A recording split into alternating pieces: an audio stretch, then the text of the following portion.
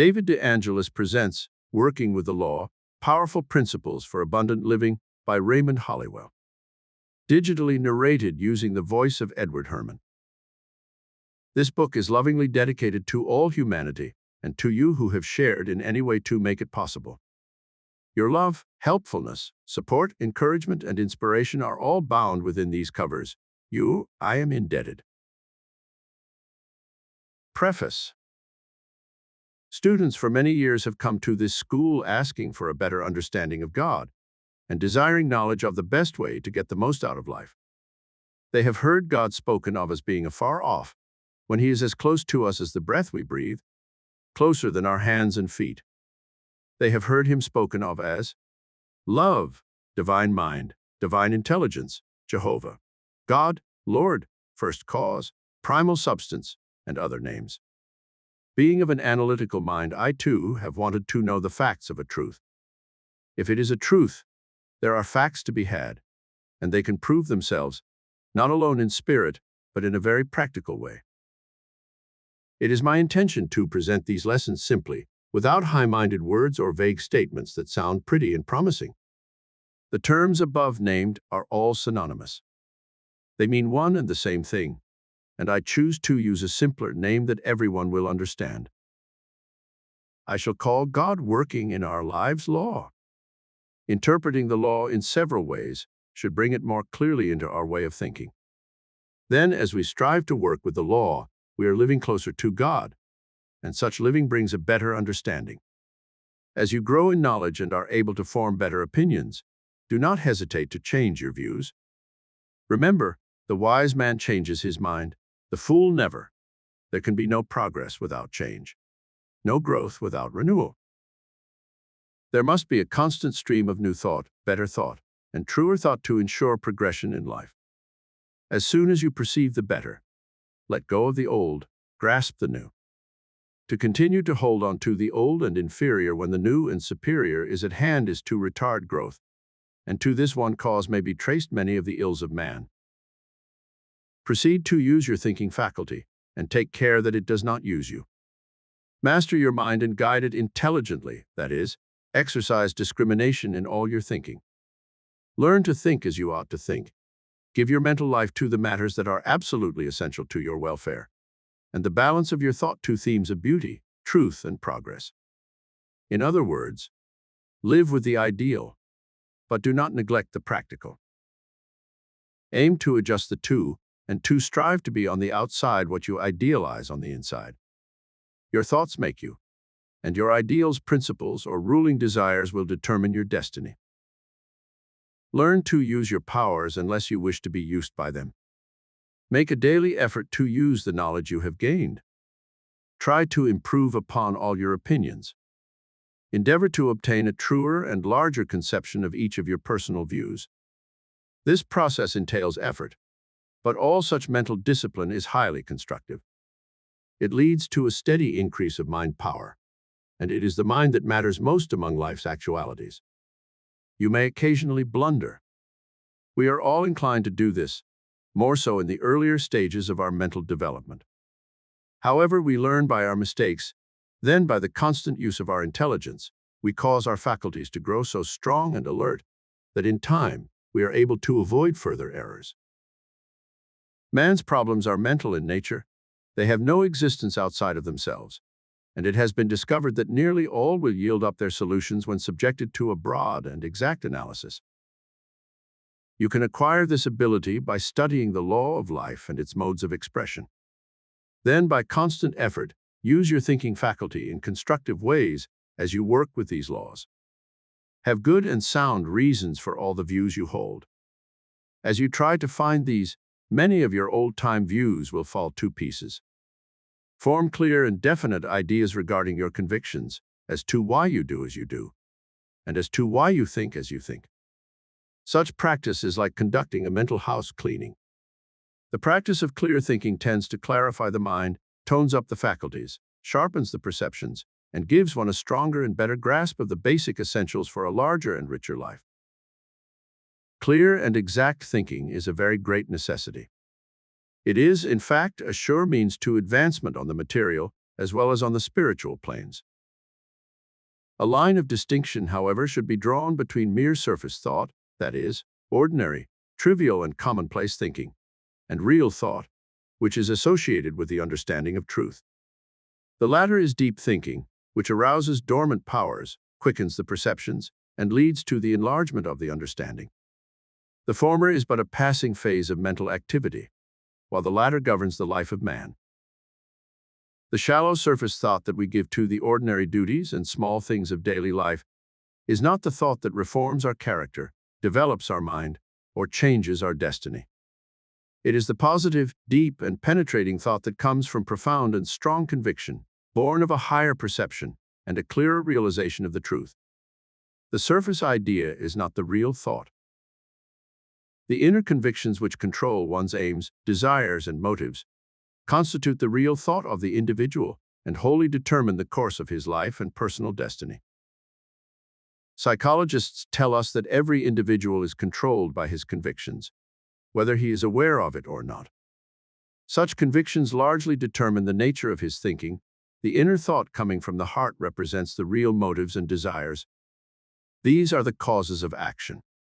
If his ideas or convictions are wholesome and true to his higher nature, all will be well, and he will reflect something of the harmony and beauty and utility of his constructive and superior views in his personal life.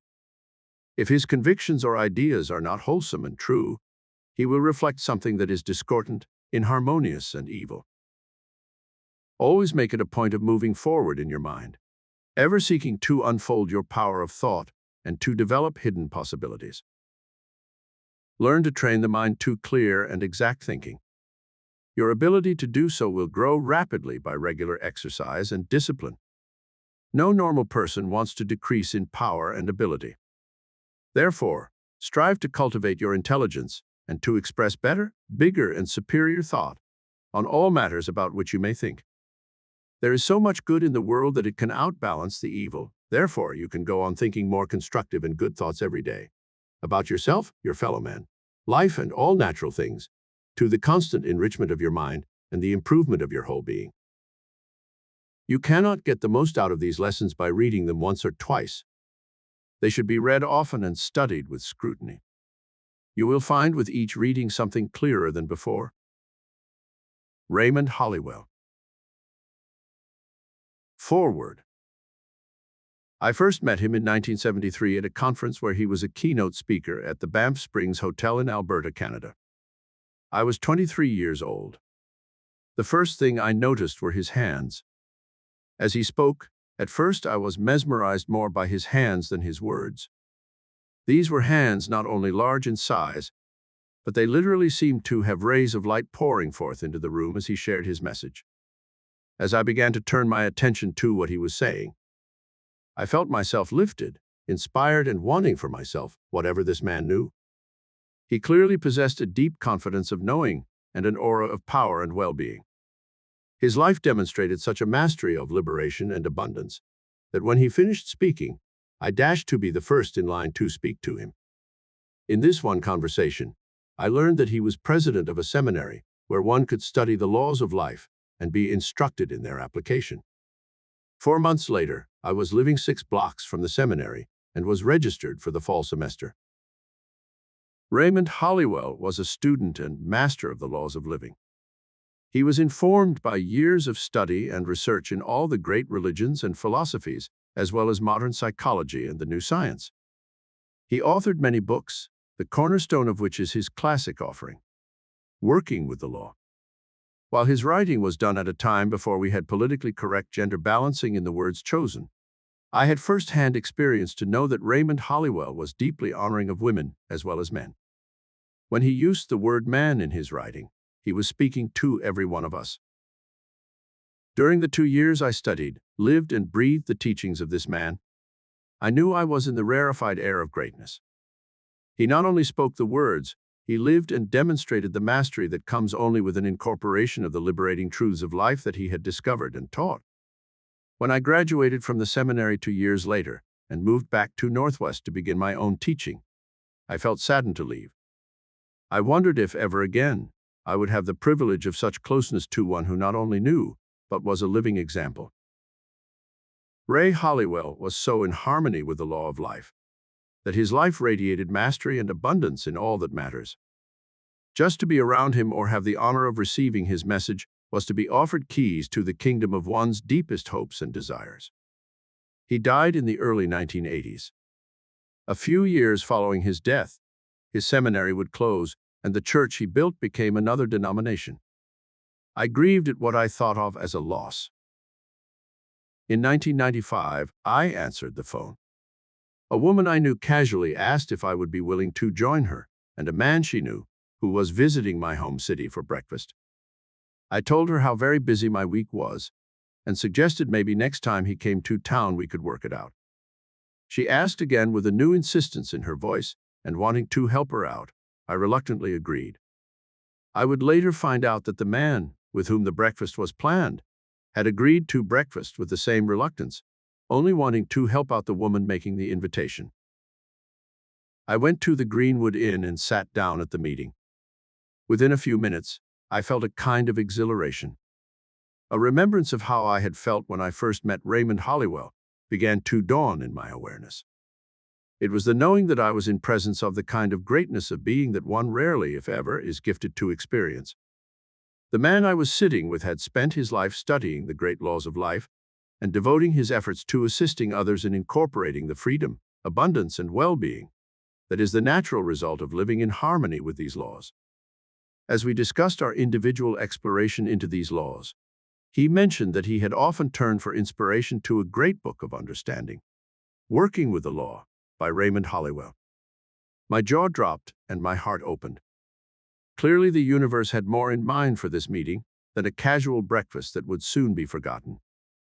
The man with whom I was sitting would become one of the great teachers and best friends of my life. His name, Bob Proctor. For many years, Bob and I talked about creating an opportunity for others to have access to the power and freedom that studying, working with the law, offers.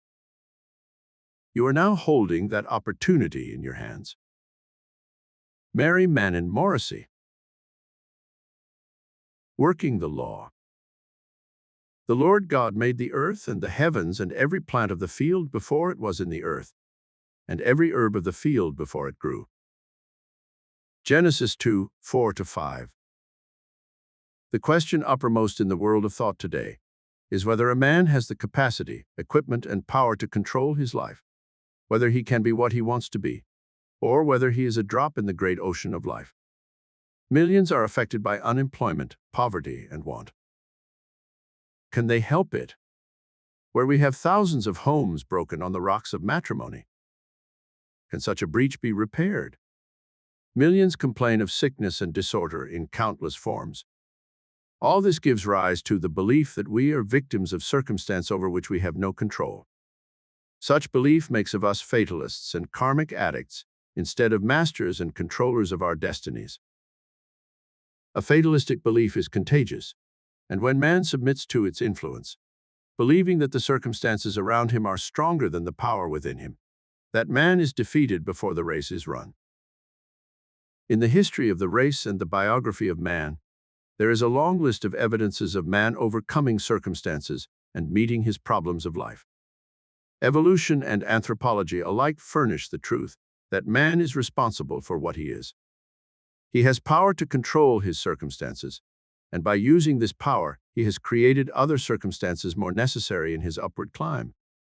Yet some, not sure that we create our circumstances, are rather prone to think that they are caused by heredity, karma, environment, or numerous other external things. These are the real reasons, they think, for our failures. They believe in the natural limitations of life. They live in the conviction that as we are, so we must remain. They are sure that what is to be will be.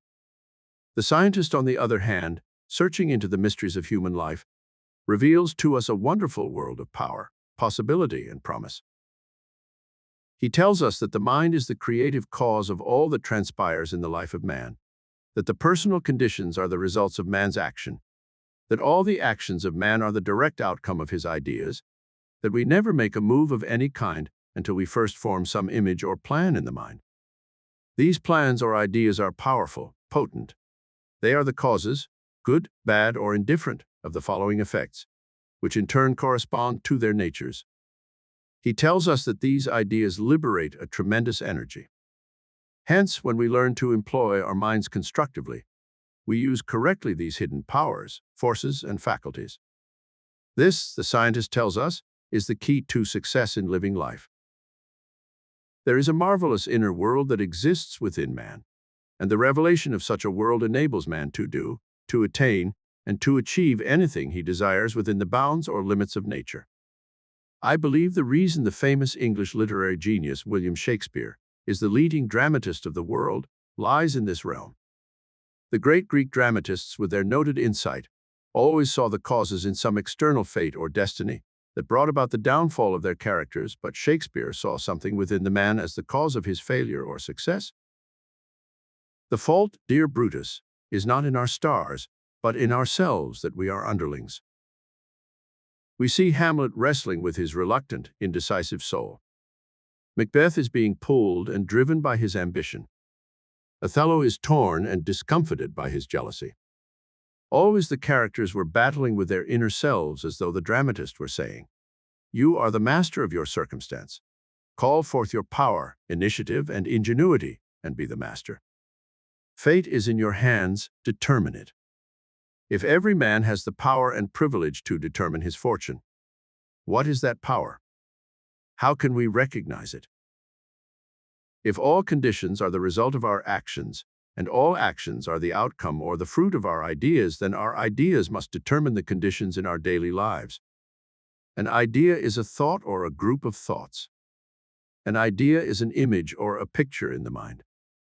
There must have been an idea, a mental picture, back of every well-known achievement and invention. From the beginning, this is the creative plan. We read in the first book of the Bible that the great architect, God, saw a finished pattern or idea before it grew. There was a mental picture established within the mind of the Creator before it became a reality on the without, in some form of a creature. The Lord God made the earth and the heavens and every plant of the field. Before it was in the earth, and every herb of the field before it grew.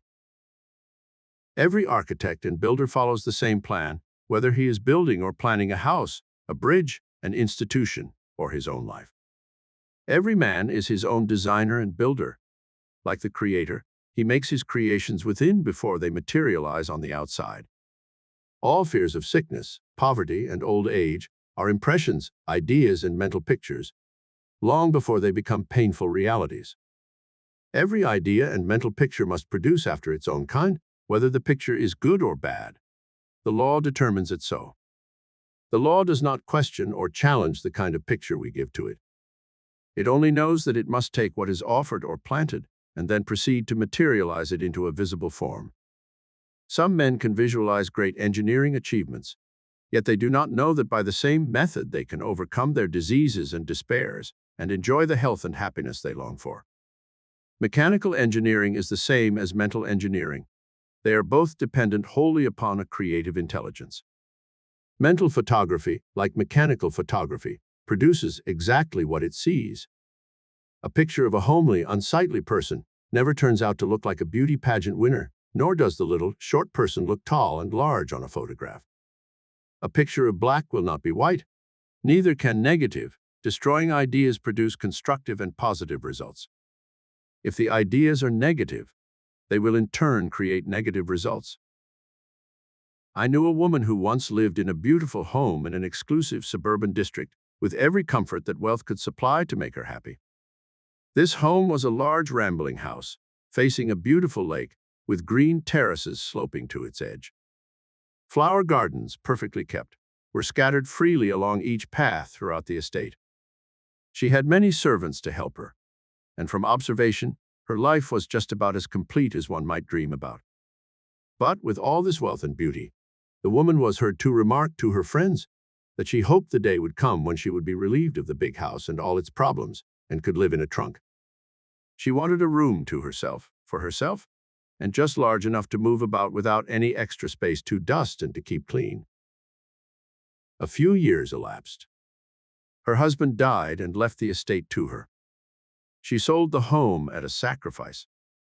Her other holdings depreciated so much in value through unwise investments and transfers that she had but a small income left. She went to live with a sister, and true to her wish, she now has a small room on the third floor and practically lives in a trunk. Whether she is happier now than before, I do not know, but I doubt it. One thing I do know, that is, she gradually led herself to the small room and privations when her consciousness began to grow small and limited. She unconsciously touched the creative principle and supplied it with ideas of smallness and privacy and limitation, which materialized within a few years' time. As we assimilate in mind these ideas or mental pictures, we, knowingly or unknowingly, exercise a power to produce them. This creative process continues working night and day until the idea is completed. We cannot picture thoughts of poverty, failure, disease, and doubt, and expect in return to enjoy wealth, success, health, and courage. It just can't be done, any more than the photographer can take a beautiful picture of a homely creature. This creative principle is summarized in a sentence found in Proverbs. It reads, "As a man thinketh in his heart, so is he." You may have read or heard the statement before. It has been taught and expounded by philosophers of every age. You may have tried to prove the statement by ridding from your memory all negative thoughts, but because it took determined and persistent effort, you wearied. Then you dropped back into the current of old conditions and ideas, and if anything, became worse off than before. Others, hearing the statement, were not impressed, for they could not accept the assertion that all inharmonies of life are the results of their own beliefs, or of their past thinking crystallized into beliefs. They preferred to blame this upon something or someone else. Even God is given a share of the blame. There are others who believe that in God's good time, all things will eventually work out to their satisfaction, but this is not so. These people are planning for a heaven to be gained at some future time, when it is actually a condition and state of mind that can be had now as well as hereafter. In fact, unless it is gained here and now, it can never be had in the future. At some time in a man's life, he is forced to reckon with this creative law. There is no alternative. Everyone is governed by the law, whether he knows it or not. Possibly it is the same idea that some have concerning prayer. They think it is God's fault, will, or desire when they do not get the answer they seek. They use God as their scapegoat and excuse when their prayers are unanswered, or when they are unable to explain some act of God or of nature. God's will be done is one of the most overworked and least understood statements in our day. Some use the idea as a crutch to lean upon, when in reality it is a powerful bridge over which man may cross the deepest chasms and mysteries. It is man's failure if his prayers are unanswered. The creative law is ever ready to answer and cannot fail to respond when approached rightly and wisely. At the moment that man is able to contact and to realize the law, he will at once enjoy the benefits. It is the realization of the law in action that determines manifestation. An electrician, for example, does not pray and wait for the electric energy to make up its mind to serve him. He learns firsthand the laws of conduction and transmission in order to know how to cooperate with the law that governs electric energy. After gaining this knowledge, he can go ahead and set up the machinery which provides the means to generate and direct the power. Then he can snap in a switch and operate giant machines, create heat, set in motion countless other devices, or flood a room with light. He can do this, not once or twice, but as many times as he chooses, so long as he does not disturb the mechanics or violate the law governing the energy. The same principle holds true in all other sciences, including the science of mind. There is a scientific way of thinking about everything, a true and a right way that prevents the needless waste of mental energy and produces the desired results on all occasions. As explained, all things and events, all experiences and conditions of life are results. All results, however, will vary in quality and in quantity in accordance with the degree of knowledge possessed and in the measure of the mind's activity. The quality of the results produced by the individual thinker may be good, bad, or indifferent, as may be determined by conscious direction and choice, or lack of such, some results being harmonious and favorable, while others are discordant and unfavorable, or there may be a medley of the whole. It is absolutely essential to give intelligent direction to the creative powers of the mind to obtain the best and largest results in our particular sphere of active expression. In fact, it is highly important, from the standpoint of usefulness and common duty, that we should endeavor to understand the mind and its workings, and learn how to cultivate and develop those processes of thinking that will give us mastery over life and its conditions. Thinking is a perpetual process. It is a creative function of life that is ever going on. We are engaged in it and are producing results of some kind every hour and day that we live, registering within ourselves the exact effects of all our thinking. While we cannot stop thinking, we possess the supreme privilege of being able to determine the sort of results it is desired to experience by regulating the form and quality of our thought. How this is done in a simple and effective manner is explained throughout these lessons. Our main object is to arouse the individual to think for himself, to cultivate his own powers, and thereby to take the sure path of self-development and true culture. The great self-evident fact, which cannot be too often repeated, is that when we change our thinking for the better, we automatically change our lives for the better. Modern psychology has conclusively demonstrated that a change of thought must precede every change in the life and in the affairs of man. In the course of our studies, we have discovered that the more a mind is undeveloped, the more materialistic or lower its individual point of view, while the more developed the mind, the higher its individual point of view. It does not follow that, because a person is worldly wise and has retained a large number of facts and experiences, such a one has a well-developed or highly evolved mind. On the contrary, that person may have an undeveloped mind and be largely dominated by the lower instincts. Narrowness of thought, limited views, prejudiced convictions, and materialistic opinions are signs of a lack of real development. Breadth of thought, wide and tolerant views, wholesome convictions, and expanding conceptions are signs of growth. The small mind, however, need not remain small or undeveloped. It can grow and expand and ultimately become great. The path is clear and simple. Let such a one form his own clear conceptions and strong convictions from the loftiest point of view he can reach, and then proceed to think and act accordingly. Advancement will follow as a natural sequence. The law is that the mind is no greater than its conceptions. As you improve and enlarge your ideas and mental pictures, you improve and enlarge your mind. As you aspire to realize the larger truth, you must inevitably grow in understanding. Again, the greater your power of mind, the better you will be able to conduct the affairs of life to use and advantage. Next, we may ask, if there is such a law of mind, what is the law's intention? Some may think that the universal mind has no intention because it is impersonal. Yet Jesus tells us that the universal mind has definite intentions. He says, "Fear not, little flock, it is your Father's good pleasure to give you the kingdom." Thus we see that the universal mind's intention is for the universal good, therefore our intention must take the same direction, knowing that whatever works for the universal good will work for the individual good, for the individual's health and happiness, on this same principle. The principle, that which blesses the whole, will bless all its parts. When our intention becomes reconciled or cooperative with the universal intention, then we become an expression of that good. This is working with the law. When man's intention is as God's intention, and not just a mere personal caprice, a force is called into action, which gives direction to the undirected mind power. Working with the law, when we understand it, may become as simple as touching the light button, like the electrician, which, when we do, floods our mentality with illumination and understanding. We hear much today about cooperation, united effort, merging of forces, and pulling together as a single unit or team.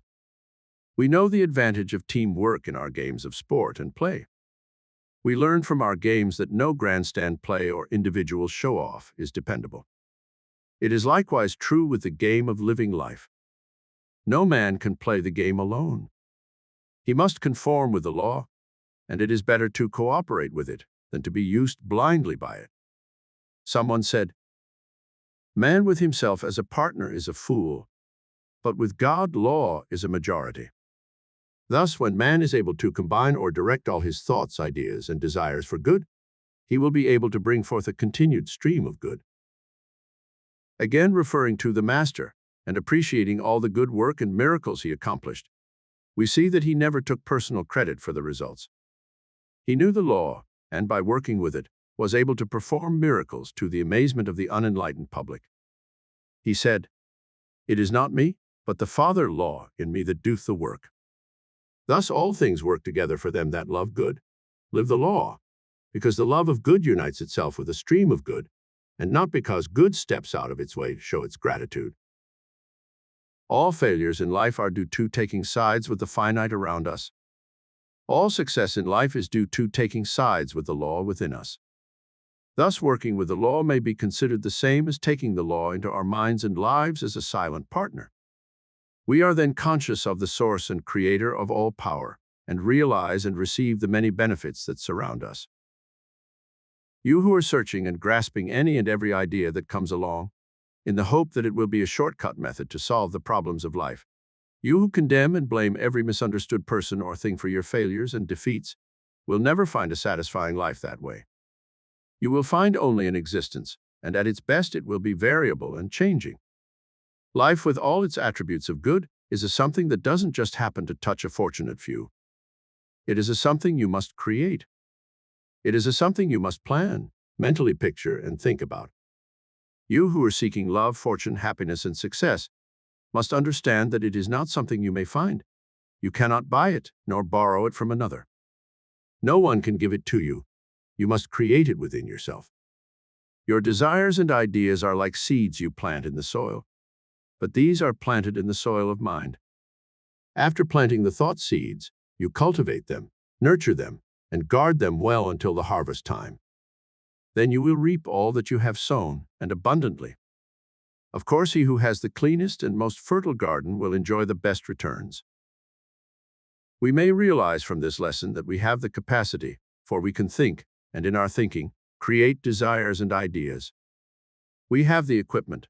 It comprises the ideas and thought seeds that we plant in the soil of the mind.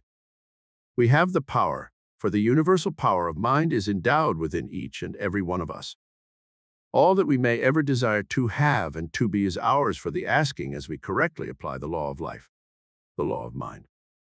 When a circumstance arises, we are not to come under it, to submit to it in servitude, but we are to surmount it, to overcome and master it, by exercising the creative law of thinking, and thus grow in wisdom and power.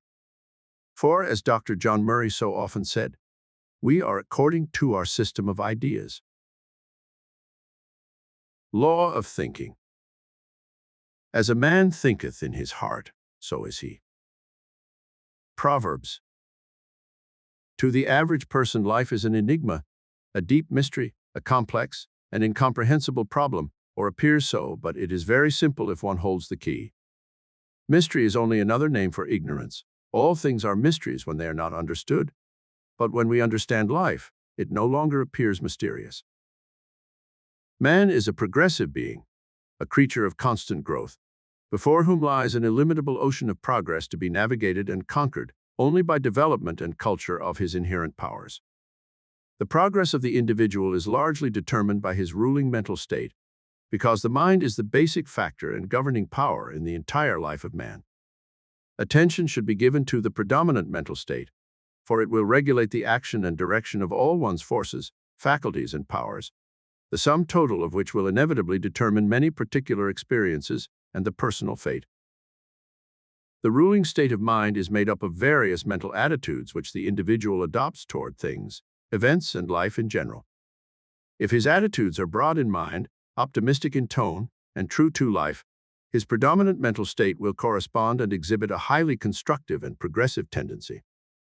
As almost all the forces of the personality function through the conscious mind in one way or another, and as the daily mental and physical acts are largely controlled by the conscious mind, it is obvious that the leading mental state will determine the direction in which the powers of the individual are to proceed.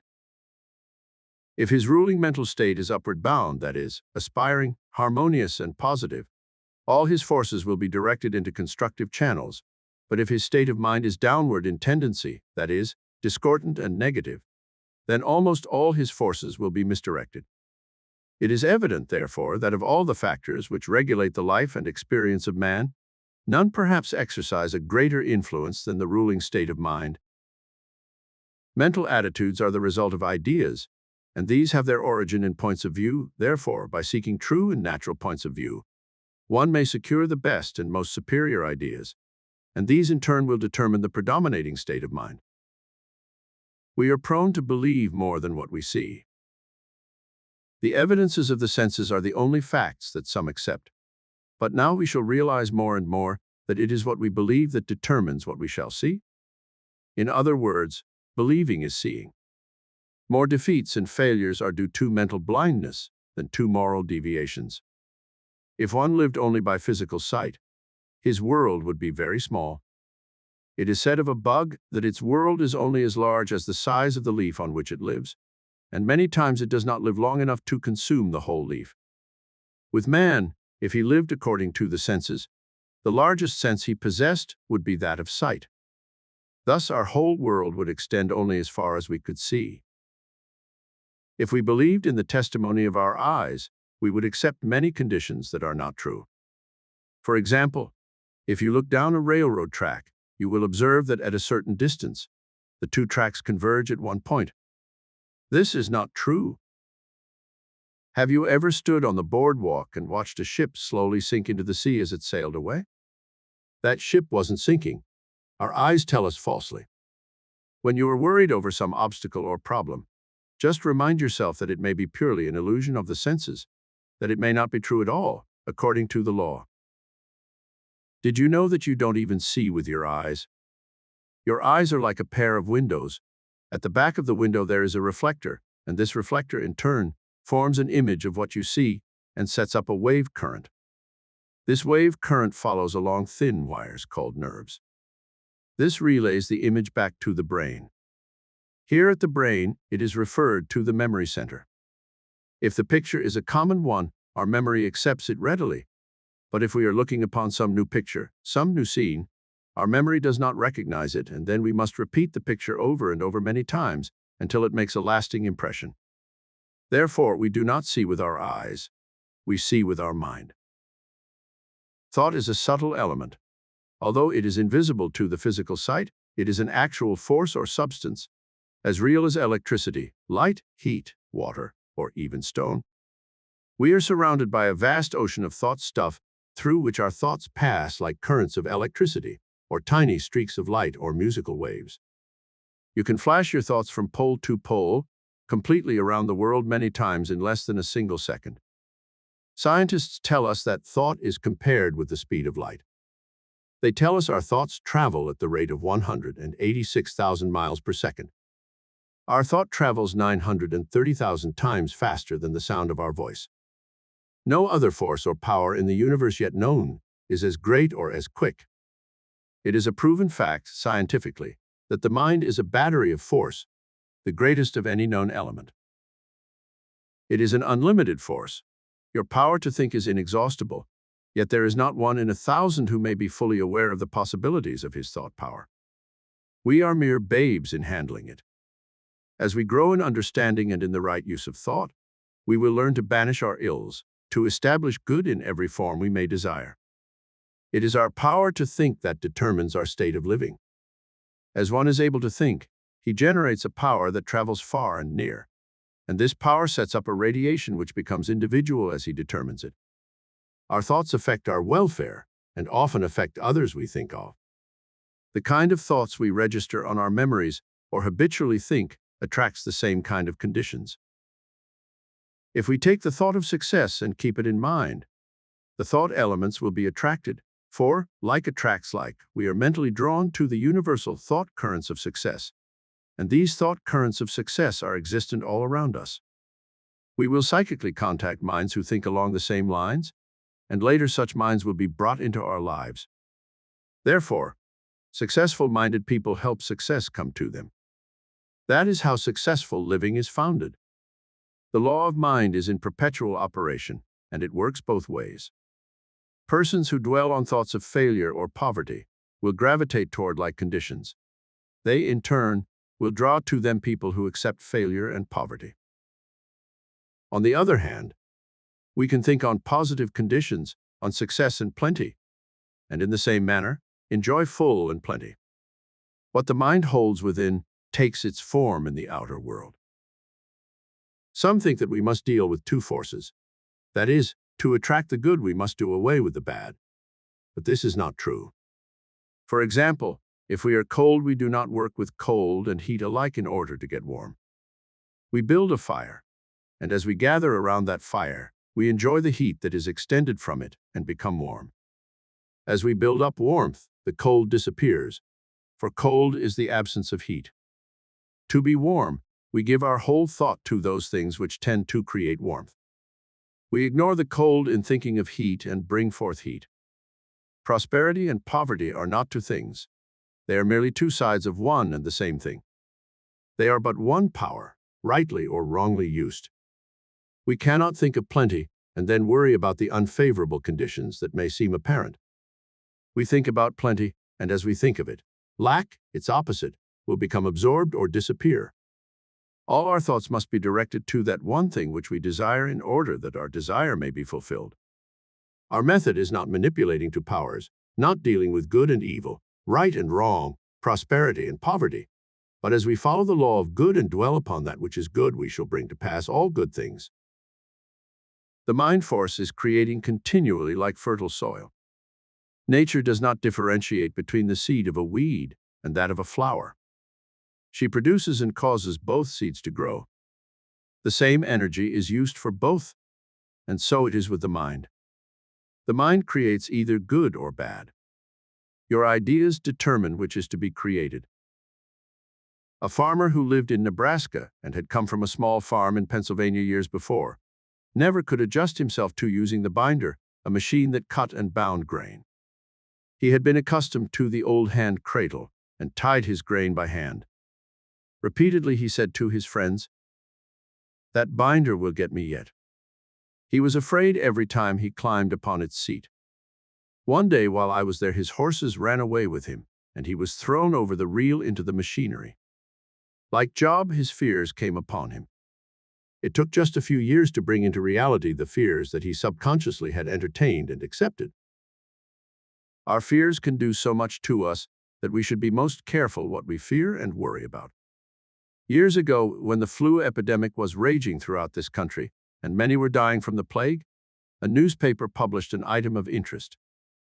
In bold letters, the heading read, "Do not fear the flu."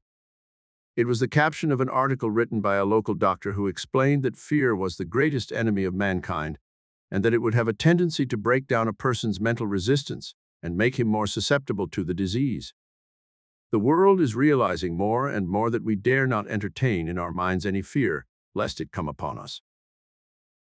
Whatever we think in our minds must grow. Why do you suppose the farmer goes out to weed his garden and works tediously to eliminate every weed? Because he knows that if he does not clean out the weeds, they will grow stronger and tougher and choke out his crop. If some condition handicaps us, perhaps a weed that must be plucked out, it is important to know that the condition is the effect that we see. It is not the true cause that we see. Dig down deep into the mental storehouse and find out what is that cause. If we cannot discern it, there are others who can. Then weed out the cause by replacing it with the right kind of thought. That is, if it is fear, replace it with courage. If it is a diseased thought, replace it with a healthy thought. If it is a limited thought, think thoughts of plenty. For some issue whereby we alter or change the trend of the thought. Then, as we replace the thoughts that are as weeds, they will die of their natural selves. For such weeds die from lack of cultivation. As long as we allow things to seem real to us, we are putting our energy into it. We are nurturing it. We are feeding it. We are keeping it alive. We are putting our faith into that thing, whether we like it or not. And it must naturally grow, for the law of growth is ever working to produce whatever seed we plant. In my college days, I remember how a number of us were taken on a hazing party. It was purely a fraternal affair, so we were to be initiated and branded. When they came to my chum, they told him to peel off his shirt. He was blindfolded, and they were going to brand him with the initials of the order. They branded him with hot tallow from a burning candle. Now you know that tallow dropping from a candle would not burn. At least, it never did burn me.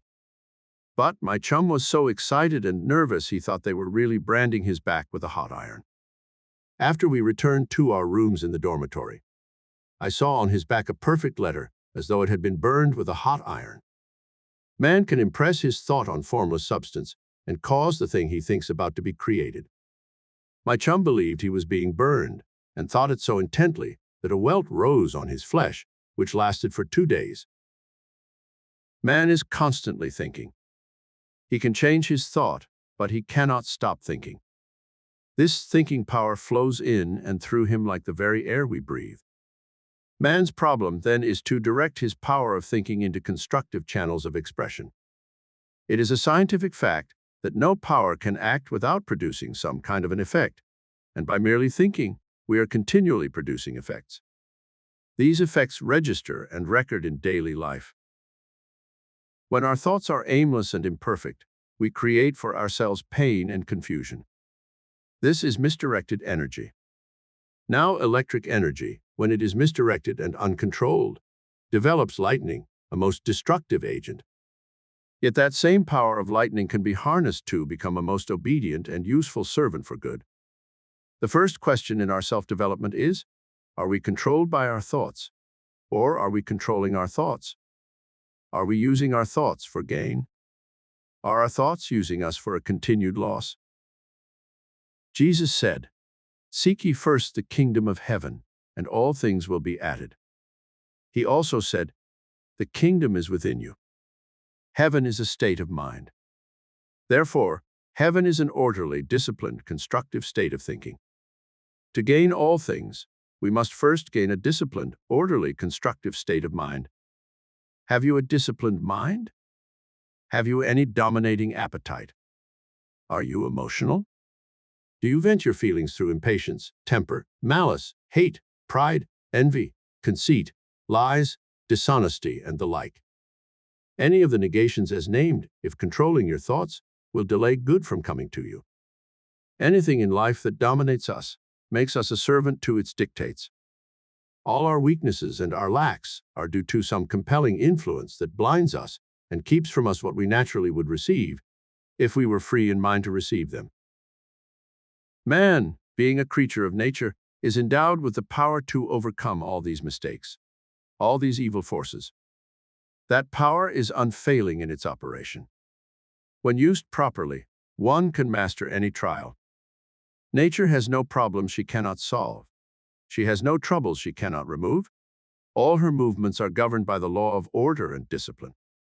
Man can say and do the same if he will pattern after nature. But first note, nature takes no chances. There are no ifs, ands, or buts. Her forces operate under a law. If a stone is thrown up into the air, it falls back to the ground again. The law says so. Thoughts in our minds are governed by a law with the same exactness. Mind is the source and cause of conditions in our lives. Hence, it is here that we start to adjust and discipline our thoughts in order to stabilize our affairs. The fact that every problem is mental is another reason why we must learn to control our thoughts to determine our lives. But is our problem mental? Let us see. If we desire to gain wealth, we find that it is not a place nor an environment. If so, all the people in one city would be rich, and the people in another city would be poor. Wealth is not the result of saving or of thrift. Many penurious people are poor. Many free spenders are rich. Wealth is not due to any certain business, for men in the same business are poor and rich alike. It is something within the mind of man that makes the wealth, and that something in the mind of man is the quality and type of thoughts he entertains. Look at nature again. We see she has every movement well organized. A cut flower soon wilts and dies because it has been taken away from the source of its life. If a dog jumps off a barn roof, he lands with a thud and suffers pain for his act. Instinct warns a dog not to take advantage of nature. Does the hungry lion in the jungle roar and lash in an effort to find his prey? Instinct warns the lion to be quiet, to steal carefully upon his prey, to stalk his meal. Have you ever observed how Mrs. Cat will patiently wait for hours for Mr. Mouse? These are samples of organized action that is instinctive in any animal. This instinct must be adhered to by man. This is the organized method, the constructive method. A disorganized method would be destructive and negative. Man must stalk success or any worthwhile enterprise, similar to the lion who stalks his meal. Man must work himself up to gain success. He does not fall into it. Just to roar or to shout his statements is not enough. Birds of dollars will not fall out of trees through fright. They will more likely fly away. When our ideas are organized, they are under our control. That is, our thoughts are so arranged that they work together as a single unit. Our minds must be controlled in their expressions so that every process of thought will be in an orderly fashion. All action is the result of thought. It determines the conditions of life, and to have better conditions in life, we must first make efforts to organize our thoughts. We wish to gain the best in life, but we do not know how to think correctly. The average person thinks at random. He has no clear design in his mind to which he can frame his thoughts. If he has a design, he does not direct his daily efforts toward it. Most of his thinking is beyond control, chaotic, and unorganized. This is why disappointment and failure are always near, for they thrive on indecision. We attract only what we think or create. This is the law of thinking. To achieve success, we must think it, we must work it, we must become it. To advance, we must make some effort to rise. To obtain happiness, we must adapt our lives to the law of harmony and order. To rise above any limitation, we must organize our thinking along constructive lines. If man wishes to climb a hill, he doesn't sit down at the base of it and pray to the good Lord to lift him, hoping the Lord will pick him up bodily and carry him to the top, or give him a pair of wings to fly. The natural thing he does first is to organize his thought. He decides he is going to climb the hill, and then he starts to climb. He climbs steadily, keeping his eye ever on the top. He may find another, picking out a better trail. He may wind around. He may slip back a step or two.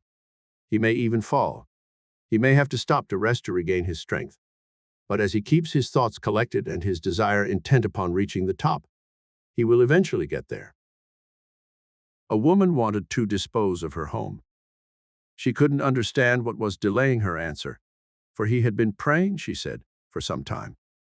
I asked her, "What do you do towards working with the law? Tell me what you did yesterday." Well, first she prepared breakfast for her family. Then she got the children off to school. Then, she said, she always spent 30 minutes with her silence and her reading. After that, Mrs. Jones called her on the phone, and they had a lengthy chat, but it was of little importance. Then it was time to prepare lunch. After lunch, her neighbor called her out to see the garden, and she stood and talked over the fence for more than an hour. But, I asked, what did you do in between these incidents? Oh, she replied, whatever came to my notice that had to be done. I was busy all the time, but somehow, she added, I have never liked housework. Where did she fail? First of all, she lacked discipline in her mind, except where others demanded it. Her husband demanded it, the school demanded it, so she got the breakfast and the children off to school on time. You didn't make any effort towards selling your house, I stated. You thought 30 minutes silence would do it. Instead of organizing your time and work, you did just whatever came along. Her housework controlled her. She did not control her time or her work. She saw the truth. She went back home, and each day thereafter outlined her work mentally. If she talked with a friend or neighbor, it was for just a definite time, not any length of time. Each day her work was planned so that she would accomplish something toward preparing to sell the house. Several weeks later, a letter came to me in which this woman stated that the house had been sold at a good price. And she added, do you know, I really love my work now. When the day is done, I have accomplished so much more, and I am not nearly as tired as before. I am teaching my children to be orderly thinkers. Do you do just whatever comes along? Do you plan your day that something definite will be accomplished towards your aim, your ambition? One type of people we call drifters, the latter type we call builders. A president of an automobile company whose output of cars was 76,000 last year put out more than 1.5 million. How did he do it? Each day, he carefully planned the work so that steadily his organization was becoming more disciplined and cooperative until they worked as a single unit. He said when interviewed, he planned more than the job required, so he was always assured of reaching his goal. Whether he knew it or not, he was in tune with the law of orderly thinking. If we have any problems, it is because we are not controlling our ideas. Nature has no problems because she is orderly and disciplined. Self-control consists of an organized thought direction. That is, we start out with a well-defined aim or objective, think toward it continuously, not just for 30 minutes, plan our time and work so that fill our day so full of constructive duties that there is no room for idle chatter or waste of any kind to enter in. This development will enable us to move steadily upward toward success. When all things are in harmony and order, problems will cease to be perplexities, and mysteries will cease to be mysterious. Knowledge and understanding will supplant fear and ignorance, and that which was invisible will become visible. That which was unknown will become known. Life with its circumstances is no longer an enigma, but a clear interpretation of the law of thinking. We are what we are according to our state of thinking. We attract only what we think or create. Thoughts are things. I hold it true that thoughts are things. They're endowed with bodies and breath and wings, and that we send them forth to fill the world with good results or ill. That which we call our secret thought speeds forth to earth's remotest spot, leaving its blessings or its woes like tracks behind it as it goes. We build our future, thought by thought, for good or ill, yet know it not. Yet so the universe was wrought. Thought is another name for fate. Choose then thy destiny and wait. For love brings love and hate brings hate. Henry Van Dyke. Law of supply. Ask, and it shall be given you. Seek, and ye shall find. Knock, and it shall be opened unto you. Matthew. Man is never satisfied. This fact is deplored by many, but God did not intend that man should be forever satisfied. The law of his being is perpetual increase, progress, and growth. So when one good is realized, another desire for a greater good will develop, and when a higher state is reached, another and more glorious state will unfold his vision and urge him on and on. Hence, the advancing life is the true life, the life that God intended man to live. The law of good is universal, for are we not all seeking good in some form or another? Science and logic alike declare that the universe is filled with the essential substance of every imaginable good that man can image, and that he is entitled to a full and ever-increasing supply of any and every good he may need or desire. We believe, therefore, that it is right and good for man to seek to gratify all pure desires and ambitions. Here is the key to the law as Jesus gave it. What things soever ye desire when ye pray, believe that ye receive them, and ye shall have them. Every person, consciously or unconsciously, is operating this law in one or more of its phases. It works universally and on every plane of life's expression.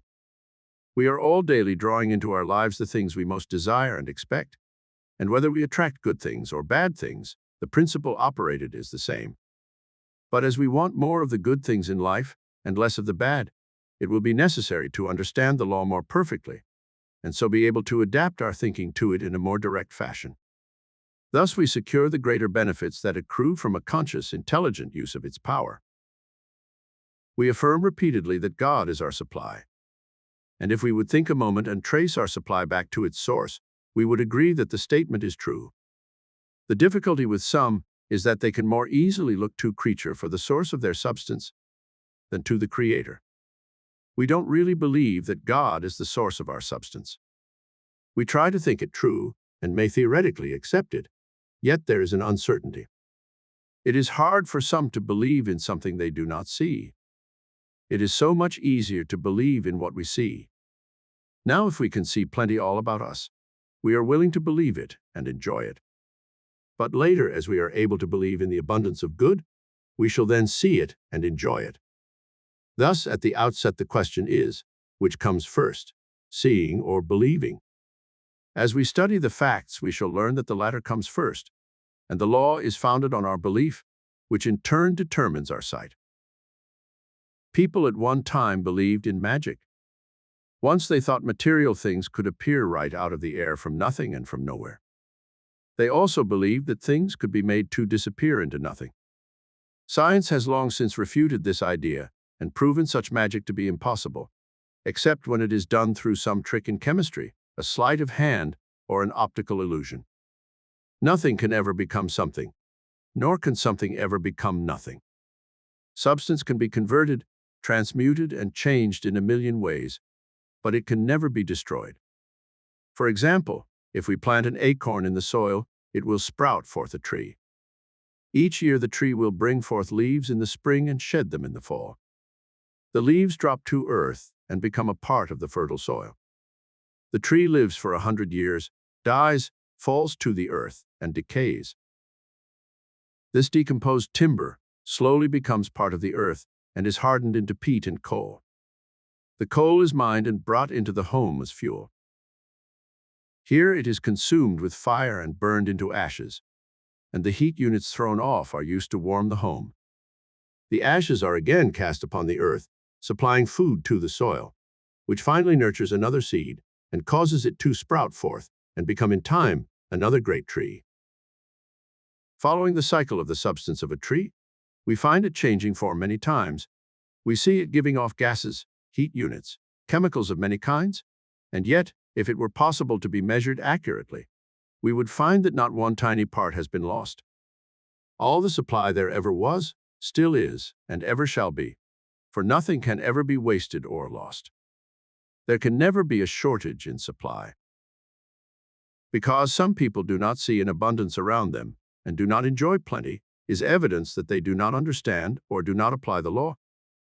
In their blindness, they say that plenty does not exist, and so far as they can see, they may be right. But when they learn to see with their mind's eye, they will realize differently. There is a phase of the law known as demand and supply, which is found in every department of life. Years ago, Thomas Edison resorted to its use when he invented the first electric light. When his carbon lamp was brought to the people as a new kind of lighting, far superior to any method then known, did they readily accept it? Many thought it ridiculous and too expensive. They were using candles, oil lamps, and a small percentage of gas lamps. Such light was plenty good enough. Hence, quite some time elapsed before the public was educated to the advantages of electricity over the old ways of light, heat, and power. Not until the people were convinced of the advantages of this new power did they invest in its future, build powerhouses, set up poles, and string wires all over the town to factories and homes. How was all this accomplished? When there was a demand for the need of electric power, the supply was forthcoming. Where did it all come from? Out of the earth, out of the air, from water power, steam power, gas, oil, and 1,001 other sources. It comes directly from nature, whose foresight created these materials in the earth. Once our forefathers were in style when they rode the stage, a hack, or a carriage. It has not been so long since one was the talk of the town if he owned a fast team of horses and a rubber-tired Victoria or gig. Where are they now? Gone and almost forgotten. The automobile has supplanted them. How did it all happen? When people demanded a means of traveling with more speed, greater comfort, and luxury, necessity gave man an idea. He thought of building a horseless carriage. He worked on the plan, slowly developed it, and slowly educated the public to accept the modern mode of transportation. One outstanding man dreamed of the world rolling on wheels and set out to build a car that the poor man could afford. Today, the automobile has become such an important factor in man's life that we wonder how he could have ever progressed without it. You see, whenever man has needed a certain thing in life, an idea has been first given him in mind. He was inspired to develop the idea and then materialize it by converting a piece of mud or metal into a usable form. Why did people live so long content with the horse and carriage and not enjoy the automobile? Because they could not imagine it. Their minds were not trained to demand such a thing. Was the supply available to build such a machine? There was as much supply at hand then as now. In fact, the supply has always been there since the beginning. Thus, it was not God's fault that the auto was so late in coming to man's need. It was man's fault because he had been so long realizing the need. Where there is no demand, there will be no evidence of supply. Our parents who had a horse and buggy consciousness could not attract the new mode of travel until they were able to enlarge their minds to conceive the necessity of the automobile. The secret of the law lies in one's consciousness. A man's life consists not in the abundance of the things he possesses, but in the consciousness of that which he has. Man possesses the whole world and all its wealth, yet is only able to enjoy what his consciousness permits him to discern. Somewhere I read a story of a man who lived outside of Pittsburgh and operated a small farm and dairy. Day in and day out he worked laboriously to earn a meager living for himself and his family. One day several men who had been surveying some adjacent land walked across his pasture land. When they were crossing a stream of water that ran through the field, the farmer noticed them stopping, stooping down, and studying the slime and scum that had collected against the crude footbridge he had laid there. One man had scooped up some water in his hand and apparently drank it. Another collected some water in a canteen he carried attached to a buckle on his belt. The farmer was puzzled and wondered why anyone should be interested in that stuff. Even the cattle had no taste for it, for they pushed the scum aside to drink the clear water. Some weeks later, a man called and offered him a fabulous price for the farm. Why, the man must be crazy, he thought. He could never get his investment back by farming that ground. Had he not tried it for years? He was joyful at the prospects of getting such value, and readily sold the farm. He moved to Canada to be near his brother and bought another farm. It wasn't long, however, until some queer contraptions were set up on the field, and word spread like wildfire that they had found oil. In a few years, that farm of less than 100 acres produced millions of dollars in oil for its owners. The farmer remained poor and worked hard because he knew only how to scratch the surface and till the soil. Nature had supplied an abundance for the man, but he could realize only a scanty portion. He could see the farm only as acres of stones and dirt. The law is not at fault because the man was poor and had to work so hard to earn a living. Man will ever be poor as long as he demands of life a meager living and sees in it a struggle, toil, hardship, and limitation. The thing we dare not do is to fret and worry about supply or about where our next dollar is coming from. Fretting and worry tend to restrict and limit the supply at hand. They tend to close off the outflow of substance, whether that flow is small or large. Instead of lifting us out of limitation, instead of improving our conditions or increasing our supply, they drag us deeper into the throes of doubt and fear. Instead of expecting more to follow, we grow tense and anxious, which increases our fear and brings us less and less. Instead of tightening up in our thinking, we must relax and be more expanding. We must educate our minds to a larger state of thinking. When we can think and realize more abundance, we shall receive more abundantly. This does not mean that the engineer is destined to be rich, while the farmer remains poor. There are poor engineers and rich farmers. It is not the vocation that determines riches, but the demands we make of our vocations that determine riches. As we are able to think and to realize more abundance out of what we already have, we shall not only expand our thinking, but receive more abundantly. This is the basic principle of the law. The magnet was not charged of itself, but had to be charged with an electric energy by one who understood the operation. A magnet in the hands of an untrained man would be little changed, but in the care of a trained engineer, it could become a strong force of attraction and do a great good. Likewise, the mind magnet of a person can be stimulated to a strong force of attraction if it is possible to get help from one who already has a full understanding of the law and can give him a good start. Of course, the mind magnet can be charged with constructive thoughts, but it will take some time for these to be effective, and the student who lacks perseverance may too readily become discouraged before the work is accomplished. I always advocate that it is better to get a good start when possible by getting help, rather than to come over the slower and more arduous path of self-education. Then the student, knowing that the law does work, will be able to make rapid progress in his development and practice. All the poverty in the world arises from a poverty consciousness, whether it be collective or individual. Why do millions suffer lack and millions more die yearly in India from starvation? I am told that many of them have never in a whole lifetime enjoyed a full meal. Surely it is not because nature has underestimated the need for so great a people. Surely it is not because there is not enough food to go around. It is because the vision of the people has been limited to such poverty. Ask the farmer about his crops. He will tell you his problem is not scarcity, but oversupply. Ask the miner, no matter whether he mines for gold, silver, diamonds, coal, or iron, he will tell you that the supply is far greater than the demand. Ask the scientist, and he will tell you there is food aplenty. There is more food in the air yet undiscovered than we can use. There is more power in a single drop of water or in a lump of sugar than man can realize at this moment. The supply is greater than the demand, and the demand is determined by man's own thinking. The proposition with most of us is that our power of attraction is too weak to meet the demands.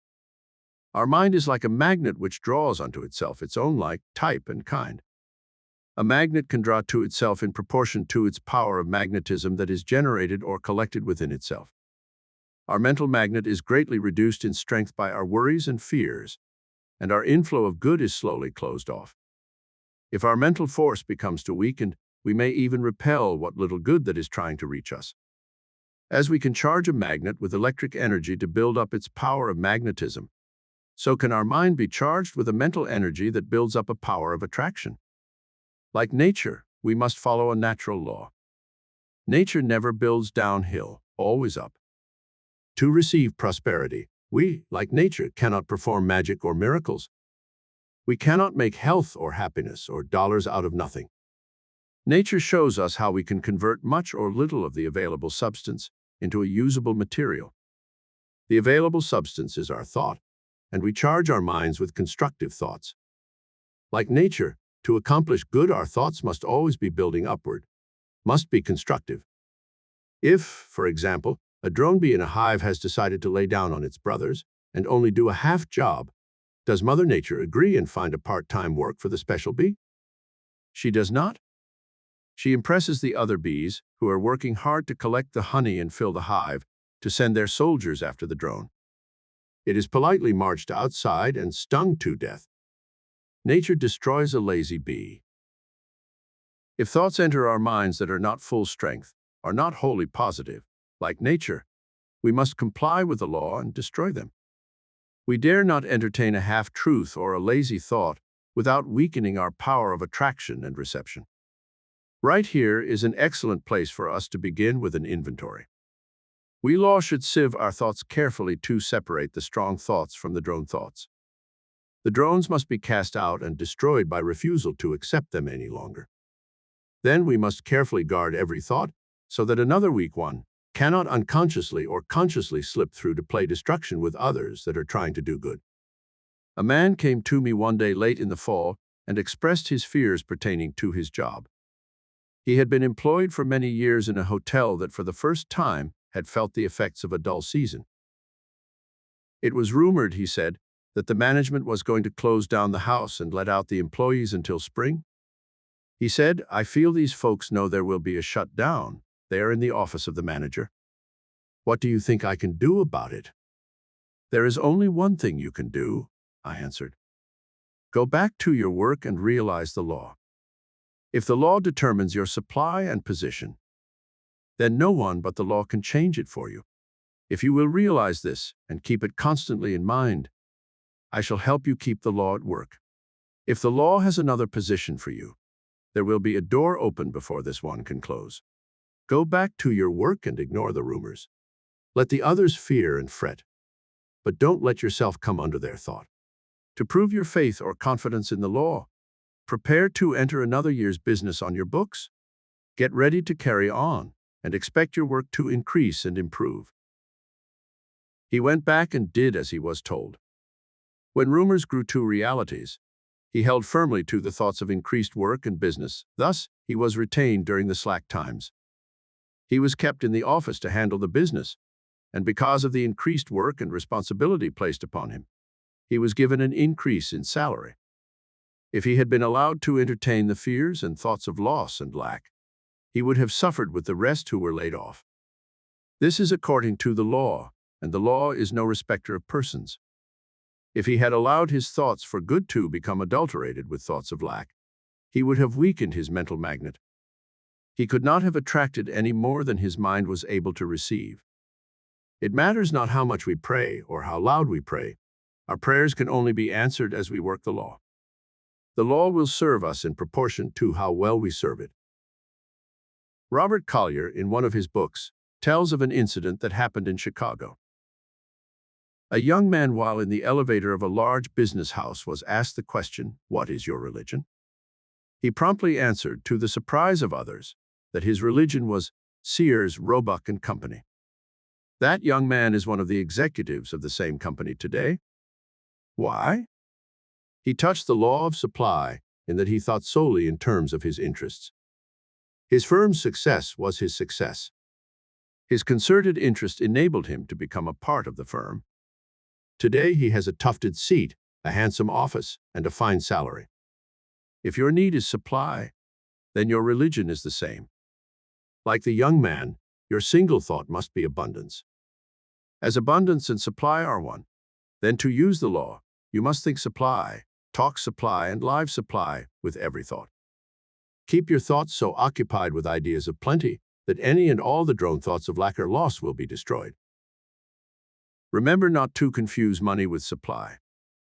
Money is but one of the numerous means of supply. Money is not the root of evil, but the love of money is. If you concentrate upon money alone and use every means to gather it and hoard it, you're forcing the law to close out other good.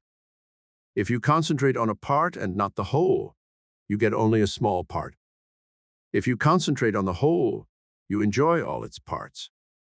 If you love money, use the law solely to amass riches. You may gain riches, but you will also lose so much more that is good that your life will be quite empty and lonely. I knew a man who determined early in his life to concentrate on accumulating money. He attained his ambition and became an influential power in his town. He confided in a friend before he died, saying, "I did everything I knew to become rich. I gained riches, but I lost the love and companionship of my wife and the joy of being a father to our children. I lost my health and am spending my wealth to regain my health, but somehow it doesn't respond. Yes, I learned how to get rich, but I never learned how to live." If we love the law, use the law to gain supply and use it wisely, we will satisfy every desire. We will learn how to live wholesomely, freely, and wisely, and there will be no losses. Our lives will be as complete as God, the law, designed them to be. There may be many of you who are trying to follow the truth ideas and who have earnestly affirmed in thought statements for supply, but somehow it has only come in small amounts or not at all. This may be largely due to the fact that your senses are yet too strong for your mind to control. You must see first before you can believe. That is, you are so used to seeing just so much supply or money that in spite of your statements, you believe more in what you see than in what you are trying to think. To you, it is necessary first to train your senses to come under the control of the thoughts which you know you must think to conform with the law. Florence Shinn gives a clear example of this in her book, The Game of Life. She tells of a man who was seeking a new position and having a limited amount of money, was debating in his mind whether to buy a new coat or to hold tight to the money in case he was long in getting employment. He was advised to buy the coat, and it was an expensive fur coat. This reduced his bank account considerably, but it increased his confidence and stimulated his faith to such a degree that his prospective employer caught the spirit of it and gave him a splendid job. The coat served to enable him to feel prosperous, and the venture strengthened his courage and confidence. So the law proceeded to satisfy the demand. If such a condition arises, wherein one feels better for seeing some evidence of prosperity, then it is wise to do that which makes it easier for the person to draw prosperity to him. Certainly, it is not helpful to work for prosperity and see a stack of bills before you or a condition of limitation and squalor around you. It is better to come away from such a sight and go where the view is more in keeping with the desire of the mind. When I desire to work for prosperity for myself or others, I try to stay in an environment where there is plenty and beauty, and where the people around me are not in limited straits. It follows, therefore, that you can steadily draw into your life any and every form of good you may truly desire, as it is the will of God that you should enjoy every good that will promote happiness and progress. All desire is an expression of the will, while to expect good is to demand good, so that both are necessary to attract supply. Therefore, seek to adjust your desire with God's plan, the law, and expect that every good and only good can reach you. Then nothing but good can come. An abundance of all needed good is the natural heritage of every man, woman, and child. That is a vital truth. It is wrong for one to dwell in poverty when there is plenty for all. It is wrong for one member of the human family to accumulate vast wealth at the expense of his fellow man, wrong for one to dwell in conditions of war and chaos when peace may prevail, wrong for the strong to take advantage of the weak, wrong to lack in good of any kind that may be essential to promote the welfare and happiness of the individual. So, whatever falls short of giving satisfaction, harmony, growth, and increase is abnormal. Nature originally intended that the real needs of man should be adequately supplied, not his surface wants, which are often impulses, but the normal specific needs of the individual, which would be abundantly satisfied, were man to live in closer harmony with the fundamental law of supply. Nature is a prolific producer of blessings which she gives freely to mankind, ever producing all things for a good and useful purpose. Every individual, therefore, has a natural right to a full supply of every good that he can use or enjoy. Owing, however, to the artificial means man has been taught to use and to depend upon for his supply, he has lost sight of the basic truth upon which this lesson is based. At the outset, let us realize that the material world in which we live is a sphere of effects, and that behind these effects is a world of causes.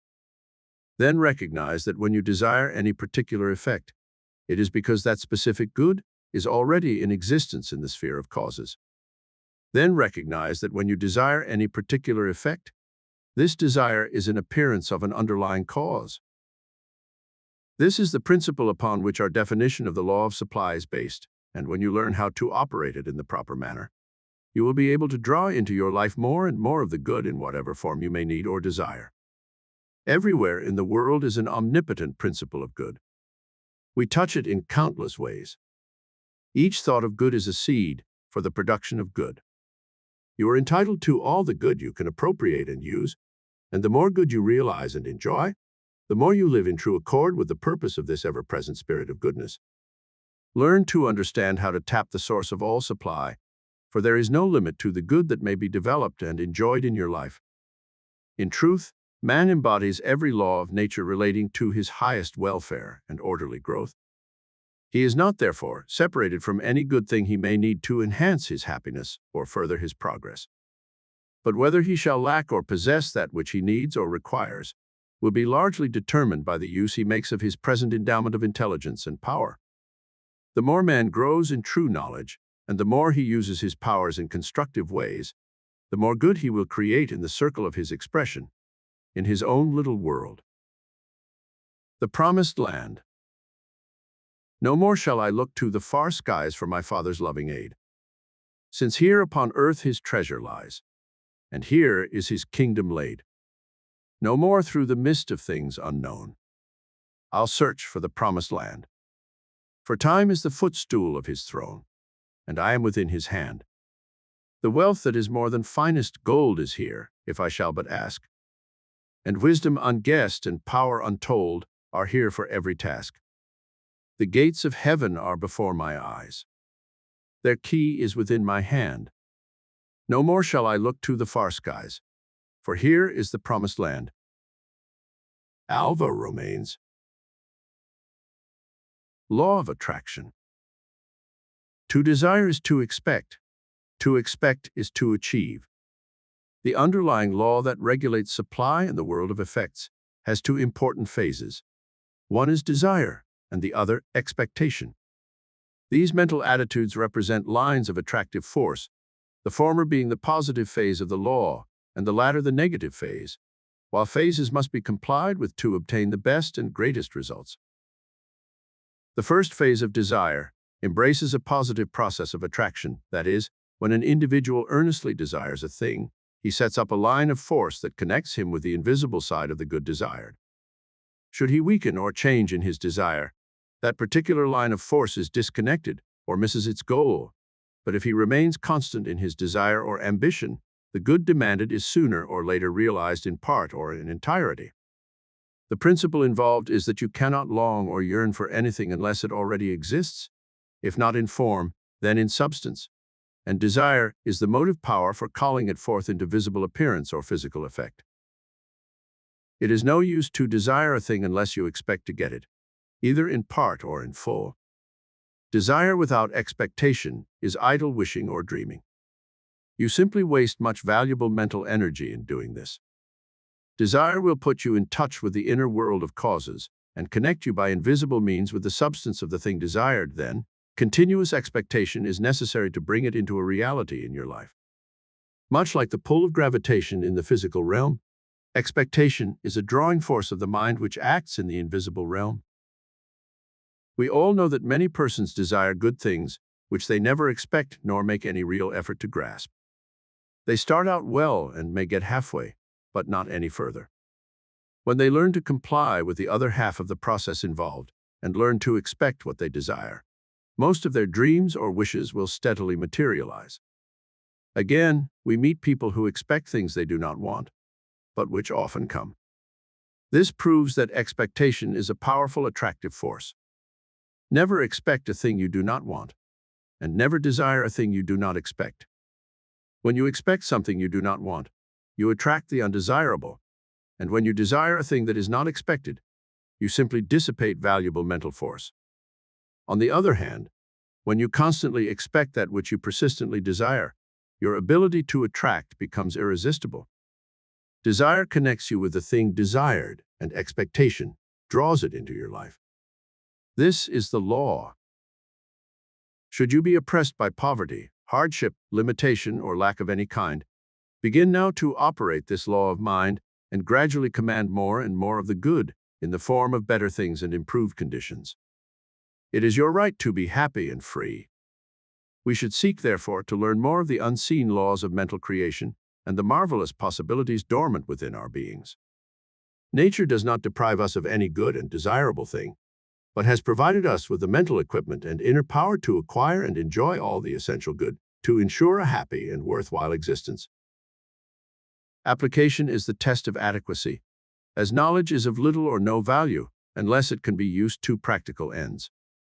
Here is a simple method in the beginning for using the power of mind to increase the amount of good in our lives in conformity with the law. Form a clear and well-defined mental picture of what you want. Do not specify its particular form or how it shall come, but simply desire firmly and gently the greatest amount of good in that direction. Avoid a tensed state of mind or any condition of strain or anxiety. It is better to do your mind picturing in odd moments when in quiet and restful conditions. Let the idea or plan of good unfold into a vivid mental picture, much the same as though it were a moving picture upon a screen.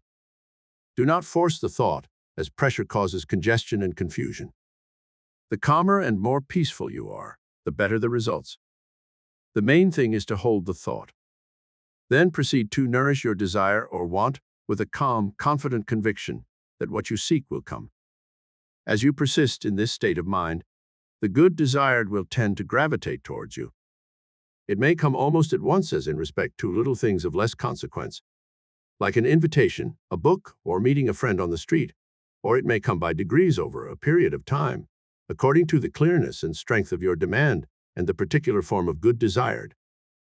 In the meantime, be reasonable and practical and do what you can to promote its coming. I have little confidence in the Lord answering the one who rocks in an easy chair and waits for the desired thing to be placed on his lap. Somewhere it says the Lord helps them that help themselves. Yes, action spells results. This supplements your mental creative process and provides the channel for its expression. Then leave the results to the law. As you do your part, the law will do the rest.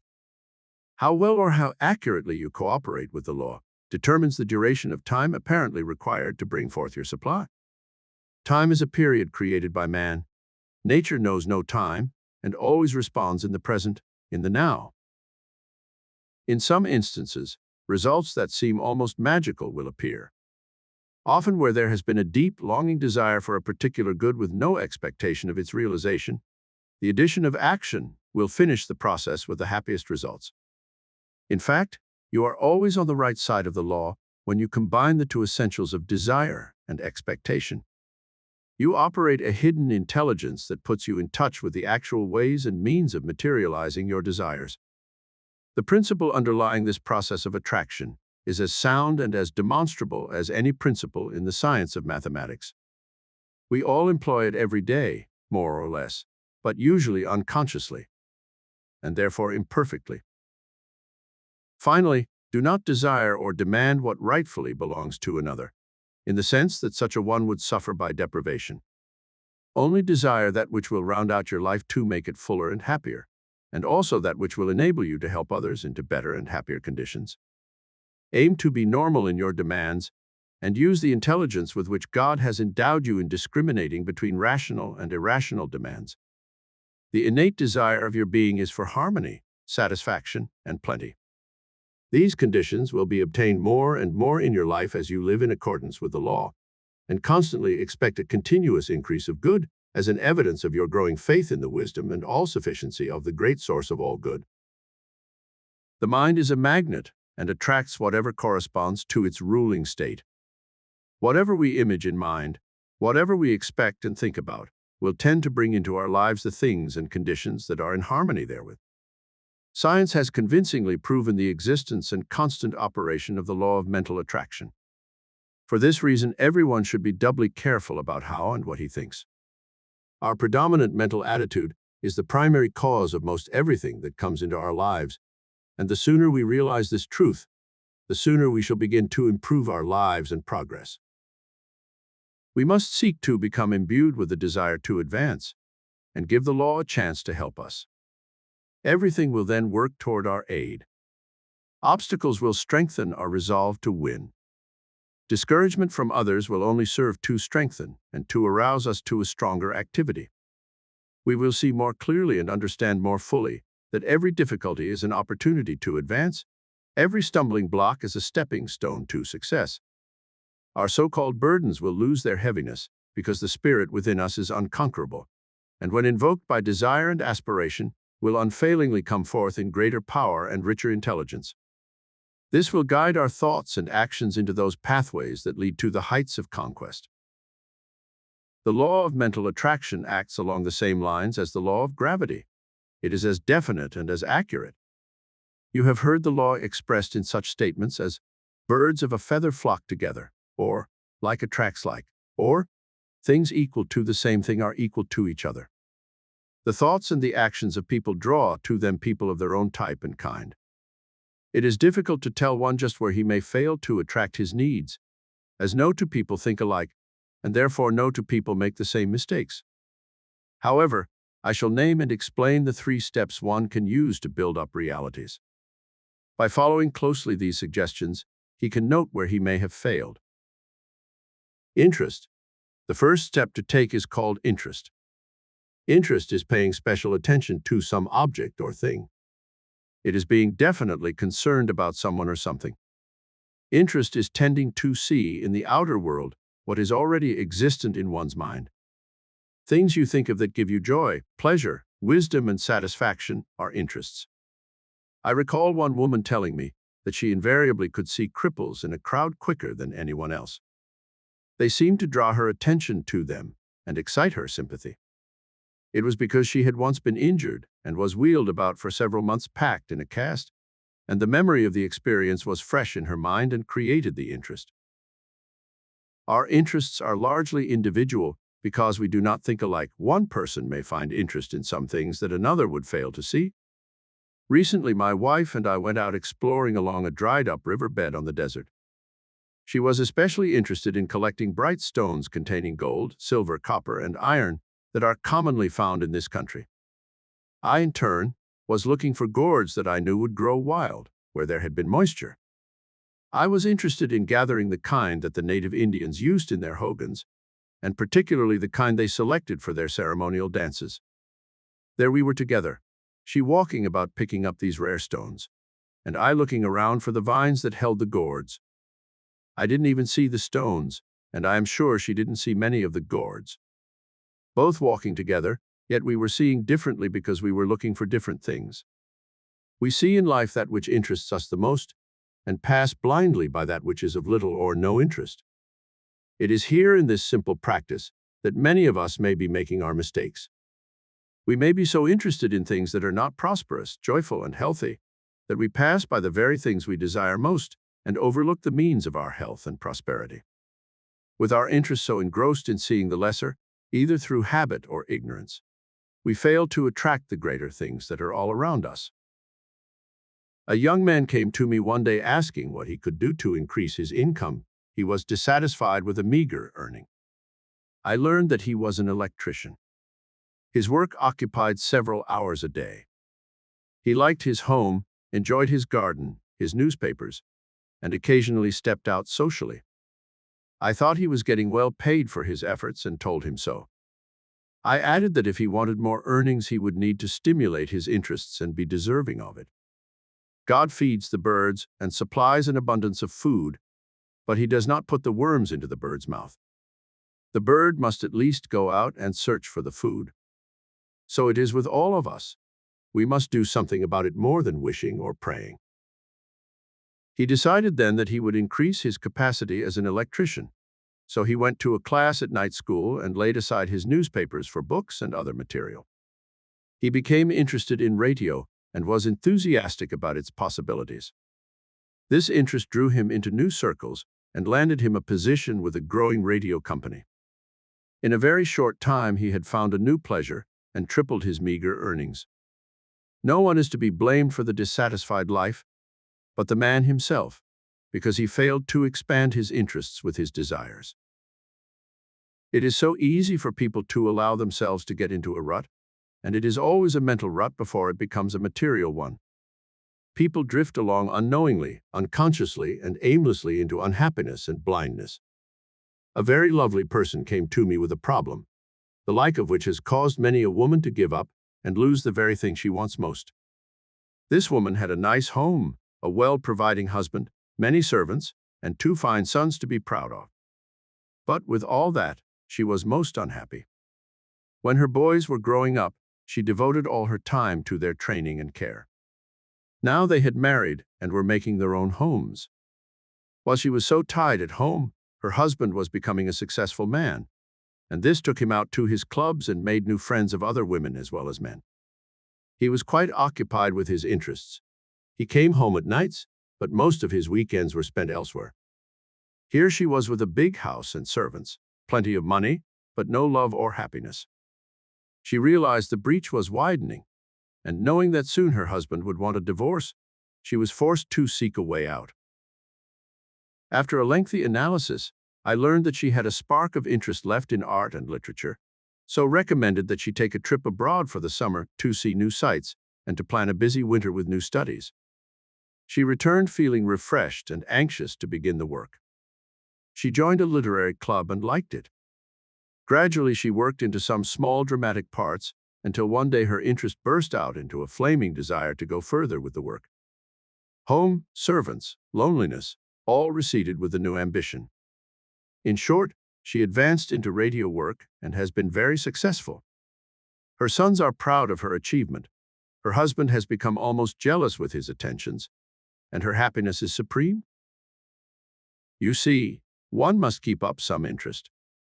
One must keep his mind active and keen in order to avoid losing one's attractiveness and satisfaction. Our highest interests should govern our thoughts and not the material things. The material things are only the means through which we express our interests. A strong magnetic power is founded upon a strong idea or principle. This idea or principle directs our interests, and this in turn develops an inner power of attractiveness. A young woman whom I know very well and shall always prize as a friend is not a beautiful girl as far as beauty goes, but she is most attractive. She has a wide circle of friends and verily charms them wherever she goes. When asked one time what it was she possessed that seemed to cast a spell over her admirers, she said, "I can't accredit it to my physique, nor to my brand of cosmetics, but I believe it is because I love frankness, truth, and a pure mind." Innumerable examples can be told of men and women who have attained success and fame because they have loved and lived some principle of good. To live such a principle and to follow it with interest will, according to the law, always attract good. Attention. To have a high interest is not enough. We must inject this interest into our daily labors. Our attention must portray our interest, and the keener our interest, the more intense will be our attention. It is our interested attention that draws from the outside world such facts as are formed in the mind. As we direct our attention to our interest, this magnetizes our power of attraction, which draws to us much of the same type as our thought. When much of our interest is taken up with our full attention, we shall find that most of our petty and selfish leanings will be absorbed by our higher interests, and we will steadily progress. I recall years ago when I was yet a student at the university, that I would often pass through the terminal of Williamsport, where a certain man had his offices and was then a junior supervisor for the Pennsylvania Railroad. Often it would be after working hours when I passed the building, and frequently it would be late in the evening, yet I would see his office lighted and find that he was busily engaged in finishing up some important work. It seemed that he lost himself in his interest for his work, and all his attention was drawn to benefit his employer. Years passed, and the day came when I met that man, and knew then why he had been steadily promoted from one position to a better one. Today he is next to vice president of the largest railroad in the world. Whatever he did it with all his might and main, and his attention never waned from a job until he thought it well done.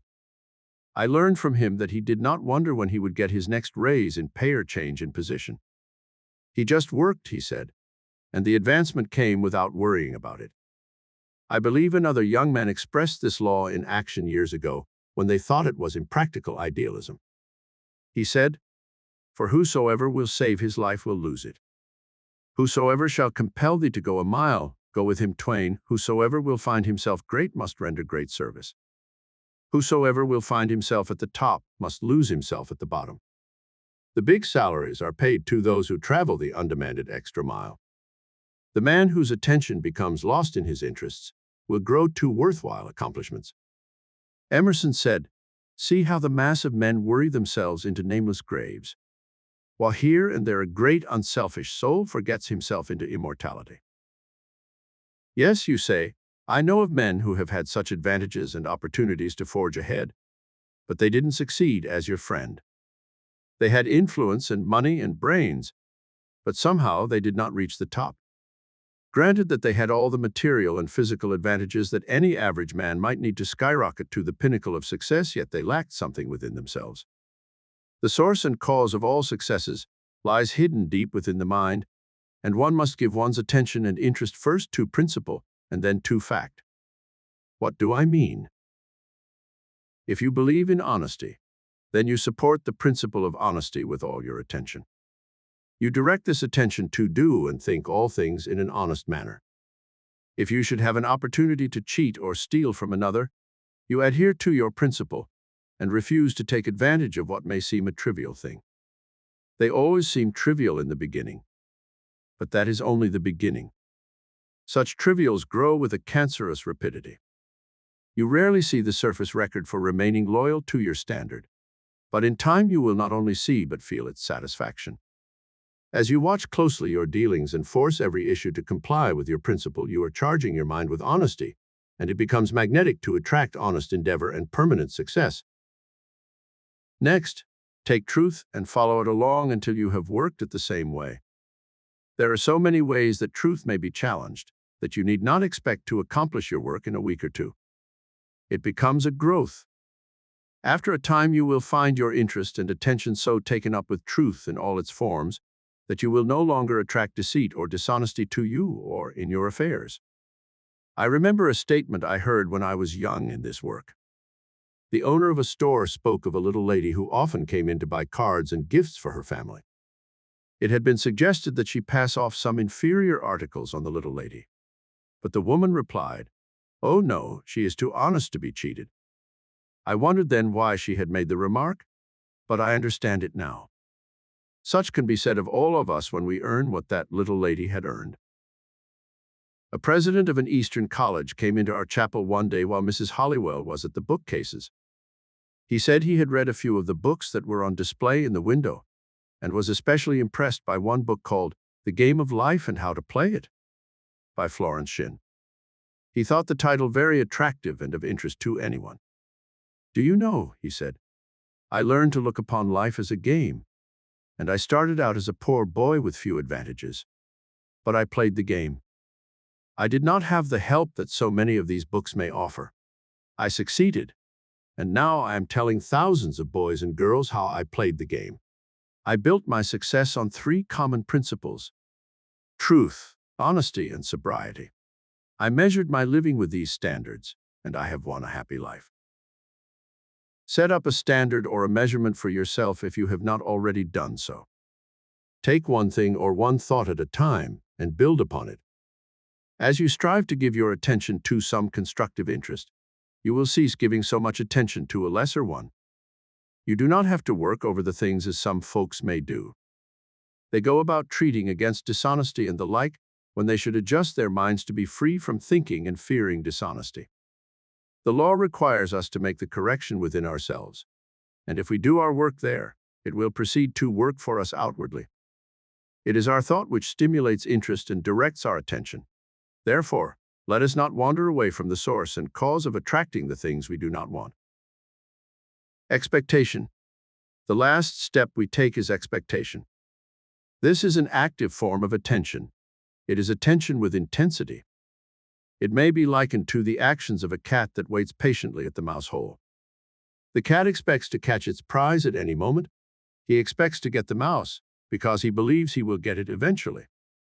If the cat did not believe and expect to catch the mouse, his interest and attention would lack that intensity which is now present. His energies would not be so actively called forth. When you believe in the probability of success in your undertaking, you experience the keenest interest in your work. This interest is intensified with expectation and anticipation. Through this, you will draw to you the success you are working for. Your expectation must be built up with your interest and attention. When the widow came to Elisha and asked his help to meet a problem of finance that meant the freedom or slavery of her 2 sons, who were to be held for her husband's debt, Elisha promptly asked her what she had that could be converted into money. She had nothing more than a pot of oil, but that was something. So Elisha told the widow to collect other vessels from her friends and go into her home and there pour out what oil she had. She poured the oil until all the borrowed vessels were filled, and when she had filled the last one, the oil stayed. There was not a drop left over. They followed the routine of our lesson, and as she reached the last vessel and the end of her expectation, she found the supply shut off. She was able to receive only as much oil as she had expected, and her expectation was measured by the number of vessels she had collected. Elisha had set the law to work, but she had determined how far it would go by her thought of expectancy. She might have hoped for much more, but she got only what was expected. If you are working for success, health, or happiness, you may wish for a lot, but you will only enjoy as much as you are able to expect. If in your heart you doubt or fear that your need will be met only in part or not at all, you can know that you will receive that much and no more. When you pray for one thing and then fear and doubt that you will receive it, you diffuse your mental forces and can attract only what the lesser thoughts believe and expect. A prominent doctor was asked why it was that he was able at times to reach cases that others had failed to reach. He said, "I never expect a patient to be too far gone not to survive. I fish around in my mind for some idea of what to treat, and sometimes those ideas are very simple or strange. But the moment something inside me clicks, I accept it and use it." He said he had never failed to help a patient when he firmly expected his recovery.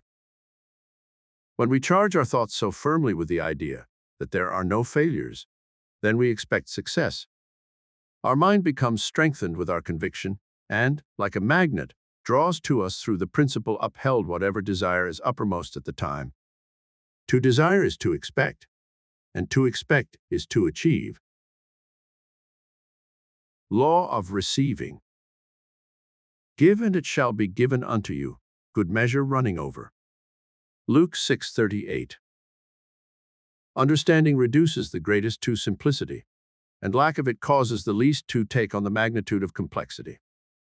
In order to make Christianity practical, we must understand Christianity and obey the law on which it is founded. The teaching of Christ shows the way back from wrong results of selfish living to the love, intelligence, and power of God. By a man's words, deeds, and actions, he reveals whether he has as yet found the way.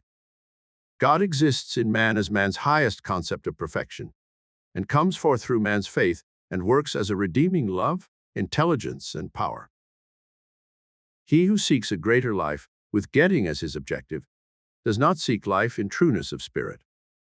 To the extent, and so long as any material object remains between the mind of the seeker and the law of God, the two are held apart and do not become one. In the same degree that a man holds to personal opinion and desire, he is limited in knowing and experiencing the limitless authority and power endowed him by his Creator. In a state of limited understanding, we reason that we must get before we can give, and then we turn and walk in the same mental rut as before by reasoning that we must give before we can get, but in our lack of understanding, we continue to leave the getting idea foremost in our thought, and we shut out the spirit of giving. Giving, which is the first or fundamental law of life, is the first law of all creation.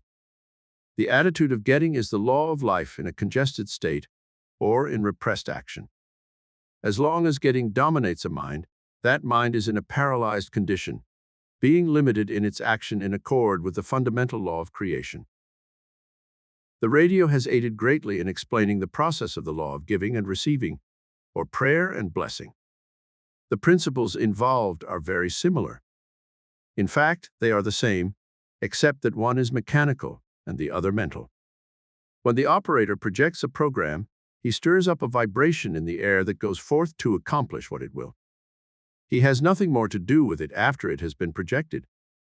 The ether or the air carries the vibrations to any station that is capable of receiving and reproducing it. When we pray, we in turn stir up a vibration with our desires. This also is received by a force determined according to the power, the purpose, and the sincerity of our prayer. Often when we pray, we think that all that is necessary is to keep on praying, with the result that we never adjust ourselves to become receptive to receive our answers, and so complain when we do not get them promptly.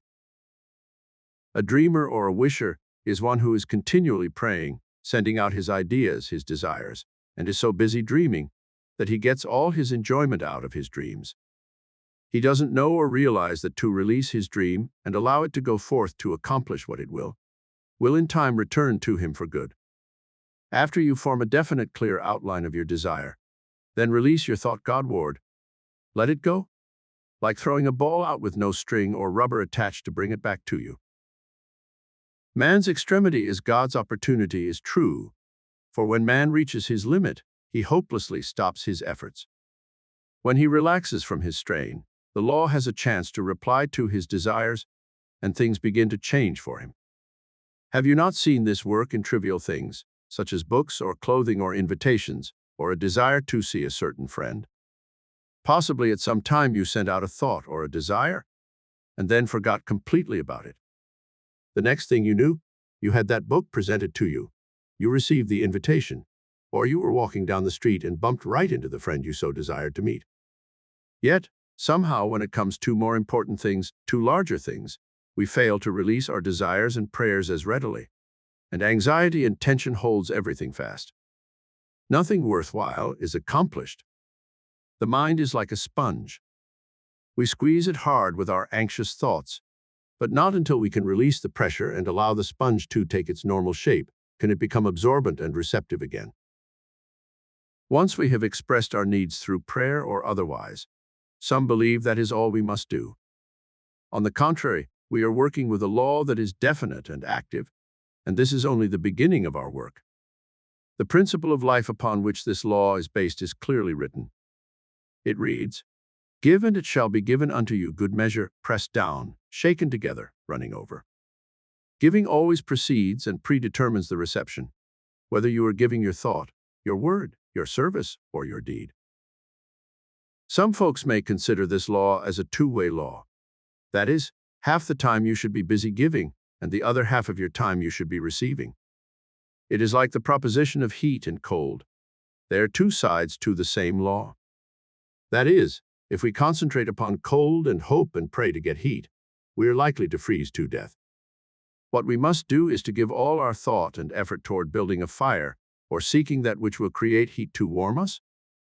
If we concentrate upon receiving, not giving any thought or idea or desire to build upon, we in like manner may perish. The law says, "It is more blessed to give than to receive, and as you freely give, you freely receive, unless we are free to extend or give out our desire, our good." The law will not have any pattern to work with. It cannot proceed to supply any need without a pattern. Many try to work the law backwards, and for that reason get little or no results. They say to themselves, "Well, after I get, then I will give. If you wish any good thing, you must first give some good to build upon." A young man gives his girlfriend a gift, a paste diamond. Later, when he got into financial difficulties, his friend, most anxious to help him to tide over, wrote a kindly note and wished him every success in meeting his obligations. She enclosed the gift he had given her and suggested that he sell it to satisfy his need. The young man was sorry then that he had not given his friend a diamond of real worth. He got back at a time when he needed help most, that which he had given out, an imitation instead of the genuine. When we speak of giving, most people have a tendency to think first of giving their money. Money, an object of human affection so passionate that men will slay and steal to gain its possession, is by nature so obedient to our will that we can hold it gently in our hand or fold it fondly in our purse without feeling any resistance from its nature. With all the selfish-getting ideas which man attaches to it, man has not changed its nature or its purpose. What does money get out of constantly giving itself into hands that so eagerly grasp it? Nothing. Nothing beyond the joy of giving itself in the fulfillment of its mission. Man may do some terrible deed to obtain it. He may pay it for something detrimental to his progress. But in all these exchanges, man, not money, loses value. Just as the sun shines on the just and the unjust alike, so money passes through the deserving and undeserving hand to accomplish its work. Its purpose is exchange without discrimination, leaving the latter to the mind that is using it. Money goes merrily on its way, losing nothing in self-value, in giving itself. Money came into form to fill the need for exchange, and on that purpose, it is all intent. Let our attitude toward it be what it may. Money will remain true to its nature as long as it is needed by its master, man. If we fail to pay full value in an exchange, we fail to understand the prospering law back of the idea. Money represents the law of services. Its value is the estimation of worth placed upon it by the mind of man, while its form is designed to ensure the easiest exchange. When we give our best in some useful service, forgetful of self, concentrating on the joy of giving instead of concentrating on the returns, we find that our purpose and the purpose of money have blended, and we come together in righteousness and eternal good. So often I hear people say, "Well, I do give, and sometimes until it hurts, but I seldom see any sign of a return." There is a right way and a wrong way to give. There is a careless, impulsive giving, and there is a careful, scientific giving. When we give to a person or group of persons where we are retarding progress, we are wasting our substance. Where we give to one who doesn't put forth the effort to help himself, we need not expect a good return.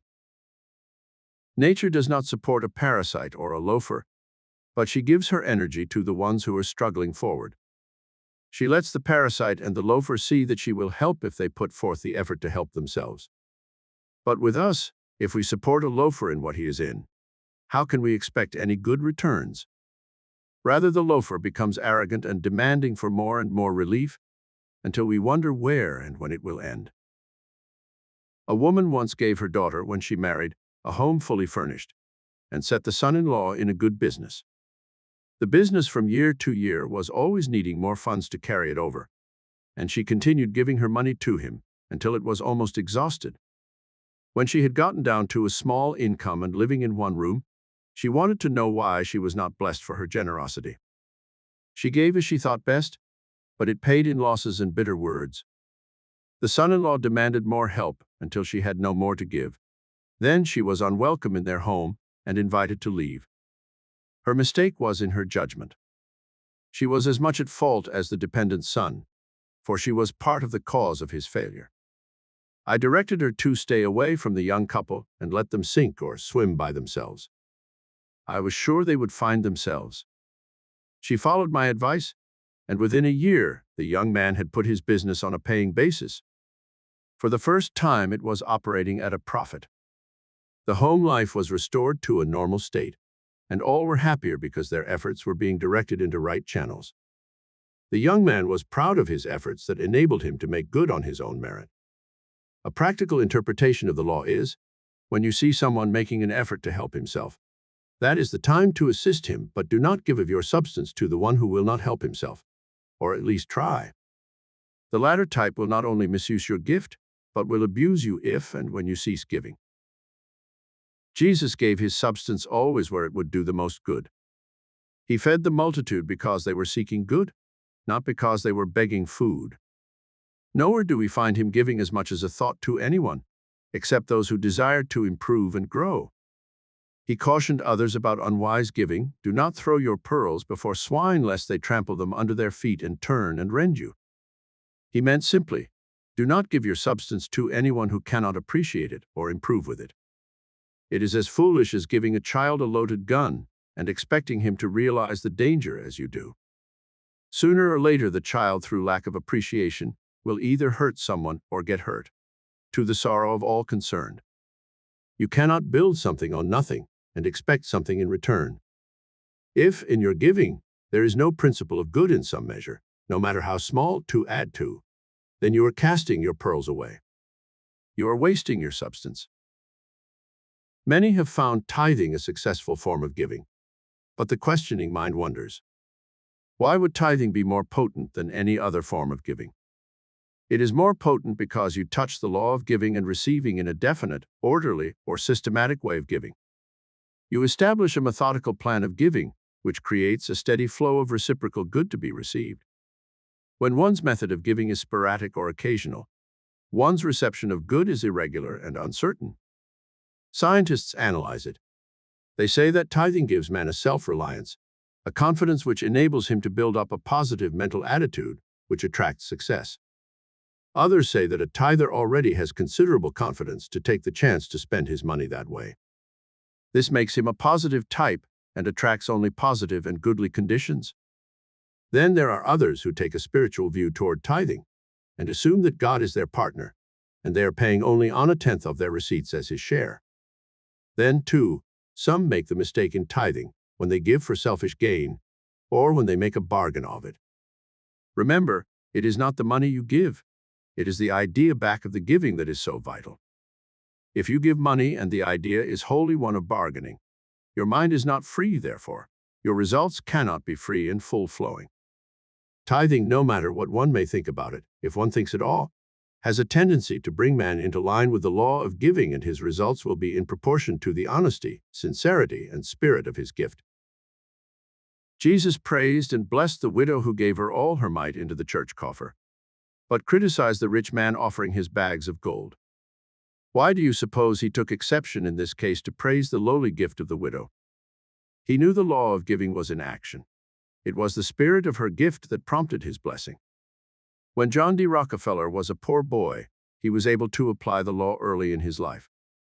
When he earned his first money, he kept a record of his givings and his receivings, and he kept a ledger all through life. It is known that he gave away more than $500 million. Possibly we can judge why he received so much to give.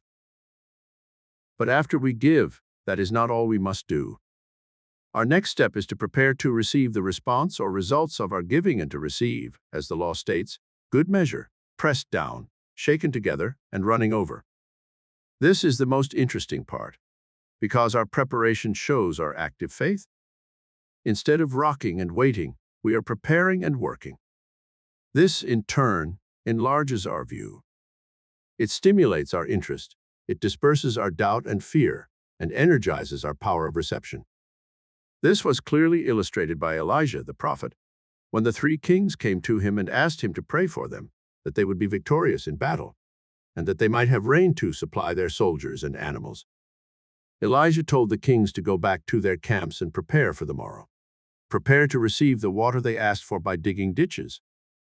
Now, if you have ever been on the desert, you will know that it was a most foolish idea to dig ditches in the sand and expect rain to fall. But the kings did as they were told.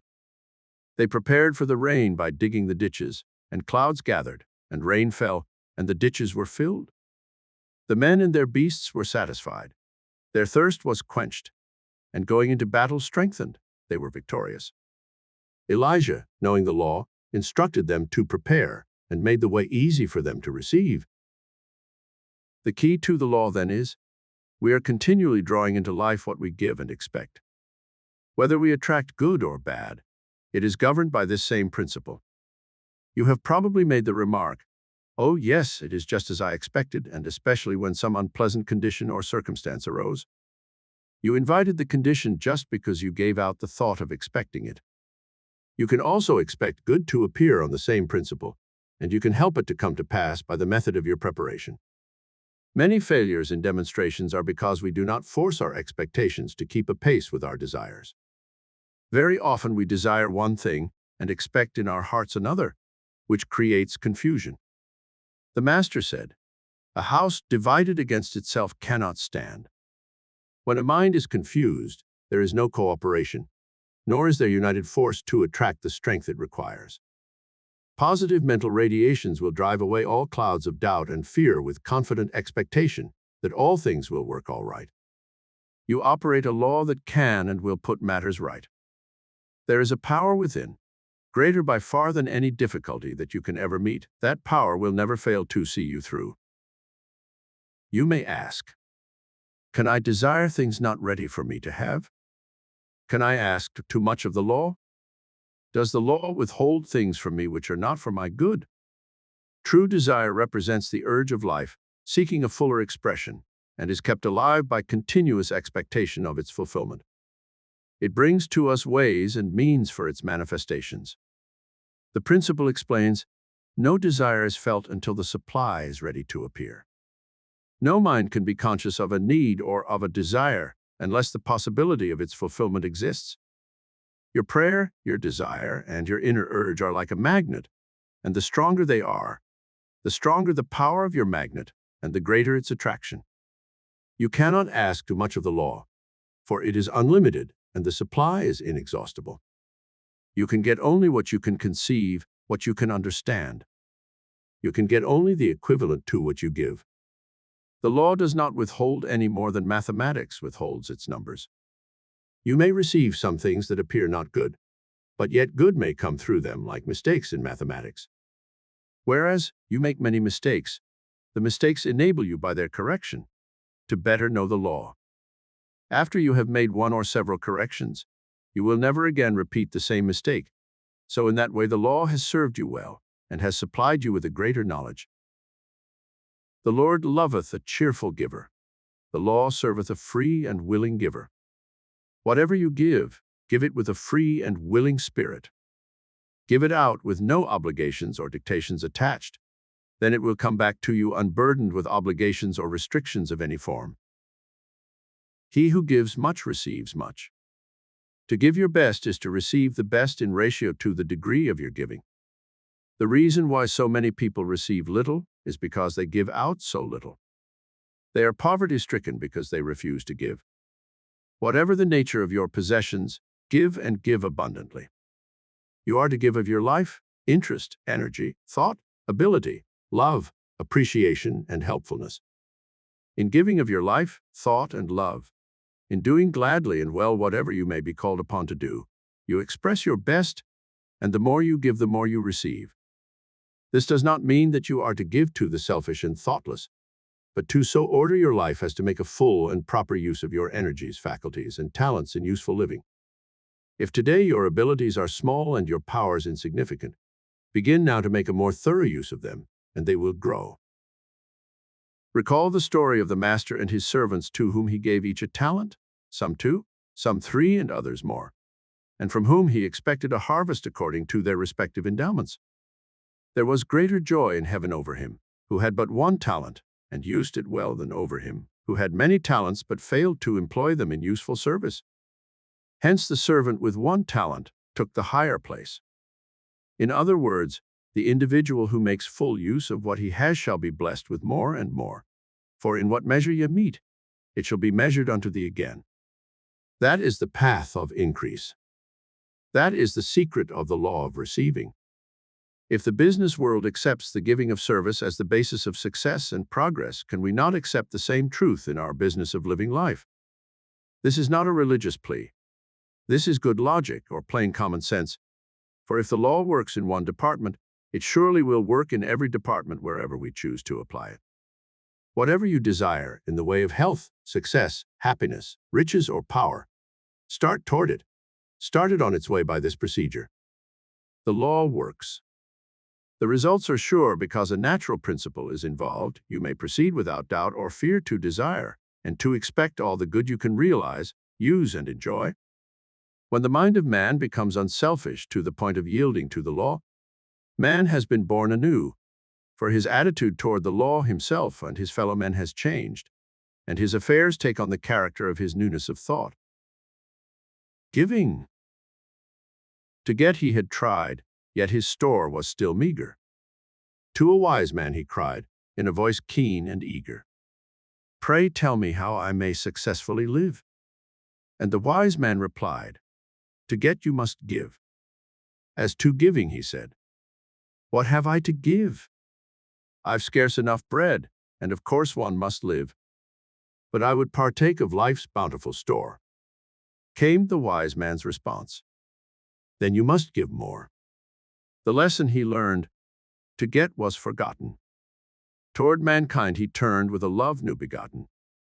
As he gave of himself in unselfish living, then joy crowned his days, for he grew rich in giving. Arthur William Beer. Law of Increase. Let everything that hath breath praise the law. Lord. Praise ye the Lord. Psalm 150.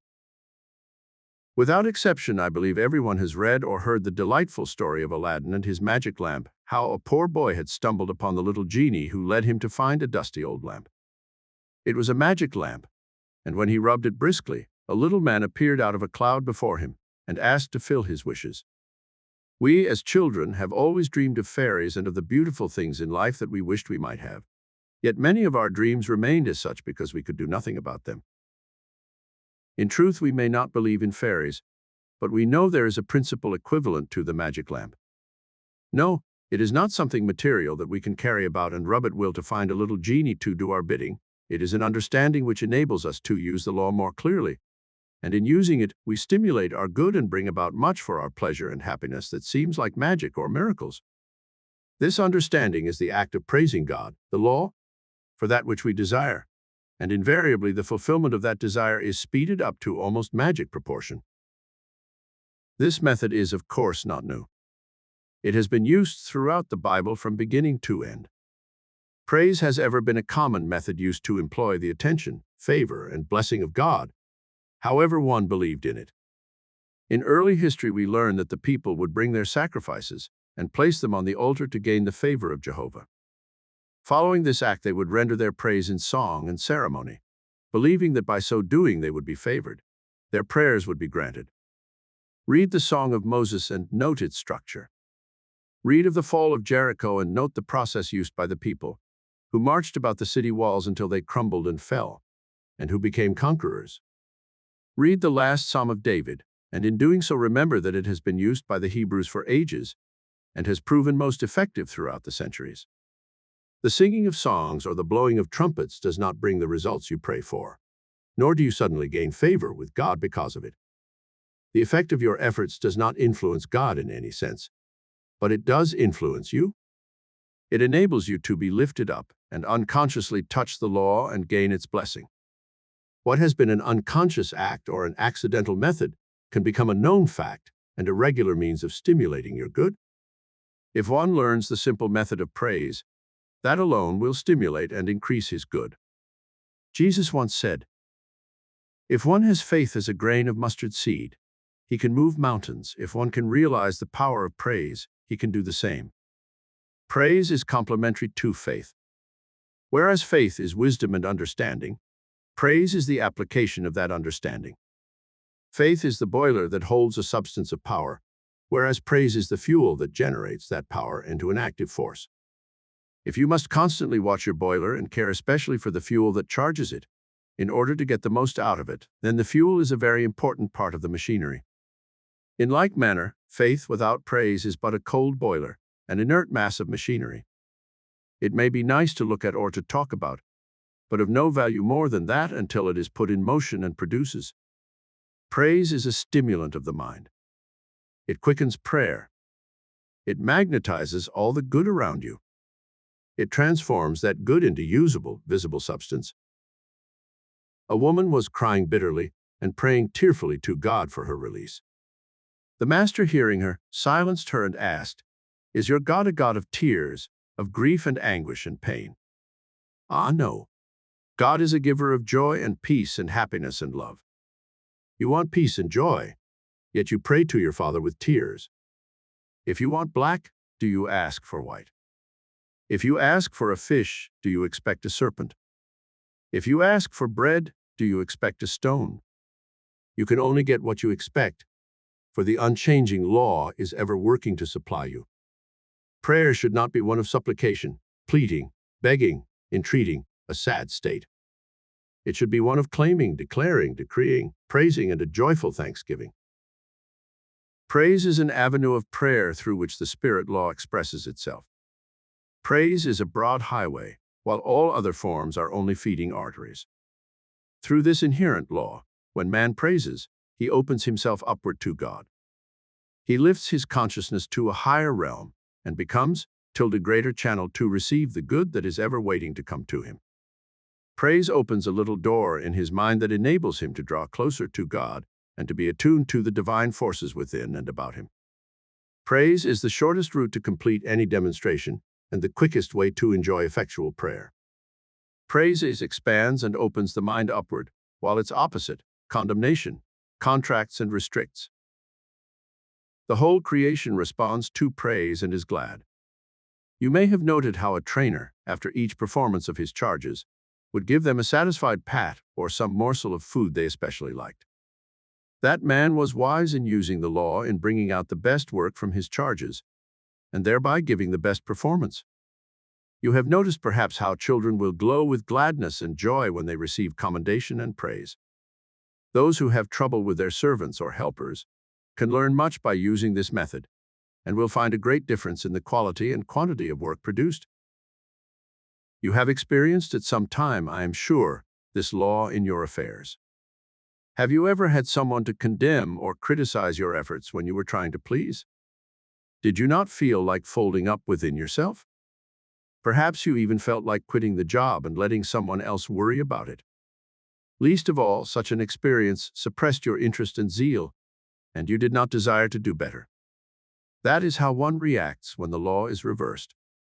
Whereas when someone praises you for your efforts, you feel like expanding and doing better, trying harder to be more perfect. Your interest becomes greater because of that pleasure, and with your happiness you bring happiness into your work and all around you. It is a well-known fact that even plant life is responsive to praise, for I have seen flowers praise to longer life and beauty. When we are praised or praise ourselves, there is a physical response within our bodies. Doctors tell us that the cells of our body respond to the law. They seem to know and to expand in strength, in capacity, and even in intelligence. Of course, we know that it is the mind working through every cell that causes the expansion. All thoughts act through an invisible ether. As water expands into power when it is heated and retards into a solid mass of ice when it is chilled, the law of spirit is reflected in the law of physics. Though we may not sense it or fully understand it, our thoughts are moving continually in this invisible ether. and they are either increasing or diminishing in power and intelligence. When we praise the richness and opulence of God, the law, our thoughts are greatly increased in the mental atmosphere. This increase affects our being in that it reflects in everything our mind and hands may touch. If we are contracting our thoughts through fear, criticism, and complaint, we reflect that contraction and our results are delayed or frozen. It has been proven that a failing business can be praised into success. Suppose lost friends have returned their affections when the law of praise was used. One man told me that while out driving he heard a clicking noise develop in the rear of his car. He talked to his machine and praised it to get him home safely and without delay. He drove some 30 miles and rolled into the driveway safely. When he tried to move the car further, he discovered a broken axle. A woman wrote me stating that she was weary looking at an old carpet that had seen better days and had given good service. She tried the praise method and began to speak kindly to the old rug. Within a few days, she had word that a brand new carpet was on its way from Colorado, and that same week she received 3 smaller rugs equally as new. Her husband, upon seeing the contrast with the new floor covering, decided hurriedly that they must have a new suite of furniture. So, all in all, the law worked, and by praising the old rug, she has a newly furnished living room. Whether the changes are in inanimate things or in individuals, it matters not so long as the desired results are obtained. The law works without discrimination. But better still, though praise is good for other persons and things, it is our salvation too. Praise changes our observation, our whole outlook of life. In the past, we were in the habit of seeking our weaknesses and failings, as well as the shortcomings of others, but now we see differently. We look for the accomplishments, the good, and the beauty that is worthy of our praise. This, in turn, has a dual effect. It enriches our human self, and we are able to radiate praise, joy, courage, and happiness to all who are affected by our influence. It affects our inner self in such a way that our memory begins to retain all praiseworthy thoughts sent to it. This sets up a new system of thinking, and gradually the old thoughts that were destroying become absorbed in the new ones. Thus it becomes habitual to think praises, and our life takes on the likeness of all good that is worth praising. Praise with the heart is far more vital and effectual than praise with the head or praise from the lips. Praise does not flatter nor influence God, as it does some humans who are turned by superficial praise and applause. Praise is not intended for God. It is intended only for man, and is an aid to enable man to lift himself upwards to become attuned with the law or God. It raises his state of consciousness that he may become more receptive to the good about him, and lifts him above the lack of it. Praise raises man's vibration, speeds up his activity, stimulates his faith, and contacts a higher realm of thought. We copy from the Israelites a practice that falls annually. Each year we have a Thanksgiving service, and many think it is for us to express our gratitude for the year past. If you think a moment, you can readily see that this is a reversal of the law of praise. Such a service should not be a review, it should be a preview. That is, a true Thanksgiving service should be an expression of our faith, not in the past, but in the present and in the future to come. Many of us have gotten into a rut. We want our pay in advance. We offer praise after our barns are well filled. If all is going well, we are willing to pause to give thanks for our good fortune. Anyone can be grateful with the gift already in hand. If conditions are bad, our harvest lean, or trouble besets us, we are apt to forget to praise, and we storm at our failures and often blame God for his neglect. When one can sing praises in the face of adversity, the adversity will soon disappear. That is not a promise. That is a law. Learn to render praise, to be thankful for the good at hand, and you will have found the magic lamp of spirit. This attitude of mind not only brings forth our desires, but it also generates our confidence, strengthens our faith, builds up an assurance for the things to come. Thus, to be able to praise when things appear the darkest will invariably force the sunshine through. Our degree of faith in the law and God is measured before we receive, not afterwards. It is that degree of faith that determines what we shall be capable of receiving. This is what Jesus knew when he said, "What things soever ye desire when ye pray, believe that ye receive them, and ye shall have them." Praise is this belief in action, and that action is in the present tense.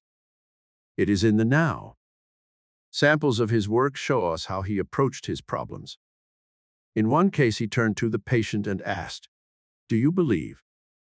To another, he questioned, "Do you perceive?" In one of his most trying tests, that of going to the tomb where his beloved friend Lazarus lay dead, we see his approach no different. He stood apart from the mourners, and his first words of prayer were, "Father, I thank thee that thou hast heard me." What could one be thankful for at a time like that? But the master knew he was grateful for the answer to his prayer, that Lazarus would be restored to life again. Directly he called out in a loud voice, "Lazarus, come forth." And the book reads that Lazarus stirred in his grave clothes and returned to his body again. At another time, 10 lepers called to the master asking to be healed. He directed them to go show themselves to the priests. Later, one of the men came back and expressed his gratitude to Jesus for having been cleansed. Jesus turned to him and asked, "Were there not 10 cleansed? But where are the 9? To the one who touched the law, he said, Arise, go thy way. Thy faith hath made thee whole." 1 out of 10 showed his willingness to return with a grateful heart. He received a permanent healing. Many students fail to repeat their demonstrations because they take too much for granted, or they become careless with the law after they have enjoyed some blessing. One of the first requisites of the law is that we keep ever an attitude of praise and thanksgiving. If we hope to receive of God's outpouring good, we must keep ourselves receptive, and praise is one of the simplest means known to accomplish this. Be ever grateful for the very least of things, and the very most will come to you. We must keep our thoughts uplifted always, and praise is the means that will do this. If there is any ingratitude lurking in your mind and heart, begin at once to learn the Psalm of David. Praise ye the law, Lord. As we attune our thoughts to the law of God, that law serves us in proportion. This the late Russell Conwell of the Philadelphia Baptist Temple must have clearly understood when he called his people to attend a special service of praise in song and prayer. Anyone in his church who wished prayers for his problems was urged to come and bring his offerings, leave his name, and state his need. One man of meager means came and asked that his daughter's name be given out. She was a patient in a mental hospital and had to be put away for this reason. The week following the praise service, he called to see his daughter in the hospital and was amazed to have her brought down to him and pronounced healed. A woman brought her jewels and placed them on the altar as her offering. She was afflicted with a physical condition and suffered painfully. She was unable to walk without the aid of her crutches. When leaving the church after the service, she tripped and fell on the steps. As she was lifted to her feet, she realized she had been healed. Another woman, a widow, came with her mite and asked that she might keep her home, as it was mortgaged and the payments long past due. She went home, but shortly after that, it seemed that things were surely going against her. A leak broke out in a water pipe, and she was forced to call in a plumber to repair it. How she was ever going to pay him, only the Lord would know. When the plumber tore up some floorboards to repair the leak, he uncovered a can of money that her husband had hidden away, and the amount was more than enough to pay the mortgage and the plumber. These happenings are all true and can be repeated by anyone who will fulfill the law, as this believing minister has done. The law cannot fail us when we do not fail it. Learn to turn the law of praise upon anything you are praying for, and you will see action. Praise is faith in action. A faithful law faithfully observed will ever reward generously the observer. The law of praise will lift you from sickness to health. It will raise you from ignorance to intelligence, from poverty to affluence, from weakness to strength, from fear to courage. In fact, the law of praise will promote you in all things and in all ways. Begin using the law now. You haven't much to begin with, you say. Well, neither did Jesus when he had some 5,000 hungry souls to feed. He had only 5 loaves and a few fish, yet he did something with them. He started action by praising the little at hand and then passed it about. You know the story, and the master said that what he did we could do. There are no exceptions with the law. How can it be done? When you learn to take what you have and build upon it, not with scorn and condemnation, but with praise and gratitude, you are working the law and the law will give the increase. Praise life that good is everywhere. Law of compensation. Whatsoever a man sows, that shall he also reap. Galatians. The world owes me a living, you hear people say, often with a reckless attitude of determination that they will collect that living in the easiest way they know how. It is current talk at the fireside, across the table, over the radio, and even a political issue that so-and-so should receive a pension in order that he might live on a sum of $200 per month, more or less. Therefore, the statement is familiar to most of us when we hear it. I don't deserve this, or how unjustly life has dealt with me, are common expressions of defeat and failure. Why should that person have more than I? I'm just as good as he is. We hear these remarks again and again. The early religious teachings were that justice might be expected in another life. The rich and the powerful, assumed to be the wicked and the overbearing, were bound to receive their punishment in the end, while the poor unfortunate ones, the wretched ones, were to be devoted to their religion and their church. Then they were sure to be bountifully rewarded in the next life. The promise of heaven and all that glitters has ever been held over them as a hope of future attainment to make up for their shortcomings on this plane of life, but no such attitude is ever accepted from the viewpoint of truth when you know the law. Sooner or later we must come face to face with this law of compensation, and inevitably our own comes to us, and only what is our own. As we apply it to life and watch its certain results, do we find a balance for the effort of living? Are we satisfied with the good we are receiving? Are we getting fair returns for our efforts? Do we feel that our own has really come to us? Most people are dissatisfied. There are some who even go so far as to say that life is not worth living. The great majority declare that injustice is riotous in the world, and more especially in our own lives, that unhappiness, sickness, and poverty exist through our living. In the study of the laws of truth, we learn to apply them so that they will dissolve all our adverse thoughts and conditions. The mistakes of a school boy do not come through the wise operation of the law, they come through miscalculation. These mistakes will continue so long as he continues using the law without correction. These mistakes will continue until he changes his way of using the law. He cannot change the law to suit his mistakes, but he must change his use of the law to its correct application. The laws of successful living are the same as the laws of science. The supply and the possibility is ever the same and at hand, but it is our problem to change the use or application of the law in order to bring about conditions better than those we have had. The purpose of this lesson is to show you that you can use the law to lift yourself out of the place where you are to the place where you rightfully belong.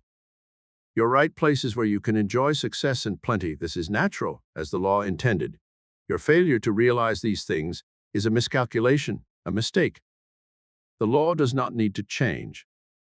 Success or prosperity does not need to be made, it always is. But you, in turn, must change. Then your affairs will follow the change. Where do you change? Well, the seat of all movement, the controller of all activity is your thought. The key to every man is his thought, says Emerson. Why do prisoners strive to get the warden's keys? That they may gain their freedom in the outer world, because there is no other way out. Neither can you be free of your bonds except through the key, through the right use of your thought. The key to successful living is the right adjustment of your thoughts. If your thoughts are constructive and proper, you cannot remain imprisoned. If you are dissatisfied and unhappy, you will be inspired for something better. If you want prosperity and success, but do not strive to change in any way, how can you expect things to be any different? A drunkard never becomes reformed until he decides to stop drinking. If some habit possesses or obsesses you, you're not the master of your life until you decide to change the habit. If you have been brought into the world amidst lack and limitation, you can never get above it until you change your ideas about it.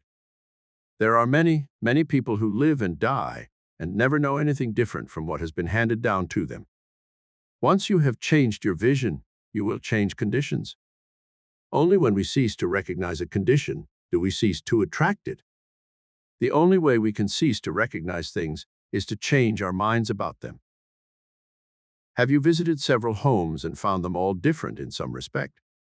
They were neat, tidy, clean, orderly, bright, cheery, or dull, gloomy, disorderly, dusty, uninviting. The home is a reflection of the ruling mind. Its appearance speaks its keeper's mind. If you are working for success, look at the home. If order is the first law, then it must also be your first application. No, lack of money is no excuse for a disorderly home. It can be neat and clean even if you are using store boxes for furniture. If you wish a better home, a finer environment, nicer furnishings, you must alter your mind right where you are to receive better things. It is the little things that count, and many little things make a big thing. It is useless to pray for a new home if you cannot take care of your present one. A couple operated a fish store in our neighborhood. They neglected to keep the store tidy, were not always courteous in their dealings, nor prompt with deliveries. Becoming discouraged from repeated losses, they closed out, selling what equity remained.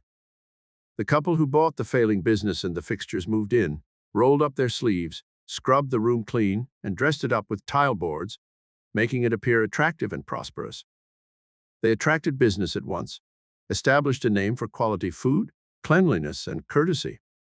Their business, in spite of former conditions, steadily grew until it was necessary to lease an adjacent room and increase the size of the store. Some years have passed, and these two people have enjoyed an enviable success in the same business and location, where others had failed. The law helps those who help themselves. The law of compensation always works that way. When you perform your tasks to the very best of your ability, or when you are thorough in your work and do it well, you infallibly bring out the best there is in you. Otherwise expressed, you grow more capable and efficient. You become better, and thereby show your growing superiority. And the law is that he who becomes better will attract the better and be given the greater things to do. The principle involved is that when you become too large for your present place, you will begin to draw yourself to something larger. You cannot attract the better until you first become larger. You must earn what you receive, or you cannot keep it. If an individual appears to do so, it will not continue, for in accordance with the law of compensation, that person will find his true place. Or, as popularly expressed, like water, he will find his true level. Or, you can't keep a good man down. In truth, the only bar to your advancement is your own unfitness. In other words, he who more than fills his present place will, sooner or later, be advanced. Were it not for this principle, there could be no progress, no growth, no development, no evolution. If the office is all cluttered up with papers, magazines, and bundles, if the boss's desk is stacked with mail, and some a week old, the office force is careless. The business reflects the mind of the organization. The organization reflects the mind of its chief. Where do we go to find the cause of any leaks? We go to the head. We change his ideas, and the whole organization is converted directly. Change the mind of the general, and you have changed the root and purpose of the whole army. To blame your difficulty on outer conditions or on other people is not correct. It is not the law. It is you who are wrong. You have a snag in your mentality somewhere. Check back and readjust your ideas. They are creating and bringing forth your conditions. Do men gather grapes of thorns or figs of thistles? Jesus included this law as a supreme factor in his doctrine. Give, and it shall be given unto you. Judge not, that ye be not judged. With what measure ye meet, it shall be measured unto you. And Paul said, whatsoever a man soweth, that shall he also reap. The law that we reap what we sow is mathematically accurate. Each experience through which we pass operates ultimately for our good. If we attract the unpleasant, it is often because some dormant or neglected phase of our nature needs to be awakened and developed also. We learn from the experience to create something better. Hence, the degree of contentment and satisfaction attained in whatever sphere of life we may dwell is largely dependent upon our ability to use constructively the experiences of life, for in every case, the law of attraction will only bring what may serve us in our upward development. To interpret this law in a simple form, it should be stated that whatever we attract, we require. and whatever we need is always good. This is a correct attitude to adopt, because all experience is for our good, and we must be able to see it in that light. While pursuing this practice, you may not always secure the precise form of results desired, but you will steadily build up your mind and character in harmony, beauty, and strength, because all such effort to realize the ideal is highly constructive and develops in you the very qualities and conditions repeatedly pictured in mind. Clear, strong, positive thought along ideal lines is a wonderful preventive of morbid mental states and negative thinking, which leads to misdirected actions and conditions of weakness, misfortune, discord, and trouble. By constantly trying to meet and to deal with everything on its better side, and to use the good it may contain to promote improvements, you are giving the whole attention to the ideal and cooperating with the law's fundamental purpose.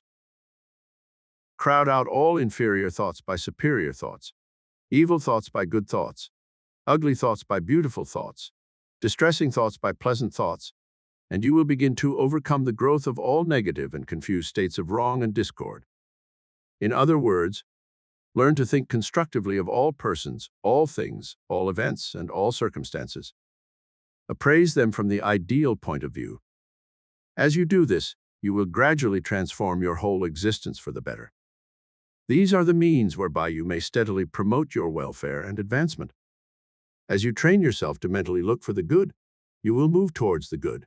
And as you form higher and larger conceptions of the good, these elements will begin to find expression in your words, acts, character, person, talents, powers, attainments, and achievements. That is, all things in your life will commence to improve as the direct result of your improved thinking. This process does not imply, however, that you are to ignore the wrongs of life, the empty places, and the undeveloped states of being, but that you are to think right through and beyond them, towards the hidden good, or the principle within that is ever seeking a higher and fuller expression. You will, therefore, cease to condemn and to criticize in a destructive manner. Instead, you will seek to bring out the good in yourself and in others, and to discover and develop the greater possibilities everywhere. Whatever we possess today is our just reward. Very often it does not make us happy. We are dissatisfied with it, but still it remains ours. This fact would prove hopelessly discouraging were it not for a great truth that teaches us how to be free from every difficulty, released from all bonds, absolved from every debt. If you want success in living life, you must exercise an intelligent discrimination of your thoughts. When you talk hard times, money scarcity, limitation, you are sowing that type of seed. What kind of harvest do you expect to get if the farmer sowed thistle seed and then complained that his field did not bring forth wheat? You would say, "Foolish man. Didn't he know he could only expect what he had planted?" Never make an assertion, no matter how real it seems to be to you, if you do not want it reproduced or continued in your life. Do not say money is scarce. The very statement will send money away from you. Do not say times are hard. This will tighten your purse strings so tight that even God will not be able to slip in another coin. Do not say you are not loved or not interested in other people's lives. Truly, you will lose their interest and their love. The spiritual supply from which the visible comes is never depleted. It never runs out. It is with you all the time.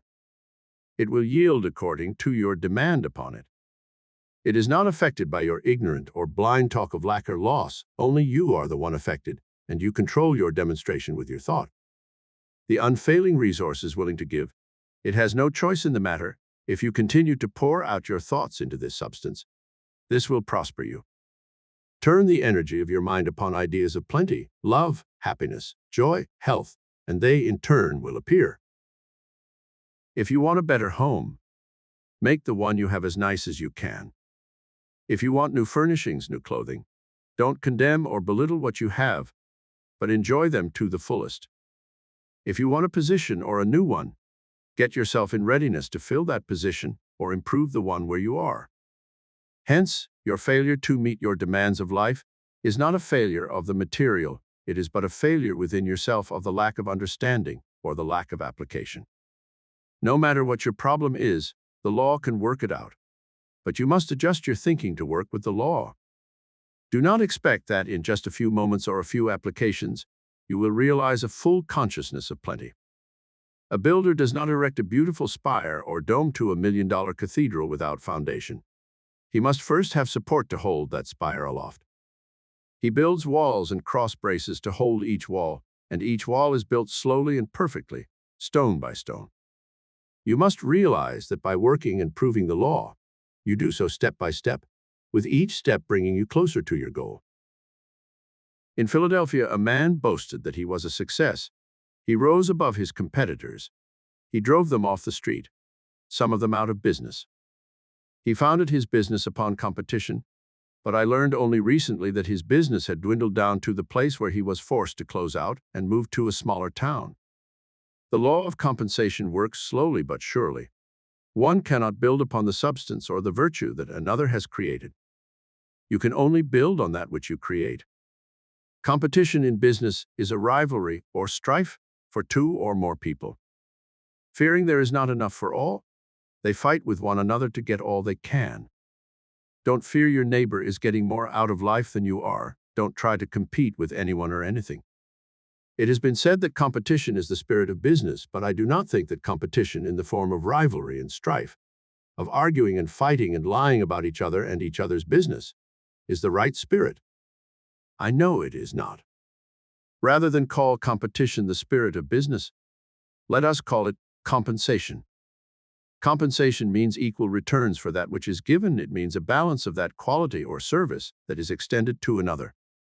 I am certain that if you conduct your life, which is your business, along the path of compensation rather than competition, you will find it more enjoyable to compare your quality and service with another.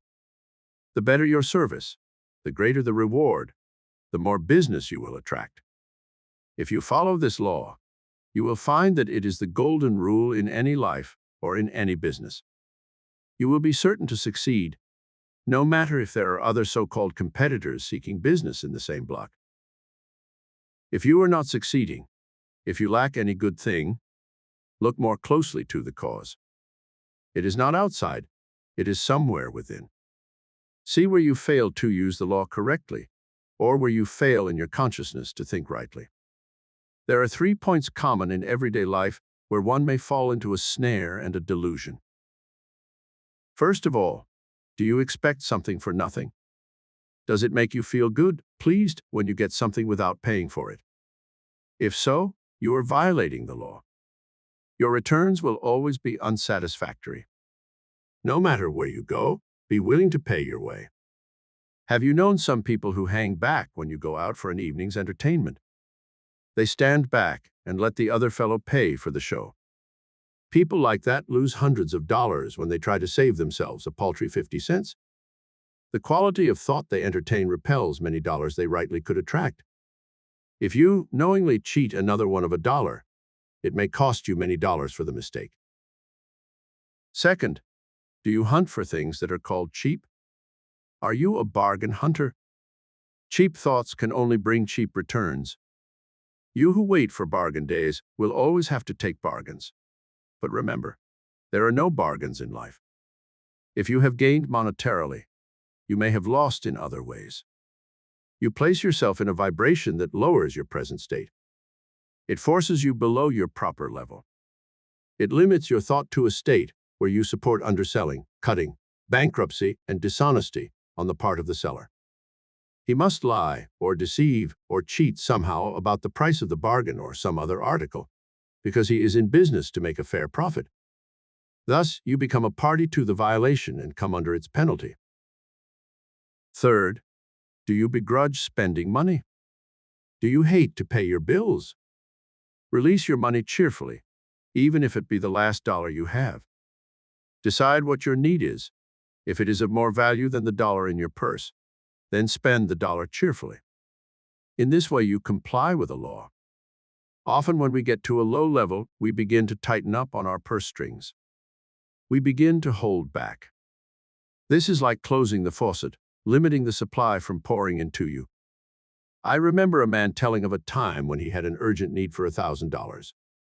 He had but a $10 bill in his purse, and he was holding on to that bill like a drowning man to a straw. For days, he said, he carried it about with him, afraid to spend it for fear of being broke. Suddenly, it occurred to him that he was pinning his faith more on the $10 than he was on the true source of supply. He was closing his faucet with a mere $10 bill. It had grown to become a fearful obstruction. When he realized this truth, he sat down at once and mailed the bill to a nearby church.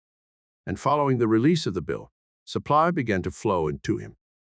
Before that week was out, he received his $1,000, enough to pay the month's obligations. He added, "Never since has supply failed to flow to me, for I learned my lesson." The law inevitably produces its own exactness as a rule of action. It is a divine law and tolerates no violation. It does not bring forth figs from thistles. If man misuses the laws of harmony, health, or supply, the law of compensation becomes manifest. We are free agents to choose the method of procedure in our life. The law is infinite, and through its expressions, all things are possible to us. Every time we choose a good thought, we make a good investment. What is life giving you today? Health, happiness and abundance, or sickness, misery and lack? Whatever it is your own. It belongs to no one else but you. You make your investments, and you are daily enjoying the profits or losses. If you are dissatisfied with your investment, it may be wise for you to note what you invested. Only your own can come to you, and be sure that all that is yours will become manifest. It is your responsibility. No other person may share it. Your own and all of your own will come to you. I rave no more against time or fate, for lo, my own shall come to me. John Burroughs. Law of non-resistance. But I say unto you, that you resist not evil. Matthew 5:39. Our interest in this law of truth is especially opportune at this time when, to many earnest students, there seems to be so much in the world to be met, which apparently cannot be met unless some resistance is set up. Sin and sickness seem to have multiplied despite all the efforts made to counteract them. Resistance as a means of securing peace and harmony is a mistaken and misleading idea. True harmony cannot come from inharmony, nor peace from discord. Resistance fails because it is not in accord with harmony and order, which is the law. The Master's doctrine that ye resist not evil seems a paradox to some of us. It seems contrary to the natural reactions of a body, for when we meet with opposition it seems natural to steel our energies, collect our wits, and use whatever means we have to outwit and break down the opposition. Yet, as contrary as it may seem in one sense, when it pertains to the more serious things in life, we are unconsciously using the law in the trivial and material things. There are so many other names given to this law that we may not recognize it always as the primal law of non-resistance.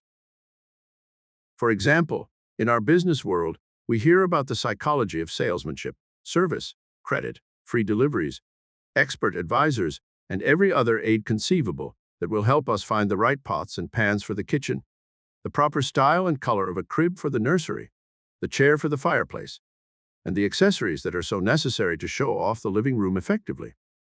In fact, there is one business house that advertises, "We have everything under the sun, so no matter what you need, you can find it there."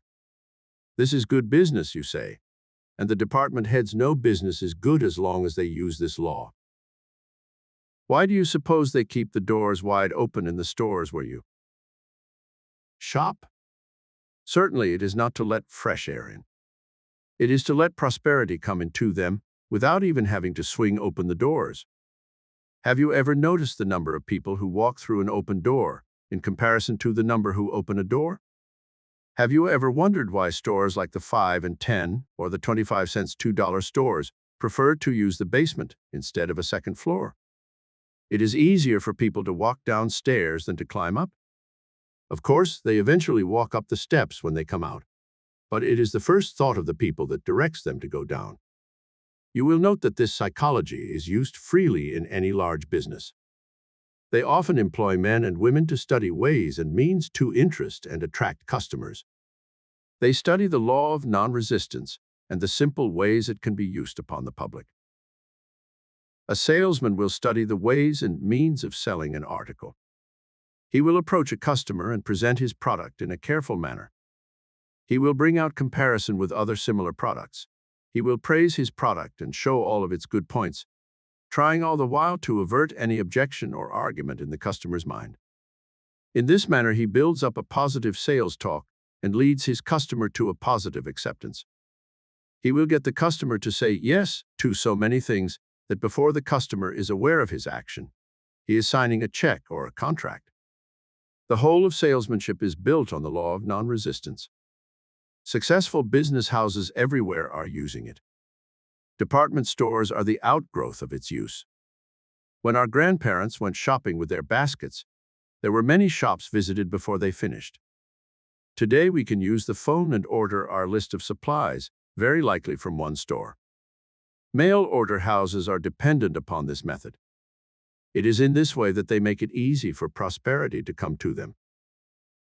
Business houses do not employ the only salesman, for everyone is a salesman of some kind. Whether we realize it or not, we are ever selling ourselves to our friends for approval or disapproval. We are ever striving to put forth our best self, and inwardly want our friends to see us in that light. A young man wishing to meet that certain young lady will try every means to gain an introduction. Then he will put his best foot forward, act his best, make the most pleasing impression. Why all this extra effort, you ask? Because he wants to make it easy for the fair lady to like him and wish to know him better. He is trying to sell her the idea that he is her best choice for a companion and friend. He may be unconsciously using the law of non-resistance as far as he knows. Why does this young man put forth his best side? Oh, you say, that is only natural. It is a habit or a custom. That is true, yet we become so governed by habit and custom that there are times when we, in working for prosperity and good health, unconsciously put opposition in our path through this force of habit. There are some who may be working to gain success and to bring forth an increase of supply or material wealth, and yet have gotten into the habit of talking and fearing hard times. We may talk about our neighbor or criticize the method he used to get ahead. We may fear business conditions, and when we see the graph take a downward swing, we fear for our investments and our job. When we do these things, we are very foolish. In fact, as foolish as a merchant who advertised extensively that on a certain day he would inaugurate the biggest sale of the year. After getting his patrons all keyed up for the bargains promised, he barred the doors and closed everyone out. For such an act, the patrons thought he must have gone crazy, or else he did not want any business to come to him. Well, call him what you will, but some people are just as crazy at times when they want supply and prosperity to come to them, and then bar the way with their conversations of poverty and discord. I don't say they are crazy, but I know they haven't learned how to think right. Nor are they wise to the law when they choke off their influx of good with negative chatter. One student wrote me and said, "I am working hard over limitation, for I have had enough of it." My answer to her was, cease working over limitation and work only for prosperity.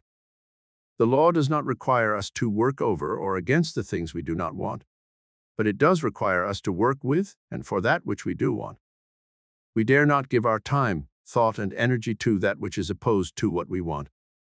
That is setting up a resistance contrary to the law and barring the way for our good to come in. How, then, shall we work for prosperity? By being non-resistant and in agreement with all that is prosperous and using every means at our command to make it easy for prosperity to come in. Water is very powerful, yet it is a perfect non-resistant element. We can see where it has worn away the hardest rock.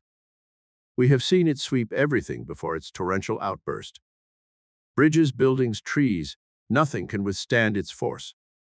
Yet, note how the great river begins. It starts with a small stream or brook high up in the mountains where the ice and snow feed it in the springtime.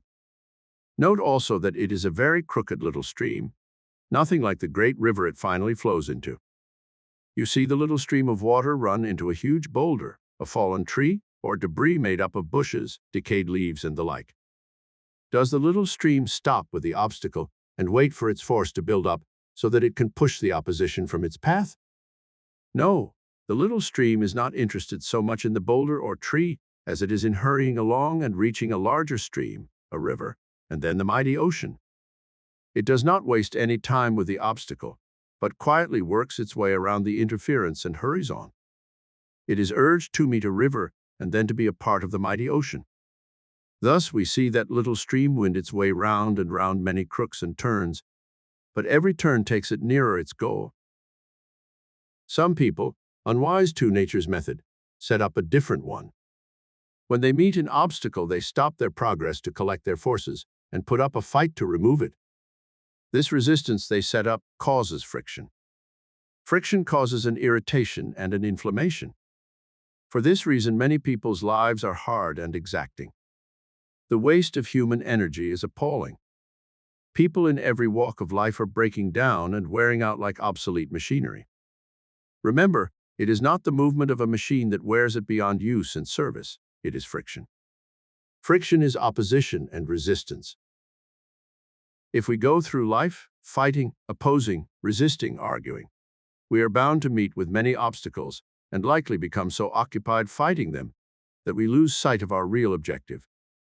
If we are always getting steeled for the next opposition or trouble, we can expect plenty of it. Whereas if we strive to make little of the obstacle and keep our minds on the objective or the desire we set out to gain, we may have to wind around and around, but if we persevere, we will ultimately win. We will reach the goal. Another lesson we may learn from the stream is that when it is small and struggling, it has the most difficult time. In the beginning, it will have so many obstacles across its path that it is ever winding around to avoid direct opposition. Silently, it uses the law to be non-resistant, and it grows stronger in force and volume. When it becomes a larger stream and then a river, its path is more direct, and the obstacles become less and less. Then it is not far from the mighty ocean. Students are like that. They have their hardest tests and delays while they are yet weak in power and understanding. As they strike out on a new path in truth, the obstacles and tests will be plentiful. The wise ones will not fight the obstacles, but bless them and go on. As they go on with faith and assurance, they grow stronger and become like a great stream and river. Their course becomes more direct, their understanding is of greater depth, and the mighty ocean, their ultimate objective, is not far from them.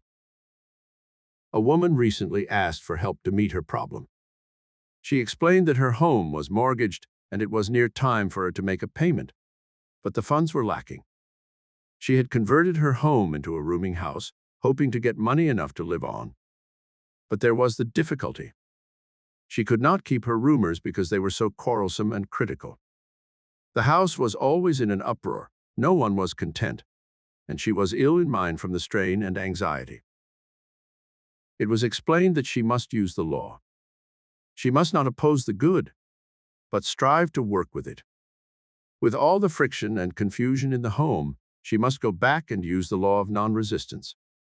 This she tried to do, but whereas she had been so exacting and unkind, she found it rather hard to be non-resistant. That evening, as she entered the dining room, she greeted her people with a smile. The folks were so startled at the sudden change that they could hardly eat for wondering. That smile was the first smile some had ever seen from her, and others declared it was the first time in months that they remembered. One man was heard to utter when she had gone to the kitchen to fix the dessert, "The old lady is going soft?" And more thought so later that evening, when they heard her greet one young man who had gotten back in his rent and who was trying to slip up to his room without being seen. She greeted him pleasantly and said she was sorry he had missed his dinner. After a few weeks of this new plan, the woman began to enjoy it. She had become changed within herself. She saw her folks in a different light. Instead of thinking them to be cheats, liars, and a quarrelsome lot, she saw good in them, and she grew to like them more and more as one big family. They too became different. The family gathering at the table was looked forward to as a happy time and had grown to its capacity. Others had asked to have a room if and when a vacancy occurred. Even the young man who had tried to dodge her because of his arrearage had entered into the spirit of the new home and was able to get a job and paid up in full. Needless to say, the payments on the mortgage were met and the home was saved for the widow. She did as she was instructed. She became non-resistant to the good. She made light of the many obstacles and confusion that appeared, and slowly worked around them. She held in mind her objective. This in turn melted down the hardness within herself, and then reached others. Though she appeared to be going soft to some, in doing so, she reached her goal and was victorious. In another verse, Jesus expressed the law more simply. He said, "I say unto you, love your enemies. Bless them that curse you. Do good to them that hate you. Pray for them that despitefully use you." In studying his statement, one might at first think the Master was favoring the enemies, the opponents. Not at all. Jesus was speaking to all who desire to use the law. To extend a loving thought to anyone or anything removes the opposition and enmity that once seemed there. This removal must first be in the person's consciousness. Once the thought of enmity is removed from your consciousness, you will not attract the same condition again. Do good to them that hate you, because in doing good you are raised above the thought of hate, and hate then cannot touch your life. Bless them that curse you, and pray for them that misuse you. Why? Blessing calls forth the highest good within you. The highest good within you can only attract the highest good from another. To attract such good, you are running around all opposition and abuse. Thus, to live the law with others about you does not especially favor the others so much as it favors you. It affects others in that it takes away from them their weapons of hate, malice, revenge, and the like, and their love and interest will be reciprocal with yours. If a man resists a situation, he will have it always with him. If he tries to run away from it, like a shadow it follows him, and repeatedly he will meet it again. If he ignores the hardness of the condition and fearlessly works around it, he will find a time when that hard condition will have been absorbed and removed. Accept the condition as some evidence of good. Look for that good, and by being acceptable to it, more and more evidence of it appears. Agree with thy adversary is another way of saying that nothing worthwhile and lasting is ever gained by argument. He who is convinced against his will is of the same opinion still. To disagree with one only causes that one to put on his full armor, to collect all his forces in opposition to yours. To agree with your worthy opponent leaves him defenseless and without need of his armament. To offer no resistance makes it easy for one to be amicable, and he who thought himself your enemy will find it a pleasure and a privilege to be a friend. Blessed are the meek may seem literally to support those kindly, timid souls who are an easy prey for their more aggressive brothers. Rather, it refers to the one who is able to follow the law of non-resistance to the point of inheriting the earth and all things thereof. To be meek does not mean to be an easy mark, nor to be a doormat for anyone to walk over. I have heard it said that in this day one cannot be a real Christian and be easy and forgiving. In this day one must be on guard to protect one's rights from being overridden by the stronger and more abusive. One does not know what is fully required of a true Christian if he thinks this. We are not asked to be a martyr for our belief, nor is it unchristian to be able to speak out fearlessly and positively. We need not be an easy mark nor a doormat for anyone, for there is a greater power to be reckoned with, the power of the law when you use it. Yet this does not make us like a pugilist, but a master. This does not require us to be hard-boiled and boisterous in order that we may attain our rights. Our rights, when they are righteous, will uphold themselves. They are their own defense. They do not need us nor anyone to fight their battles. Now the law reads that we attract what we expect. So if one believes he is an easy mark, a doormat, a weakling, if he expects to suffer imposition and must resort to warlike means for his protection, then they that take the sword shall perish by the sword. The law of life reacts upon man according to his understanding and application. To be meek does not mean that we are submissive to the conditions of discord and disorder. We are meek only to the law. Such meekness gives us the power of spirit. Jesus was so strong in spirit that his spoken word was like a two-edged sword. It beat welts upon the intruder like a whiplash. Jesus, though a humble man, was no example of weakness. When he spoke as one with authority to the scribes or cleared the temple of the money changers, he showed a strength that was a delight to his disciples to the extent that they implored him to be their king. Do not confuse meekness with weakness. Nature eliminates weakness, and so she should. Weakness ever creates weakness. This brings on deterioration and finally death and decay. To live wisely, one must be strong and positive, though righteously meek. Such strength is not measured in physical brawn and muscle, but in mind and spirit. No one can be truly meek who is not strong and spirited. Meekness, then, is that strength appropriated when you do not argue, when you do not become angry or boastful and proud, when you do not insist upon having your rights in a quarrelsome manner. Meekness is the steel of one's nature. It is enduring.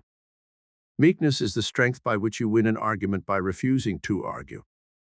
When differences of opinion arise and your opinion is right, the real victory lies in the fact that right is right, regardless of what others may say about it. In science, we recognize the spirit of meekness as cooperativeness, persistent application, accurate computation, perfect harmony, symmetry of design and color, and so forth. Possibly the simplest illustration can be seen in our application of the law in nature. We exercise the spirit of meekness in accepting the terms of nature, and the more fully we cooperate or submit to her, the more abundantly we are blessed. We carefully select the best seed and plant it in the right place at the proper time and in the most fertile soil. Careful are we to water and cultivate the growing plant to ensure a bountiful yield. Why are we so careful, so particular, so non-resistant to obey nature's law? Is it because we are weaklings, crave excessive work, and in general, simpletons because of the utmost care and attention we are obliged to give? Only he who does not meet the law with non-resistance is foolish.